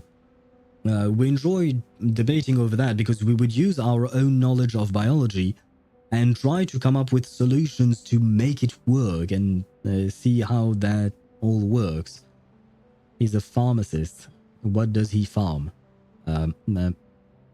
Medicine. Medicine. He farms medicine. Let's go with that. Dregs of society. Human scum. These are the terms used to describe its eccentric passengers. To be fair, they do lack discipline and independence. But that may well be a response to the heavy pain they've endured. Some theorists suggest that they're innocent victims, trapped in the confines between rationality and irrationality, defined and redefined by historians as they please. But let's ditch the theories and simplify things.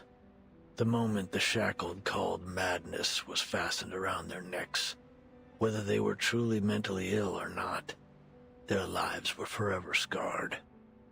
Yeah, I suppose he's right. Unfortunately, when someone calls you mad or insane or anything like that, it's kind of like putting a label on you, and then people start treating you differently. I would hope that nowadays it's no longer the case, or at least not as much as it used to be, but there is a stigma about mental illness still. Once again, I hope it has waned down, but yeah, well. People like to judge, and people like to put other people in neat little boxes. And now, the mad passengers are storming the shore. A favorable outcome, they're spreading their disease. Mental illness is not something that you can spread. That's not how it works. A favorable outcome, maybe, hopefully. Maybe they can find a new life. Let's be hopeful here. I suppose it is. You can see the joy in their faces, even in the footprints they leave behind as they hop across the beach. Yes, freedom is favorable indeed. The freedom to squander our lives, to trample on the dignity of others, the freedom to embrace absurdity and meaninglessness. I said let's be positive and joyful and optimistic. This is not being joyful or optimistic. I feel like this guy may have some mental health issues. I feel like maybe he's depressed a bit. Let's dig deeper. Scavenge through the messy battlefield for dog tags. Were these people born mad? After watching the inhabitants of this earth tear each other apart in one war after another, I've concluded this. Only knowledge drives people to madness. Ignorance does not. I don't know if I truly agree with that. Because with ignorance comes less tolerance, usually, and with less tolerance comes more conflicts. So I'm not sure I agree with him on that one. Trying to think hard about it, but yeah, I don't think I agree. No, I do not agree with you, whoever you are. We still don't know who the heck is talking to us in those chapters, right? We had an old lady, we had the old man at the very start, then the old lady, and now this old man again. I don't think it's the same one, if I'm not mistaken. I don't think it's the same voice. But do we ever know who these people are who are talking to us throughout the chapters? Went with 2 bags, returned with 6. That's what happens when you go on vacation. You buy a lot of shit, basically.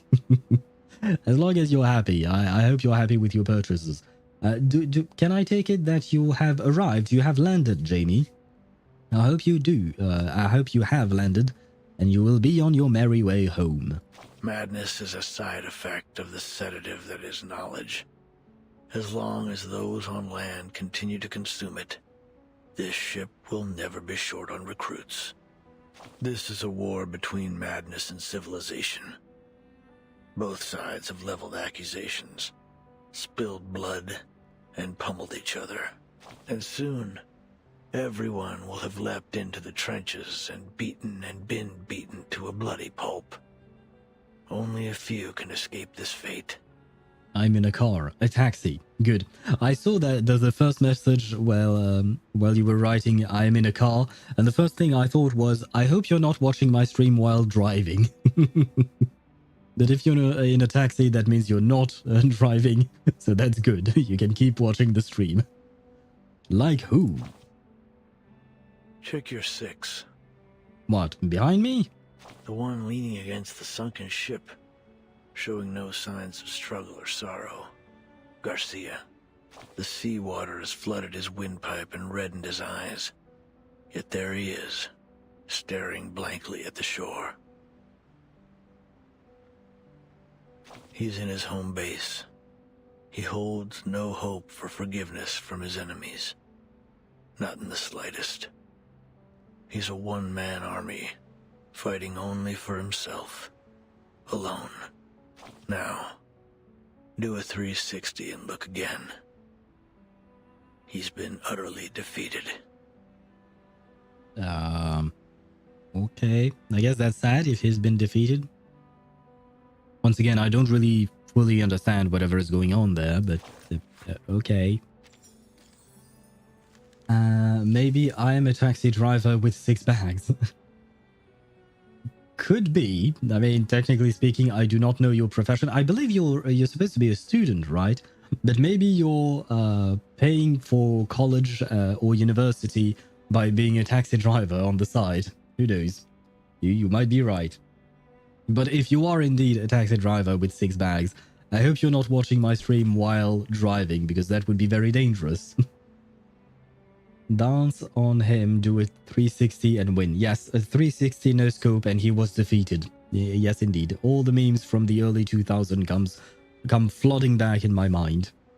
But before we talk about the aspects of madness, we are going to take a quick break. The ads are not going to roll until another 3 minutes, so I will activate them manually, but it's just that I need to go to the restroom and I need to grab something to drink because I no longer have anything to hydrate myself with. And with 34 degrees Celsius, I need hydration. Especially because it's probably even hotter inside of my room. I don't actually know.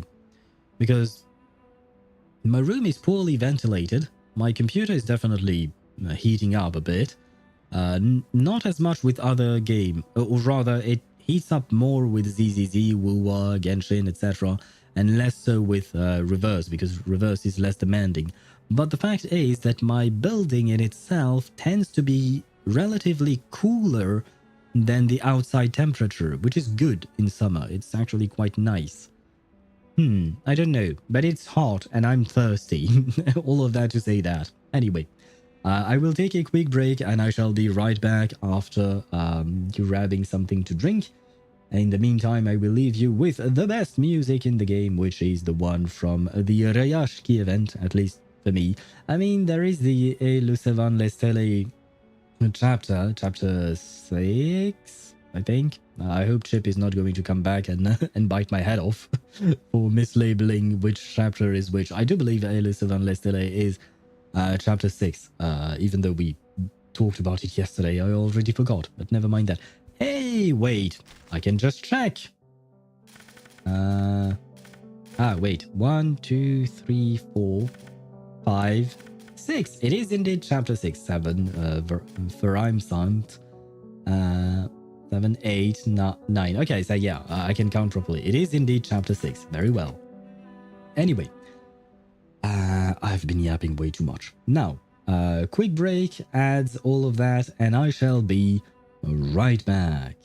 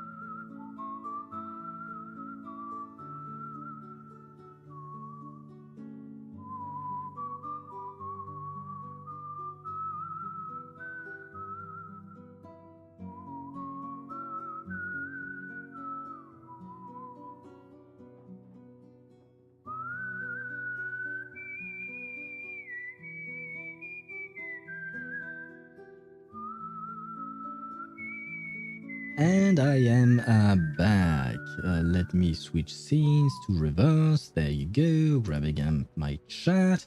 And did I forget to reset the countdown? I think I forgot to reset the countdown. And am I really late, Tosh? Am I? Did you actually count the time? Did you miss me so much that you couldn't wait for 3 poor little minutes? And what is UNC? UNC? Like, what is that? Is that supposed to be me? And hello, Decaf, and happy lurking to you.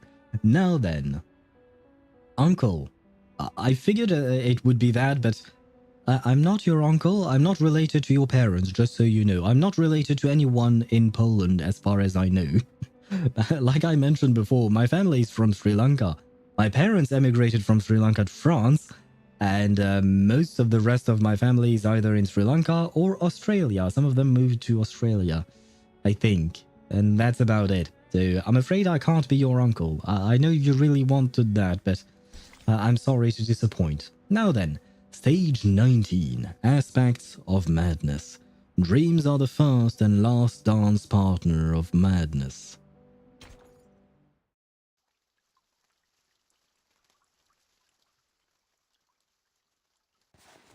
Dear Erd. Ah, finally! Finally we're talking about Erd, or rather Vertin is talking about Erd. Why are you so interested in the panopticon of Comala? Dear Mr. Aleph, whether as a doctor or a writer, I simply cannot turn a blind eye to the friction around me. Especially the discord and injustice I have witnessed here in Comala. Aw, mother and daughter spoke at the same time, in unison. That was cute. But I wish they could speak to each other in the same room. One day maybe the game will give me what I want. So, I would ask of you a question. Is there any way to resolve the endless conflicts in this place?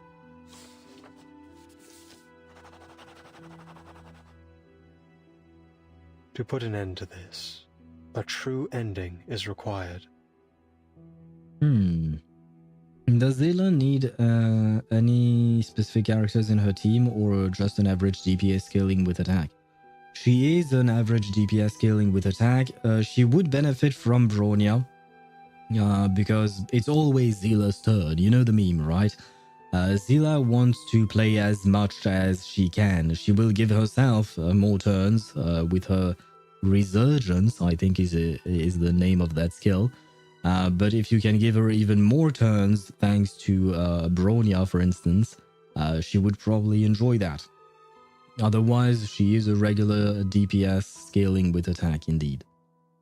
Your arrival has made it possible for this simulation to have an ending, or rather, a victory.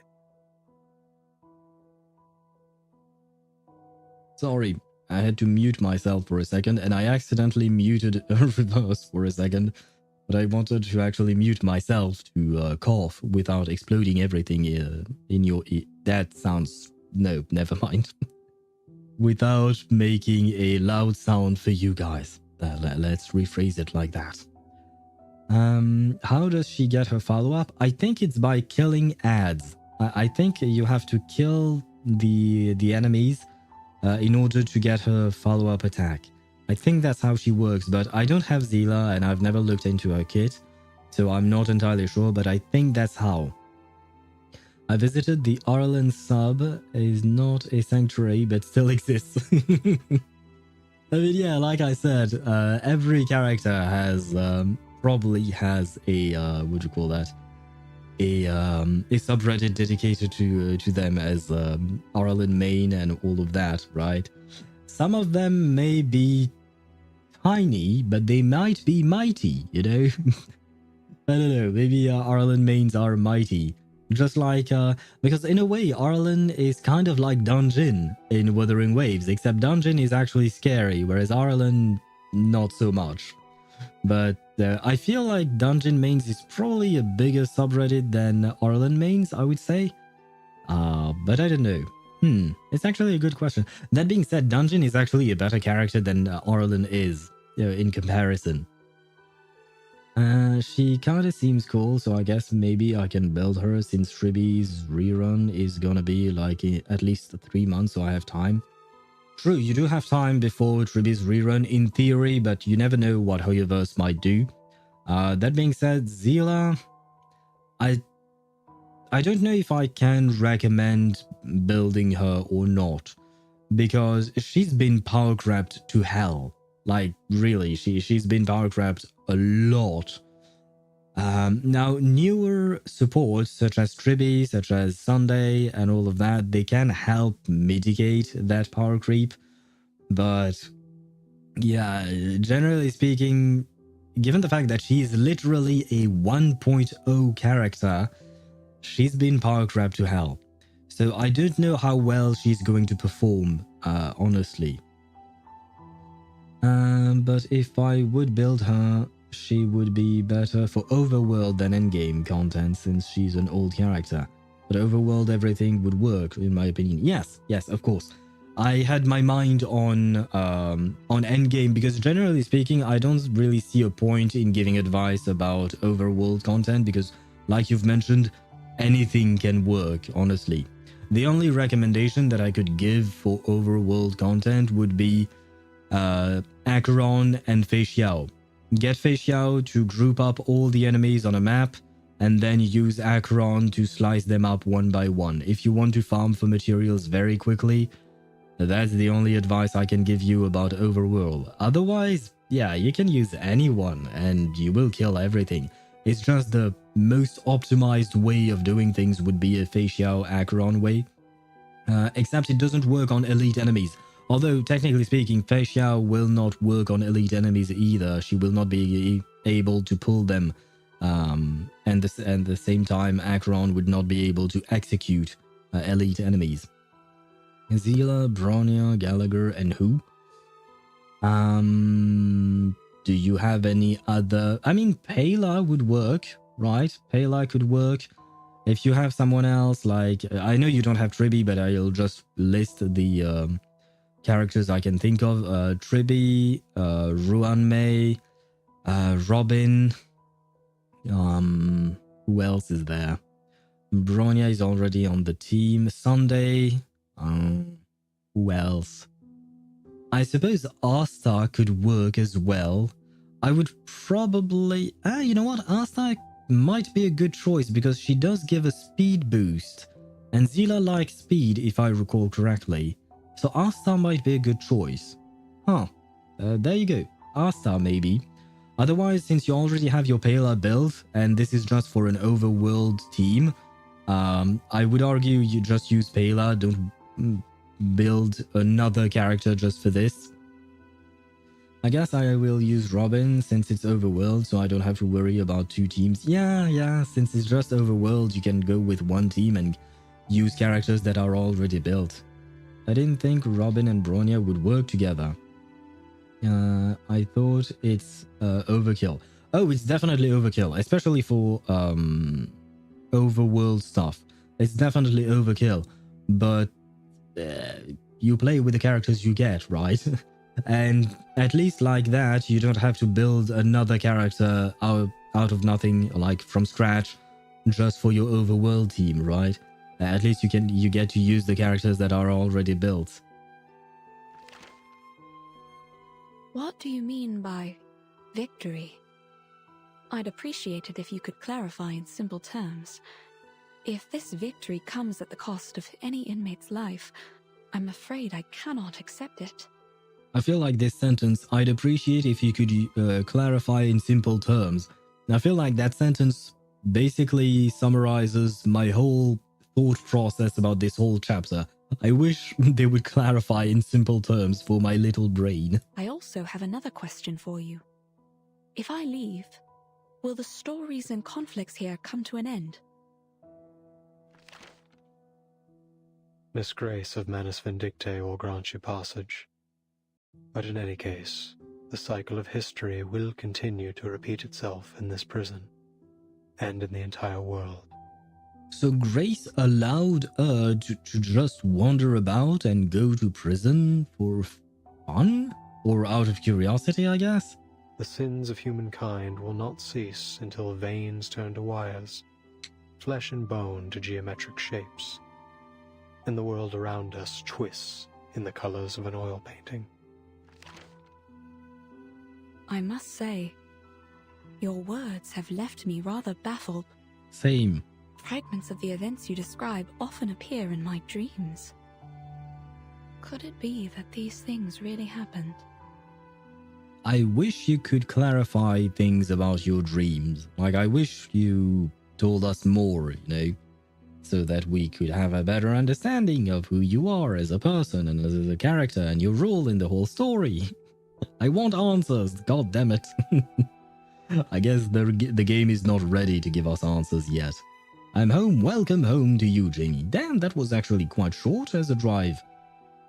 I mean, I don't know exactly where the airport for Ireland is in comparison, so maybe it's actually close to your home. I'm not asking your your address or anything like that. Please do not answer what I'm saying. It's just that I know that it would take quite some time for me to get to the airport in Paris here, because the airport is actually outside of Paris and quite far. And generally speaking, I feel like airports are quite far, but I'm happy that the drive home was safe and sound and quick and all of that. Aleph ex Dores. Does that mean that Aleph is Vertin's father? Because my theory is still that Dr. Dores is Vertin's mother. So does that mean that Aleph is Vertin's father? And yesterday we said that I might be Vertin's father, so am I Aleph? Is that how it all works? If that's the case, why can't I recall the details? Why am I left with only disconnected pieces? Well, that's usually how dreams feel, right? The madness in Comala. These bizarre dreams. I must put an end to them. What have I forgotten? Has someone or something altered my memory? Ah. I can't shake the feeling that something crucial to me has been lost in the river of time. Some kind of duty, perhaps. Interesting. So maybe someone or something has altered her memory and she does not remember being Marta. If you recall, Marta was a character on the School of the Perons Island, and there was someone else, but I can't remember exactly who. Oh, Besmert, right? Besmert, the story with Jun Young-je and Yenisei, right? There was her as well. So maybe Dores is actually all of these people, or rather, all of these people are one and the same. It's just she does not remember it for some reason. Original father is Owl and is Aleph. So I am the original father and I am Aleph as well. I see. And I'm also Arcana. So I am already 2/3 of the parents of Vertin, because Arcana is supposed to also be Vertin's mother. Original father is referring to Vertin's true father, which is Owl, and is Aleph. Yeah, but because you added the and is Aleph, that makes it more complicated. What should I do? How can I recapture what I have lost? I won't answer a question that already has an answer. One given to you by the person who escorted you here and made you a promise. Fuck it, you're Dores. Ah, I see. So I am Dores, I am Aleph, I am Arcana, I am all three of them at once. So I am Vertin's creator, in a way. And you know what? I am proud of my creation. You're so close to the place where the truth lies. Think carefully. Why are you here? And now that I think about it, poor Vertin, she's had a rough childhood, right? I feel like she could use a father figure who would tell her, Vertin, I am proud of you. But unfortunately, I can't exactly talk to the characters of the game and all that, so I'm sorry, Vertin. I promise you I went to buy milk and I wanted to come back, but something prevented me from coming back after buying the milk.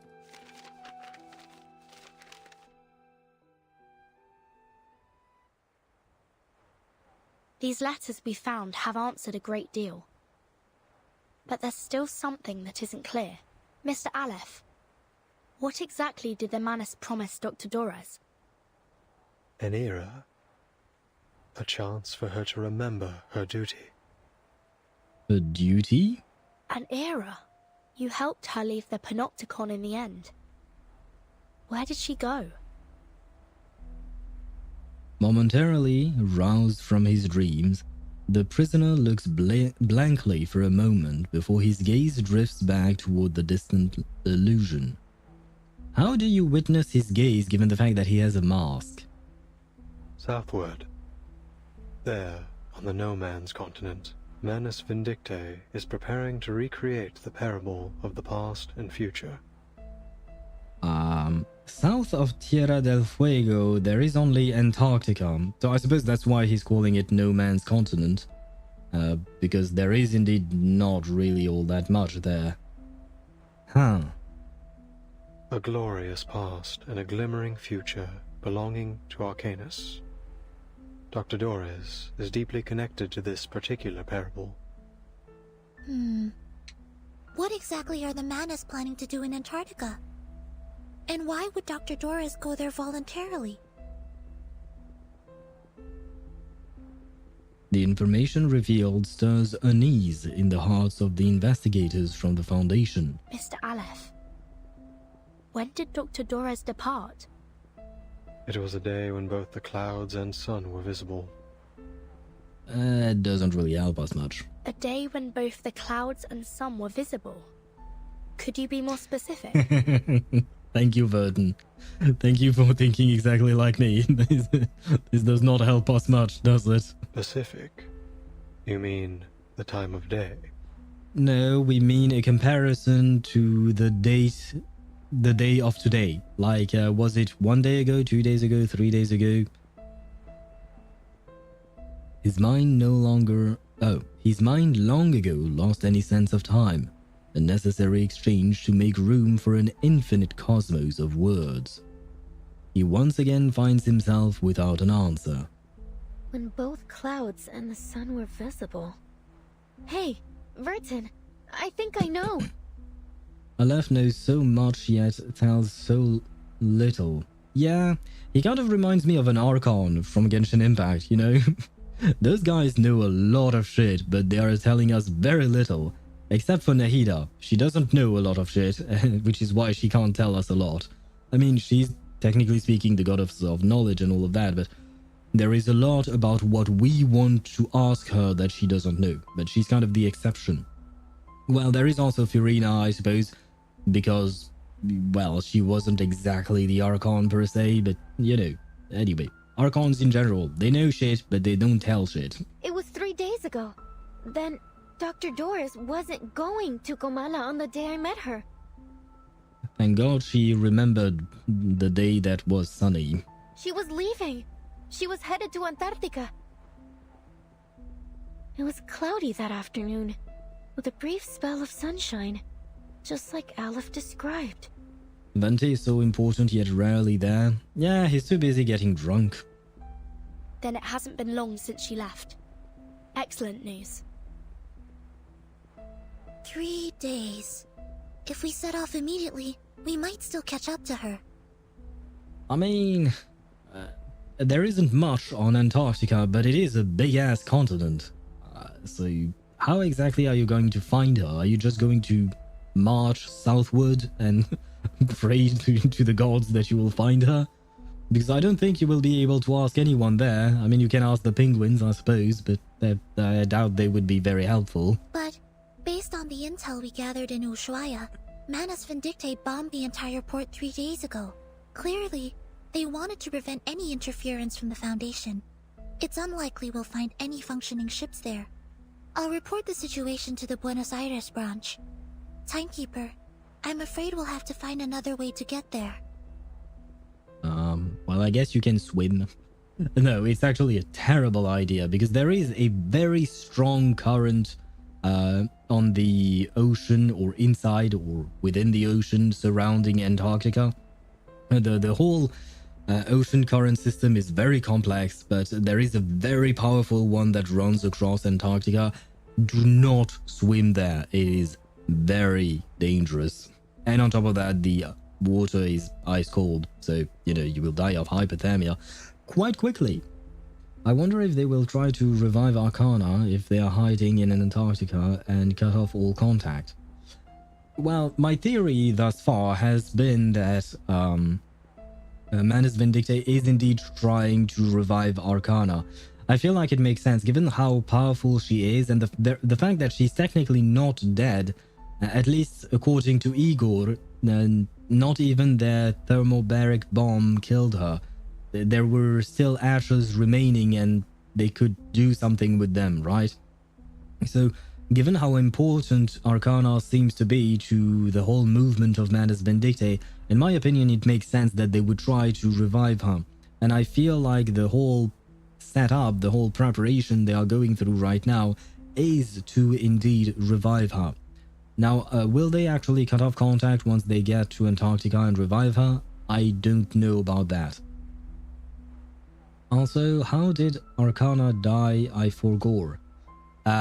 They dropped a nuclear bomb on her. If I recall correctly, we were on the School of Eperon's island with Vertin, Sonetto, Regulus, and all the gang.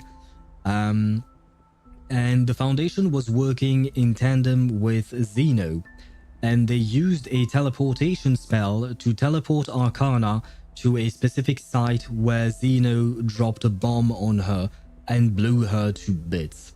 That's basically how she died. But after that, Igor actually found her ashes and put them in a little triangular box of some sort, and then he defected because he felt that she still had power. If I'm not mistaken, that's how it went. He felt like she still had power and she could still be alive in a way. Even though she was reduced to ashes, she was not truly dead, and thus he decided to ally himself with Manus Vindictae. Hence his rebellion and the mutiny that ensued in Chapter 8. I have a boat. You do? Well, that's quite convenient. A small boat gifted by Manus Vindictae. During the past several storms, he has taken this boat, traveling to Antarctica at Manus Vindictae's invitation to evade the reversion. Ah, finally we get that answer, because I've been asking how exactly did Aleph manage to avoid the storm, and I thought at first that maybe the prison itself might be a shield, but no. He actually went to Manus Vindictae HQ. Could you lend it to us? The situation's urgent, Mr. Aleph. I mean, you could come with us as well if you want to, you know. Beneath a decrypted lighthouse, a battered little boat bobs in sync with the waves. It is small and fragile, not the kind that seems capable of braving an icy sea. This boat will automatically take you to McMurdo Port, the landing point Manus Vindictae established by the shores of the Ross Sea. Oh, I know McMurdo Port, because it was part of Stargate SG-1. I've mentioned it before, but in Season 7, the finale of Season 7, they found another Stargate in Antarctica, and they built a base at McMurdo. It was the name of the base. I'm glad we see some Stargate references, even though it's not. McMurdo is an actual place, if I'm not mistaken. It is an actual place in Antarctica, because there are things in Antarctica. A few things. A few bases to study the continent and stuff like that. McMurdo being part of that, but yeah, I know it's not a Stargate reference. I just want it to be a Stargate reference.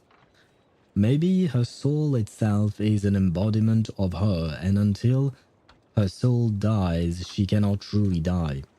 I mean, some people have speculated that Arcana may be an awakened, but she is an awakened of a very specific object, and thus, as long as that object is not destroyed, she is still alive. But I don't know how true that hypothesis is. Soneto eyes the boat with skepticism, rightfully distrusting this advisor of Manus Vindictae. This looks like Manus technology. Its arcane energy source is highly unstable. Timekeeper, I suggest we wait for support in Ushuaia. I don't usually agree with Soneto, but I have to admit, I don't have much confidence that a boat this small can actually make it to Antarctica. I mean, I understand their skepticism, but at the same time, Aleph doesn't really have any reason to lie to us. Thus far, he has been truthful, I think.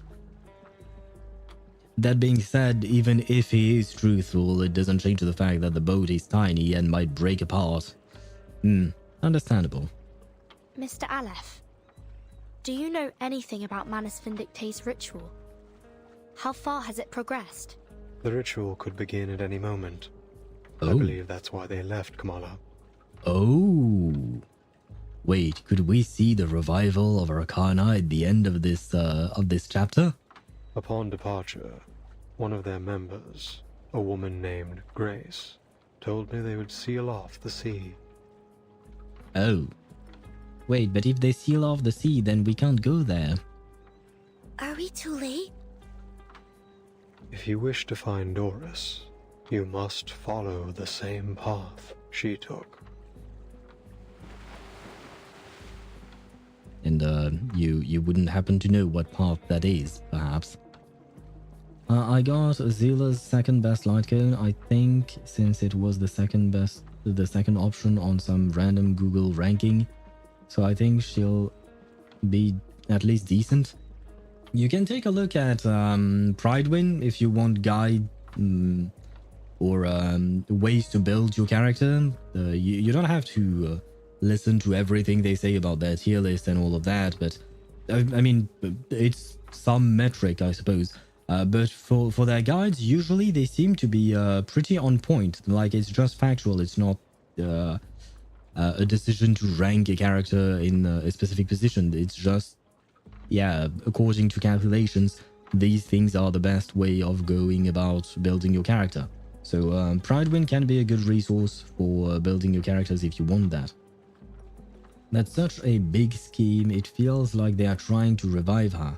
Yeah, I think you're right. I think they are trying to revive her. And they may be trying to cut off contact with the rest of the world so that Antarctica can be isolated so that they can perform their ritual undisturbed. You might be right about that as well. The distant drone of the raging waves fills their background like a repeating omen. I see. Mr. Aleph, members of the Foundation branch will arrive soon to evaluate your condition. I hope you'll answer their questions with the same patience you showed us. Thank you. I love how very professional and prim and proper Vertin is. Soneto, let's go. Fourth second best option, bro, what? Fourth best option. Well, if it's the fourth one, it's definitely not the second, right? Although, be careful, because on Pridewin, they usually list the 4-star light cones as S5 light cones, right? Their listing takes into account 5, like the light cone, but at S5, which you would not have the same results with S1 light cones. But it should be specified when they are talking about S5 light cones versus S1. I wonder if Constantine will be a traitor. Ah, that's actually a good idea. I don't know.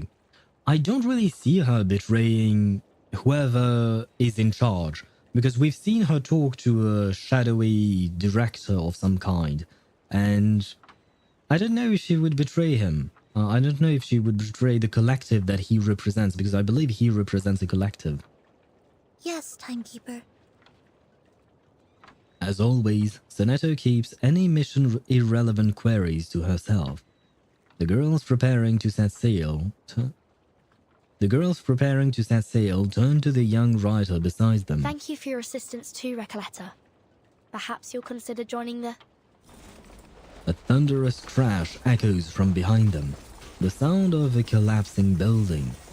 What was that? It came from the Panopticon. Well, collapsing building, Panopticon. I assume the Panopticon has collapsed. Maybe she will betray humanity. That I would not be surprised of. Because I feel like Constantine is very focused on her own goals and everything else be damned. Oh, it's here. Some reading. A journey to and fro. There is a passage here. Its author unknown. Listen within. A journey to and fro. I return once more to Comala prison. To me, this massive cage is no longer an inescapable labyrinth. When I left, the lady from Manus Vindictae did not stop me, yet I could still feel her gaze, so sorrowful, so blurred, so cold, never once shifting away from me. On the streets of Ushuaia, a young girl pointed me back toward the prison. That severed thread tugged at my heart, and I knew with certainty that my mission lay here. If I were placed before fate, my life and death would seemingly follow a predetermined path to its destined end. And as I walk this path, I must carry not even a shred of hesitation. It is time to speak with Aleph, the one who answers all questions. I assume this is Erd writing, right? Or, Dores, I suppose? Okay, so now that explains that, because I was wondering, when Recoleta pointed Erd towards the prison, but later on, right now, we learned that Erd was in fact actually leaving the prison, so actually Recoleta was pointing her in the wrong direction? Oh boy. Maybe she will abandon her human side. Does she even have a human side? I mean, man, she sacrificed children to teach Vertin a lesson. Does she have even a shred of humanity after doing that? She sacrificed several children's lives. She knew that they were going to die, and she just chose to do nothing because she wanted to teach Vertin a lesson. Her human body, her humanity. Oh, that's what you meant. Maybe that, I don't know. If she thinks that she might be able to achieve more with losing her human body, then maybe she would accept that. That I wouldn't know. In the place of my Oh, they are talking about ashes. Arcana is reduced to ashes right now. In the place of my ashes. As day breaks, the story ends where the ashes rest. In the end, the night is not eternal. Oh, the ashes are back. Come on. Let me see my beautiful Arcana. And Bluepoch, I shall once again ask you. Arcana playable when? Blazing flames reflect in their eyes, just like the name of this island might suggest. Oh right, it is indeed called Tierra del Fuego, which would translate to soil on fire? So, land of fire. Land of fire is a better translation. A winter night stands sentinel over a great conflagration as every brick of Comala prison crumbles and falls. Does that mean everyone inside died? That's sad. With Aleph's control gone, Comala is collapsing. The inmates aren't even real criminals, are they? And they're still in there with no clue that they're no longer being watched from the central tower. We have to go tell them. We have to get them to safety. I think it might be a bit too late. Yes, we should help them get out. At least until support arrives. But the Manus ritual. The battered boat sways within their sight. Don't worry. I'll go alone. Huh? You should hurry. When this is all over, I'll write to you, my dear friend. During this journey together, our teamwork has been impeccable. So, you can trust me to do this. I'm not doing it just to help you or the organization you represent. I'm doing it because the inmates are my friends. Okay, I trust you. I have that one issue with many characters, whether it is Recoleta here or in other stories. They often call you, like, they often call other characters their friends and make them seem extremely important to them, even though they barely know anything about them and they barely spent any time with them. To me, it feels kind of strange, but well, why not? Take care of yourself, Recoleta. Now, so this is a goodbye or a see you later, and it's not an adieu, like she didn't die, right? So at the very least, we are losing Bookwife, but not permanently. But if the storm truly is imminent, as Dr. Merlin said, then, Miss Recoleta, you'll... Oh, never mind. We are losing Bookwife. Fuck. Oh god, well, I guess we are losing Bookwife. Sonetto, more familiar than anyone with the Foundation's exhaustive regulations, has no ready answer. She knows that, in this era, before those arcanists who remain ignorant of the truth, she must watch her words. I don't quite understand what this storm is all about. But don't worry. A brand new adventure is the best thing that can happen to a writer. Yeah, let's let her believe that. Let's leave her with some hope. And I doubt it'll surpass the epic adventures we've shared over the past couple of days. I'm going to write everything, including the two of you, into my new novel. Well, once you get through the storm, you can tell us all about that adventure of yours. Then I'd like to be the first to read this new novel, if that's all right. Of course. Listen, I believe literature is like an endless, timeless river. So we'll meet again someday, somewhere. Probably in someone else's story. Who knows? She takes one last look at her new friends, feeling a longing as if they had known each other for decades. Then, without a backward glance, the girl sprints back to the burning... Mis queridos amigos.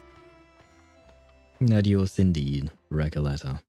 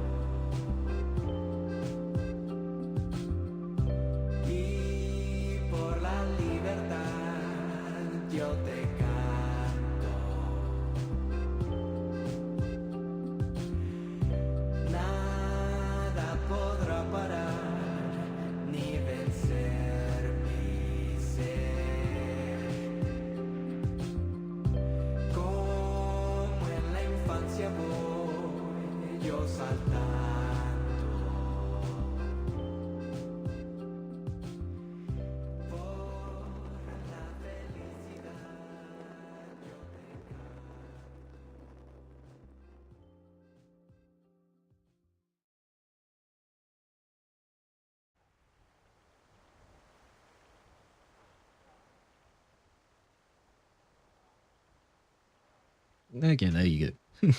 I have to play around with the volume as usual for what you call that, for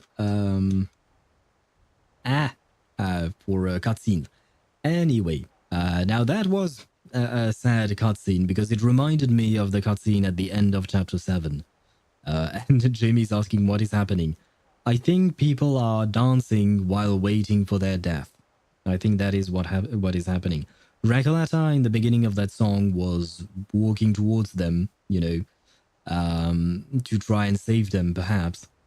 But it seems like they had embraced the end of Comala prison and their death coming with that, which reminded me of, you know, part of the school of Eper on that island, especially 240, I believe. It was 240, or was it 204?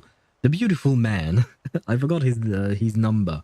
But, you know, he and a handful of others chose to welcome the storm after the island had lost its protection. It kind of reminded me of that because they had thrown that kind of feast of some kind. At that time, they knew they were going to die and they were celebrating before the moment of their passing. Well, if they truly do die when they get reversed by the storm, but that's another question entirely. But the point is, they thought they were going to die and they just started celebrating for that. And because I guess they have nothing else. And no, they're not stupid. I suppose they just accepted their fate. And Tosh, why are you just copying exactly what Jamie's writing? Don't think I don't see that, I do. But regardless, I don't think they're stupid. They just accepted what was coming to them. And maybe it's because they no longer have the will to fight for their own lives or something like that. I have grown fond of her, says Deidara. I have grown fond of Recoleta as well. I do like her. She's a sweet kid. She's a sweet girl. But, well, I don't... And by the way, Deidara, I also read what you wrote afterward. If she truly dies, I blame Ao. I have no say whatsoever on the story. I cannot be blamed for that. I did not choose to make her die. And I don't think she will. But she might get reversed by the storm. And that means that, well, as far as we know, she will die by that. That being said, I do have the theory or the hypothesis that, what do you call that? That people who are reversed are not actually dying, that they are actually being displaced in time. That was my theory. I'm not copying her, she's just faster than me at typing. I see, big brain thinks the same. I see, yeah, let's call it that, sure, why not? Just dodge death. They would have to roll for that, right? In D&D, you would have to roll, and I'm afraid they are not confident in their dodge stat or their agility, I suppose. It would work with that, agility or dexterity, something like that. They're not confident in that stat, so they decided not to roll and not to try and dodge. All visitors depart one after another. Amid the distant echo of singing, the creator of this prison stares into the fire as it burns. The moment holds for a time, until a breathless jaguar appears at the dock's edge, staring at the human before her with uncertainty. Dr. Merlin, you're Dr. Merlin, right? I finally found you. What on earth happened in the central tower? Right after I left, the whole panopticon started collapsing. The tower's in ruin. I've been looking for you everywhere. Please, sir, come with me. It isn't safe. Right, I kind of forgot about poor jailer here. She knows nothing of what is happening here. All she sees is that her entire world is crumbling to pieces. That won't be necessary. The snow is still falling, yet everything in the labyrinth has already gone up in flames. Fortune, fate, karma. They're nothing but a ridiculous joke. It's over, Jaguar.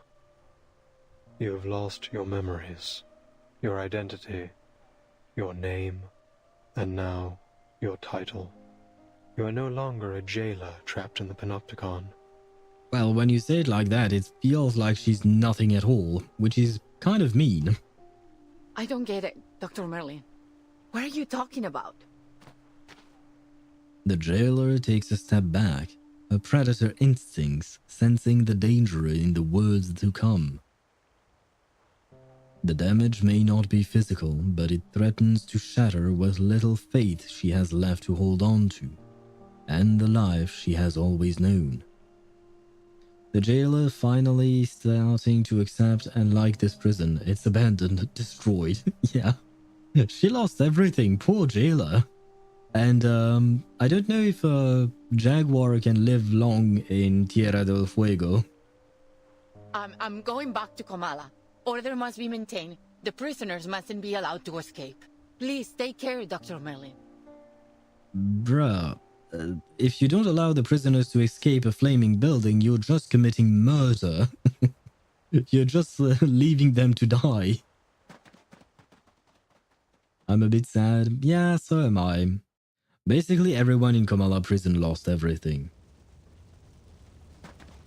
Nerves torn between panic and hesitation, the jailer at last turns toward the searing flames. Hey, you! Don't run off like that. It's dangerous. No one heeds her cries. One prisoner after another flees in terror, escaping the crumbling labyrinth. In deserts, in stars, in labyrinths. We dream on death's straw pillow. The jailer drifts through the raging sea, unable to steer a sensible course. At last, she pins down a frail and powerless prisoner beneath her weight. Stop! Get off me! Let me go! Are you blind? The panopticon is falling apart! It's you, Roberta. The jailer recognizes the prisoner under her grip. Roberta, a kind and quiet prisoner, always well behaved, now panicked and desperate to escape. They are all mad! I knew it! They've been insane from the start! The whole place is burning to the ground and they still won't leave. They're still talking and talking about things that no one cares about. I can't help them. I never understood what they were talking about. The rhythms, the factions, the ideologies. Yes, the people were nice. The idealists too, but I've had enough of this prison. I've had enough of the panopticon. She collapses onto the ground, sobbing. I never should have joined these movements. It was all meaningless from the beginning. I want to leave this place. Go to Spain or France. Anywhere but here. I want to go back to Magdalena. Hey, France mentioned. Well, you're welcome here. We welcome you with warm wine. Well, or cold wine, it depends. If it's during Christmas time, we're gonna have some warm wine, why not? But yeah, we will welcome you. We have frog legs and snails and baguettes and croissant and pain au chocolat and all of that. I assume you would be happier than in a burning building, probably. What would it feel like to have your life destroyed in seconds? Yeah, basically that's what they're all going through right now. Which is indeed very sad. You said really, Owl. Yes, I am welcoming her. I mean, she lost everything. I might as well give her some hope, you know. France is a nice country, so you're welcome to join, you know. That's all I can really give her, a bit of hope. The jaguar releases her grip. Without a backward glance, Roberta leaves. The jailer steps back into the circular structure she knows as her only home.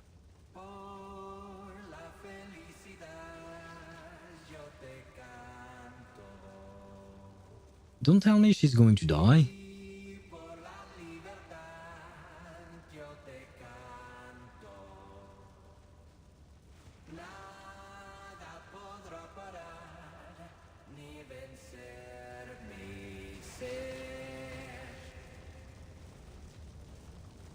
Under the night sky, she sees Comala prison glowing like a brilliant bonfire.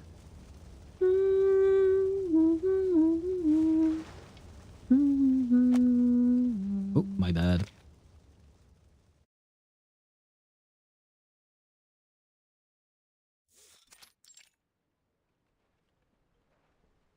3 days ago. But how does literature make you feel? The last scene, does it mean that Jaguar / the jailer just stayed inside the prison and stayed to die because she had nowhere else to go? Ah, well, more people dying, yay! Oh, my bad, wrong. Wrong scene. There you go. As though I'm a kid looking through a kaleidoscope for the first time. Well, maybe that's not the best way to put it. Perhaps something a little more subtle. The young writer drowns in the vortex of the woods as the blind woman walks away. She walks silently toward Comala prison, arriving at the dock hidden between cliffs and reefs. There, the prisoner who answers all questions awaits her arrival. A ship sailing to an unfamiliar land. A parable of the past and future. An era that once existed and is yet to come. Is this the answer you've provided, Mr. Aleph? No, Erd. You will have to find this answer yourself. No one can help you with this. No one. I see. Thank you, Mr. Aleph. I will remember what you've told me. It feels so rushed, like a fantastic ending, yet fuck. I like the yet fuck. Yeah, fuck indeed. It is a sad ending to this chapter. I mean, did we really expect any less from Reverse 1999, the game everyone calls Depression 1999 or Depression Simulator? Where we are used to sad endings with Reverse. But yeah, in this case it's just as sad as the previous death that we've seen in other chapters, in the sense that these poor people never asked for anything, right? They were just trying to exist to the best of their abilities, and then everything was taken away from them, even their lives for some. Yeah, well. And yeah, indeed, Aleph looks at it and abandons it like a toy. I mean, to defend Aleph a bit, I feel like he has shouldered the responsibility of building this prison by himself using the power of this dye, apparently. And it has taken a toll on him, so I understand why he would want to leave that responsibility, but the way he did it was just to abandon it, like you mentioned, which in turn caused it to collapse upon itself and thus kill everyone in there. So he should have handled matters better, I think. He sees the world and only answers and mocks the weak that he cared for and abandoned. Did he actually care for them, or were they just test subjects? Were they just part of his experiments? Because if he sees them as only test subjects, then he can distance himself from them and thus not care as much about what happens to them, which would make it easier for him to abandon them like he did right now.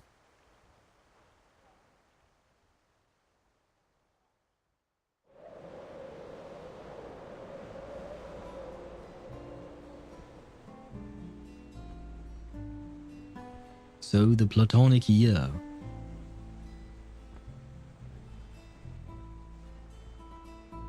Worlds out knew right and wrong. Worlds in the old instead.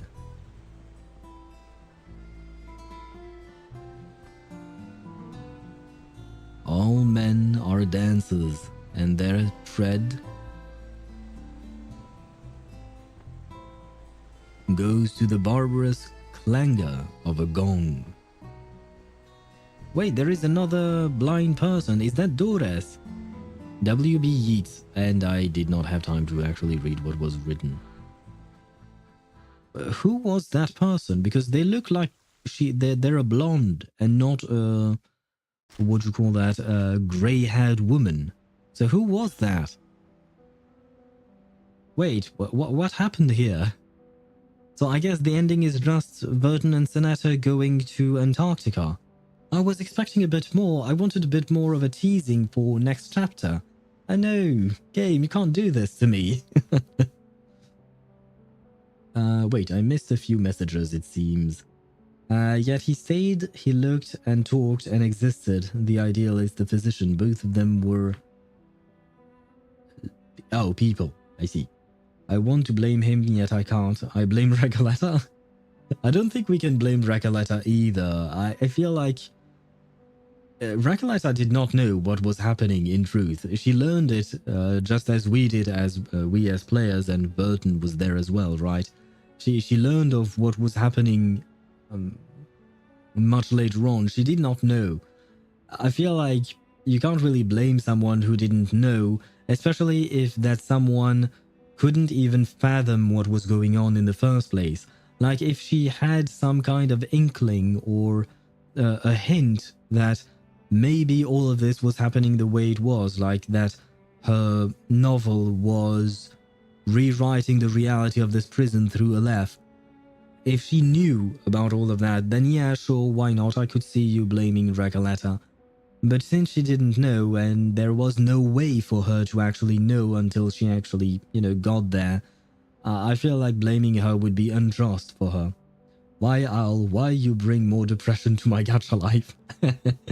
Because I enjoy the depression. Do you not enjoy the depression? Is it not entertaining to be depressed and to be all sad? You said that they don't have the balls to kill playable characters. I don't know. Thus far, Bluepoch has never killed a playable character, as far as I know, as far as I can remember. But it seems like Recoleta might be a first. It seems like Recoleta might be reversed by the storm, and as far as we know, people who are reversed are dead. But there is a prominent theory that I share with other people online as well. I believe that other people think the same way, that maybe the people who are reversed are not actually reversed, but they are in fact displaced in time without the recollection of their own life. So maybe Recoleta is not exactly dead, but she's just displaced in time with no memories of who she used to be, and those memories are actually replaced with new memories of a new person that she is now. So, I don't exactly know. But it is the first time that this happens to a playable character. It has happened in the past to NPCs, most notably Sotheby's butler, whose name I'm blanking on, who looks exactly like a character that became playable, who is called Mr. Duncan. So, yeah, I don't know. I can't tell you because I don't have the answers. Recoleta rushed, didn't think she collapsed the world if a world was controlled by the dice. Why would she need to bring such change? It's too big. Sorry. Didn't have time to mute myself or anything there. Let me grab a drink first. I understand what you mean. Wait, I'm going to activate the ads because they are going to roll in 2 minutes. And I don't have any more snoozers, so I'll yap while the ads are going. And then we'll listen to that last bit here in the middle of the screen, whatever that may be. We'll listen to it after the ads because I can't snooze the ads right now. So let me activate them now, that way we can get rid of them and we can proceed afterwards. And in the meantime, Jamie, I shall answer you. And I forgot what I wanted to say. Wait, you added some things. This is my revolutions. Can be bad. They collapse the world, yet don't necessarily fix it. That is why revolutions can be bad. True. Revolutions, generally speaking, they need... I mean, revolutions are a way to get rid of a system that is no longer working. And it's fine to want to have a revolution. It's understandable to want to get rid of a system that is not working. The problem is, you should before getting rid of the non-working system, you should have another system ready to take over so that the entire thing does not collapse, right? It's kind of what happened with France, honestly, after our first revolution. Our first revolution was not great because it was followed with the Great Terror. I don't remember the exact name of it, but basically it was years of people getting their heads chopped off. It was not a good era right after our revolution because we didn't have a proper political system to replace the old monarchy that we fought against. So yeah, I would agree with you on that. The fact that Recoleta brought down the entire system without thinking of the actual consequences and what comes afterwards. But it is important to think of what comes afterwards because otherwise we have a collapse like this. So she kind of chose selfishly to change everything with very little regards to the consequences. So I suppose I can understand where you're coming from, why you might want to blame her. You know, I can see it. That being said, I feel like she's kind of still rather young and relatively immature. So such a decision should not have been on her to be made. The problem is the only other person who could have made a difference in the collapse of Comala prison would have been Aleph. The problem with Aleph is that he is not mentally stable. He has some specific mental issues, which I feel like makes him unfit to decide and preside over others. So it's not like we had anyone who was properly prepared for the consequences of everything that happened here, right? So it's just it's a situation that suck, basically. It just sucks because everybody loses. And you wrote, Deidara, I almost dried like a branch with HSR 3.3. What do you mean by that? What do you mean you dried like a branch? What happened there? A child that couldn't be stopped. That's what I called Recoleta. Yeah, it's kind of like that, you know. It would be kind of like I don't know, a child that plays with a train toy, but the toy is in fact the reality of others. And the child breaks the toy while playing. You can't really blame the child because it doesn't know what it does, and on top of that, it's just a toy for him, right? But the truth is that toy was actually the reality and the entire world of some people. And yeah, while the child just broke a toy in their mind, the reality is that they destroyed an entire world for others. So yeah, I suppose we could call Recoleta a child that could not be stopped, which is kind of sad. But at the same time, I don't exactly blame her, personally speaking. Although, I mean, yeah, she didn't exactly know everything. Yeah, it's kind of complicated. Let my crying create a new river in the world. Oh, I see. Okay, now I understand what you mean. I was a bit confused earlier. But yeah, understandable. HSR 3.3 was rather sad. And on top of that, it doesn't stop at the story itself. One thing that I found really sad with Honkai Star Rail 3.3 is that after the ending of the story, and I did not stream that because I was just doing my dailies and stuff like that, you know, a few days later, I noticed that I received messages from Maidemos and messages from High Scene.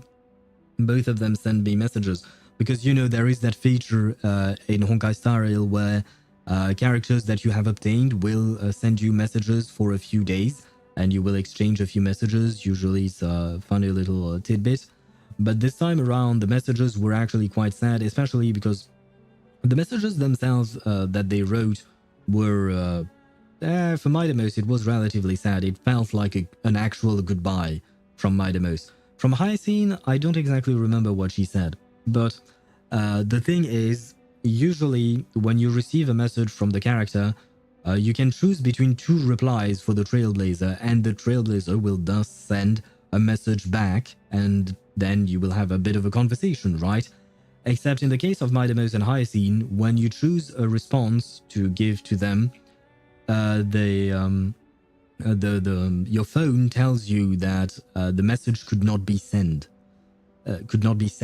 Sorry, because the person who you are trying to contact is no longer contactable. Basically, in other words, the person you're trying to contact is dead. So yeah, the sadness continued even after the story. Now then, the ads are done, which means we can listen to whatever this is. A secret meeting. In 1991, information moved at lightning speed thanks to technological advancement. Eavesdrop. Santos. I feel like we know him, don't we? Who is he? I feel like I've seen his head before. His face, I should say. But I can't remember who he is. Why are you here? The Admiral sent me to deliver the latest update. Huh. I think Igor has misunderstood something. Just because we're both here doesn't mean that the Apostles, Brotherhood and Xeno are obligated to work together. Mr. Santos, you know the preachers said it before. Each and every one of us is their subject. Why don't you just tell me what Igor really sent you here for? Xeno's intelligence officer intercepted a message from the Foundation's Buenos Aires branch. How typical of Xeno to do something like that. The message states that the fleet from the Foundation, including a battleship and a destroyer, has departed from the north and is heading south. So you're telling me those grey and white checkers are actually sending a fleet? The General wants you to speed up the transport of personnel and supplies, and to weaken the manpower of the Foundation's Buenos Aires branch as much as possible. Let me make this perfectly clear. I do not answer to him. But for the preacher, and for them, I will fulfill my duty. Tell your Admiral that he doesn't need to worry about anything else. We'll prepare a proper welcome for the Foundation's feeble little fleet. Understood? Ah! So I guess we are going to war, is what I meant to say. Because they're sending a battleship and a destroyer. Those are warships. And no, it's not World of Warships. This stream is not sponsored by World of Warships. But you know what I mean, right? They are sending an actual fleet. And I'm actually genuinely surprised that the Foundation actually has a battleship and a destroyer. Like, they have warships? I didn't think they did, but okay. I guess they have some kind of an army. But, or a navy in this case, more specifically. But that means that Chapter 10 is going to be war, right? Okay, this actually kind of gets me excited for Chapter 10 now. I am curious. Where was I at? Recoleta, I want to blame you, yet I can't. I can, but I simply don't know enough. Yeah, there is also that. We don't know everything, and a lot of everything that has been said during this chapter was said in metaphors and in a very abstract form. So it's kind of just difficult to discern the proper truth, at least it's difficult for me, to discern the proper truth of what has actually happened and what's actually transpired here. He was in Chapter 8, I think. Yeah, I feel like we've seen him before, I just can't remember exactly who he was or what role he played in the story. I'm trying to think. Because I do know, and I do realize that we've seen him, but where? Where is the question? And I unfortunately do not have an answer to that question. 8, 19 something? Oh, could be that specific stage. Wow. If you manage to recall the actual stage we've seen him in, kudos to you, because I certainly cannot. I'm just merely trying to remember what his role in the story was supposed to be back then. But I mean, I guess he's a bad guy, right? He's part of the Brotherhood of he's part of Manus Vindictae by association, right? Or something like that, very clearly. And he's preparing for war against the Foundation. I wonder exactly what will be Constantine's plan here, because we talked about Constantine earlier, right? And she's definitely going to have some kind of plan, or rather the people behind Constantine, the higher-ups that are even higher than Constantine, will probably have some kind of plan, I would assume, right? It would only make sense. Oh, some dice. Dice? Dice? Some dice? One die? 2 dice? I think? Oh god. And we have nothing left to see. Very well. Well. Dices? I don't think it's dices. But thank you for your input, Tosh. Overall, I liked this chapter. I have to admit, I did not like it as much as Chapter 8 or Chapter 7. Chapter 7 remains my favorite. 6 and 7 remains my favorite by far. But I will still say that I prefer Chapter 8 over Chapter 9.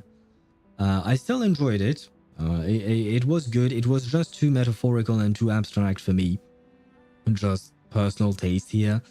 But it was pretty good. I liked the what do you call that? The characters in it. I feel like because I didn't properly understand everything, it was hard to connect with some of the characters, which made it less impactful at the end for me. There you go. Jamie's saying exactly what I'm saying here. The ending felt not as dramatic. We didn't know much about the characters. Yeah, and that is one problem I had. Let me grab a drink first. Only Aleph, Reco, Vertin, Dores, and Sonetto. Yeah, but that's the thing.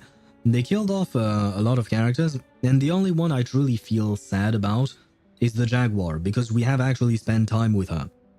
And I guess I also kind of feel sad about that one girl that I thought was hot in the prison. But that's just because she was hot. Or cute, rather. I liked her design. But regardless of that, to be a bit more serious, about the other prisoners, I mean, I feel sad when people die, of course, when characters die.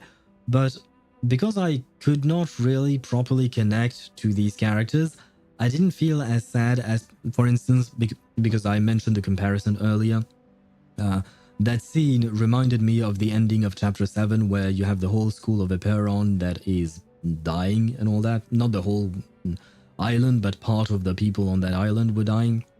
But we actually spent time with those guys. We spent time with the beautiful man 2 or 4 or whatever his number was. There was that other girl whose number I also forgot, but she was supposed to be some kind of judge, jury, and executioner on the school, right? Or on the island. We spend time with those characters. We've seen them interact with each other. We've seen them interact with each other. We've seen them interact with Vertin and Sonetto and the whole place and the whole story. They felt more impactful. They felt more relatable, right?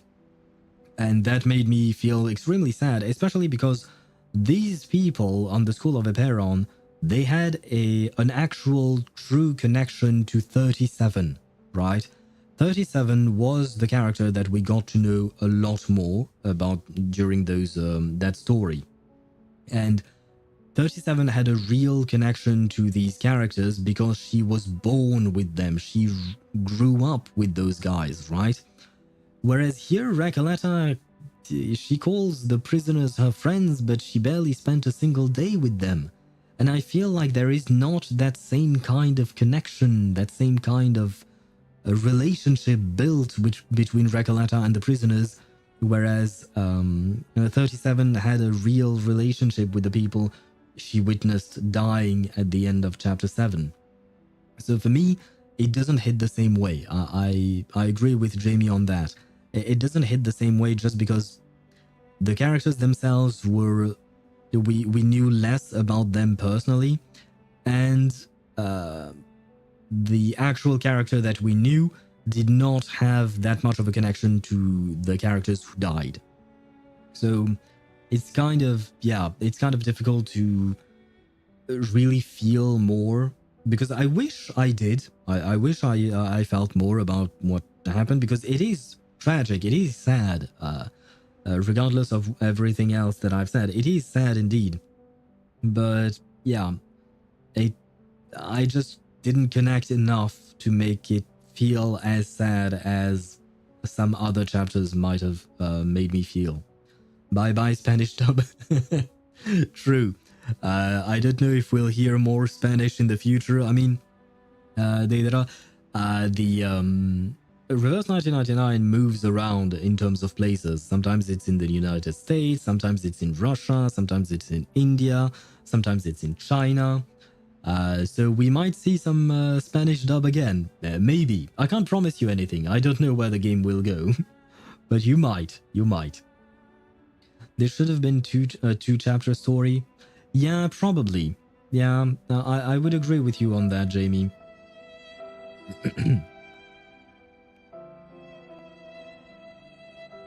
And rip indeed, Tosh. Rip to all the prisoners of Comala. Rip to all the people on the School of Aperon as well, the ones who died. You are dead but not forgotten. We still remember. We carry you in our hearts. But I think, yeah, it should probably have been a two-chapter story and have more development about each and every one of these characters. Make them feel more human and less just generic prisoner who might be insane, right? I wish one chapter was just walking around the prison and the idealist dying, and second was more Aleph and Recoleta. Yeah, that would have made a lot of sense as well. That could have been a way to do it. Personally, my own wish would have just been to have more information about each individual, which is hard to do, of course, but just a bit more information about each individual or more interactions. Sorry. Okay, maybe it's time for me to stop yapping. Shit, I can't even drink. I'm still coughing. Ah, I'm alive. Don't worry, guys. I'm alive. And I don't even remember what I was saying. Right, more connections is always what's important. And I feel like that's one thing that ZZZ is doing really well, especially with their current event, the movie event.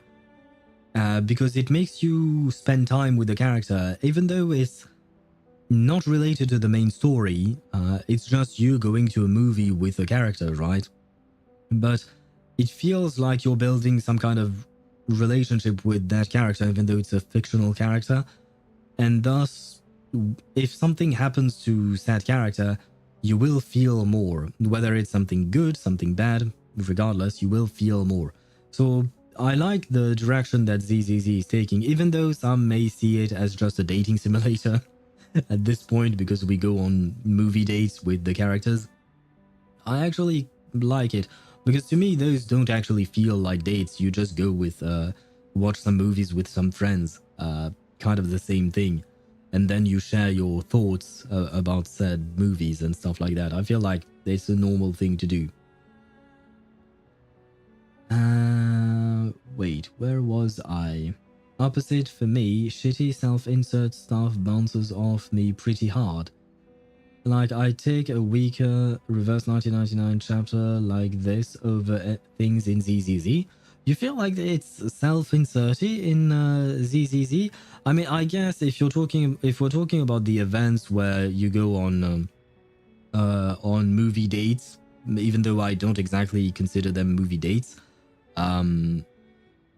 I suppose, yeah, in that regard, you can see it as a bit of self-insert, but I don't feel like Wise and Belle, regardless of which sibling you chose, I don't feel like they are self-insert characters. I feel like they have their own proper personality.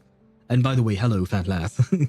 I see that my app here is saying that these were your first words, and so hello to you. Welcome to the stream. I mean, I assume you might have been lurking, perhaps, but hello and welcome as usual. I hope you're doing well. And as for a weaker chapter of Reverse, comparing the two stories, it's kind of hard because the two stories are very different in terms of atmosphere and overall writing. I genuinely like the story in Zenless Zone Zero, the whole story as a whole. I feel like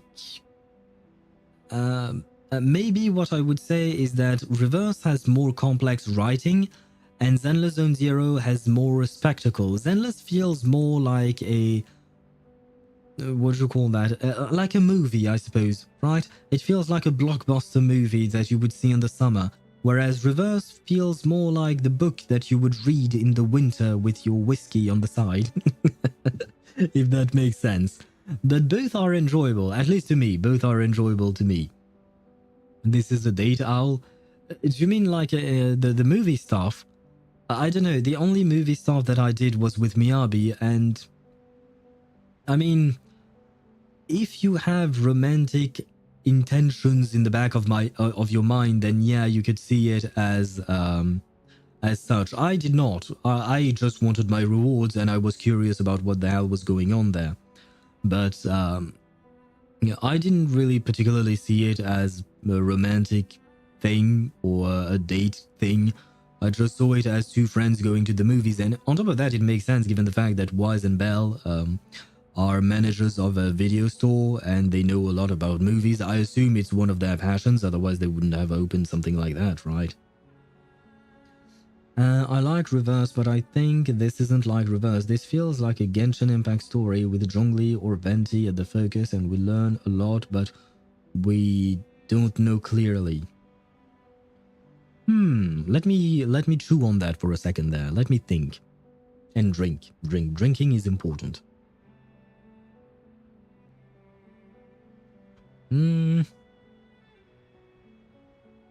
I could see it, I suppose. I could see what you mean.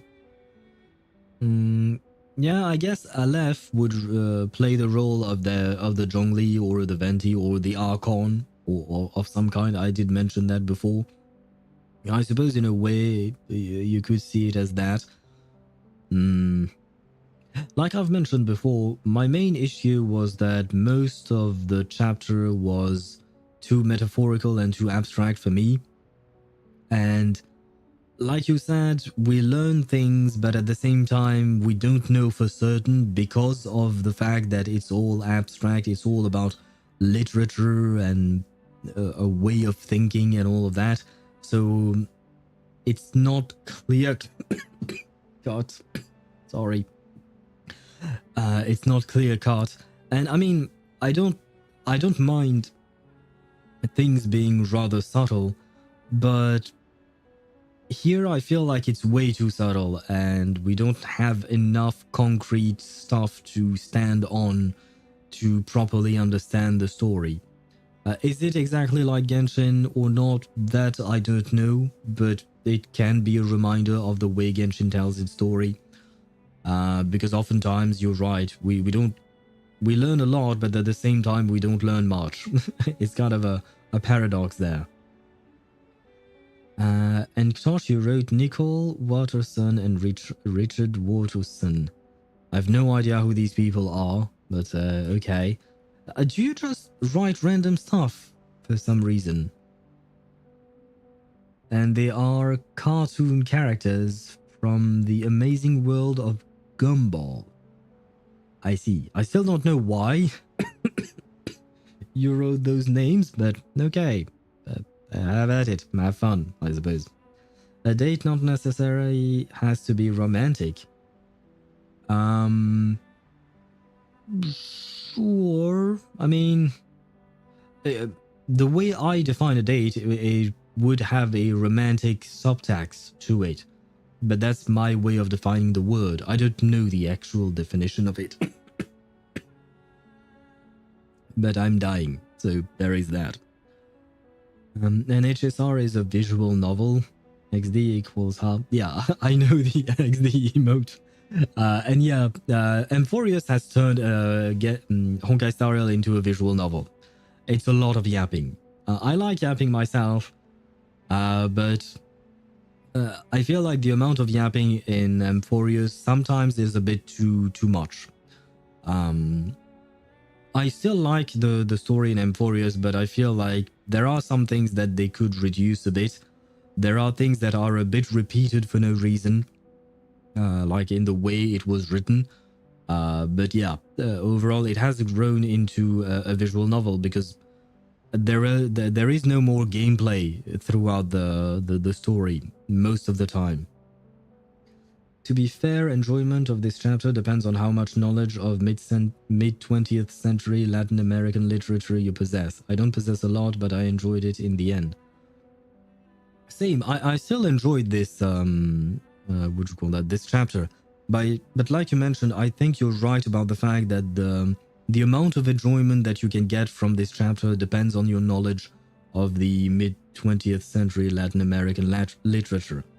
And unfortunately, I feel like I don't possess enough to get a good return through the chapter. I feel like had I had more knowledge about it, I probably would have understood the story better, and thus I would have enjoyed it more. So that's where I stand personally. And the lack of knowledge is definitely having a big impact for me. Perhaps a bigger impact on me than it is on you. Even though, once again, I did enjoy the story regardless of my own knowledge. Just the overall theme was interesting. I just wish I knew more about this, or that the game would explain more. Because not everyone has a lot of knowledge about mid-20th century Latin American literature. To be fair, I have very little knowledge about any kind of literature. It has never been a domain that I've taken an interest in. So, whichever literature it is, whether it is Latin American, mid-20th century, or mid-17th century, I would probably not know a whole lot more about it. I think it's time for you to rest. Yes, I am going to end stream indeed. Shouldn't enjoyment of a story be tied to knowing the story instead of outside sources? I agree with you. I think a story should stand on its own, and even if you are referencing real-world stuff, regardless of whether it is literature, mythology, or anything like that, your story should stand on its own. It should not have to rely on in-depth knowledge of your viewer, or your reader, or your player, or whatever. Go farm Vermilion and impact the Genshin. I shall impact the Genshin tomorrow while I do my dailies, and as for farming Vermilion, I'll leave that to you and Ziox. They use certain terms like it's known, like the Writers' Revolution. Yeah, that's indeed a thing, because I've never studied Latin America and its history and its culture and whatnot. So I have very, very little knowledge of it. So when they talked about the Writers' Revolution, at some point they talked about the junta. I don't know if I'm pronouncing it right. I don't know if it was a junta or junta, because J is supposed to be pronounced H in Spanish. But I've heard of the junta, or junta, whatever you want to pronounce it as. I've heard of it, but I don't remember anything about it. I just know that the word exists and it has something to do with history, but that's basically all I remember. So they talked about it like everyone knows it, which, to be fair to the game, it makes sense, because these characters are talking about something that is happening in their country at their own time period. So it makes sense that they're not explaining it. But at the same time, a little bit of hand-holding wouldn't have hurt, at least for me. I would have needed a little bit of hand-holding there. Yeah, what will you stream tomorrow? Tomorrow we are back on Zenless Zone Zero for finally starting Zenless Zone Zero 2.0. We'll start the stream with my polls for Astra Yao and then Yishuan. If I have anything left, I might go for Astra Yao's Wenjin and then Yishuan's Wenjin as well. We'll see depending on how my polls go. And afterwards, I want to start the new story because, like I've mentioned, I've really enjoyed the story of Zenless Zone Zero. It's a lot of spectacles, it's not maybe crazy writing or anything, but it's very much enjoyable for me. I don't know about literature, but I enjoyed it because Recoleta. Yeah, you just like the book waifu. You know what? As long as you enjoy it, that's the most important part, regardless of why you enjoyed it, whether it is for the literature references or the book waifu. At the end of the day, a game is a piece of entertainment, and a piece of entertainment is meant to bring you joy of some kind. So, regardless of how it came to be, if joy has been had, then the game has achieved its purpose. It is a story. You cannot just drop a player from another country into another and tell them to enjoy it. Yeah. Yeah.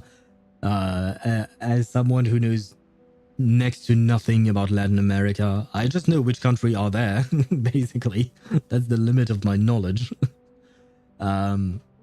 Yeah, as someone who knows very little, it's difficult to understand a lot of the concepts and the metaphors and all of that. And on top of that, like I've mentioned before, literature has never been part of my life, like ever. Philosophy has never really been something that I've been into. So when the whole chapter is steeped into that, it makes it difficult for me to follow along. And this is not exactly a problem with the game itself, it's just differences between my knowledge and the knowledge that the game expects me to have. And maybe the bar here was a bit too high, honestly. But if others enjoyed it, regardless of their level of knowledge, that's great. I personally still enjoyed it, like I've said. I just wish I had enjoyed it more, and I wish I had known more beforehand. Not about the story, but about the context of the story. Because context is very important to fully appreciate a work. I already watched the 2.0 ZZZ. It's good for me, not at the level of HSR 3.0, but still very good. I see. Well, I mean, although I guess you compared it to 3.0, but I suppose, yeah, what I was going to say, even though it's not exactly relevant, is just that 2.0 is supposed to be the start of a new story, right? So, whereas, I mean, Honkai Star Rails 3.0 was also the start of a new arc, a new story, but it started right in the middle of issues, right? It started right in the middle of Okama being attacked, us being attacked, and all of that. Whereas 2.0 for ZZZ, I feel like it's more of a slower start. Now, I don't know what happens yet, but given how the story is about us going to train with Yishuan or something like that, I feel like it might be a bit of a slower burn, and maybe the story will pick up later on. At least I hope so, because like I've said, I have not been disappointed by ZZZ so far. And the start of the story for 1.0, for instance, I found it quite goofy.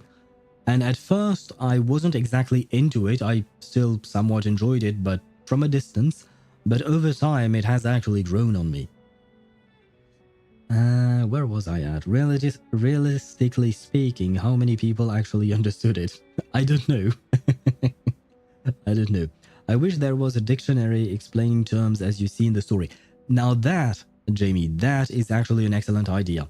They've implemented it in Wuthering Waves, a bit of a glossary. You can click on specific words when they drop lore-related words, and they give you a bit of a blurb of an explanation, and that's excellent.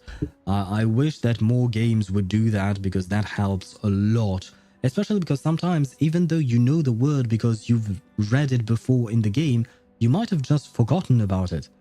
So it could be very helpful if they added that as well. And they actually use terms like it's known, even if it's not real, I guess. Not right, not real, I guess. Not real. Yeah. So a glossary, just like they implemented in Wuthering Waves, would be really nice. I hope they do it someday because it's very helpful. So yeah. You will know tomorrow? Yes, indeed, I shall know tomorrow. But in the meantime, I shall leave you guys and I shall go make myself some dinner because I am hungry. Although no, I have actually already cooked this for lunch, and I still have some leftovers because I generally meal prep for several meals. But anyway, enjoy dinner. Thank you very much. I will certainly enjoy it. Good night to you as well. Good night to everyone. Although I guess Deidara, I should say good day because for you it's still the the middle of the day, I assume. Good night, good day, good morning, good everything to everyone. I shall see you guys tomorrow at 4 p.m. Central European Summer Time for Zenla Zone 0. On that note, once again, thank you so much for watching. Thank you once again, Swavi, for your generosity. I don't know if you're still here, but I still want to thank you for that because I really do appreciate it. And I shall see you guys tomorrow. Bye-bye.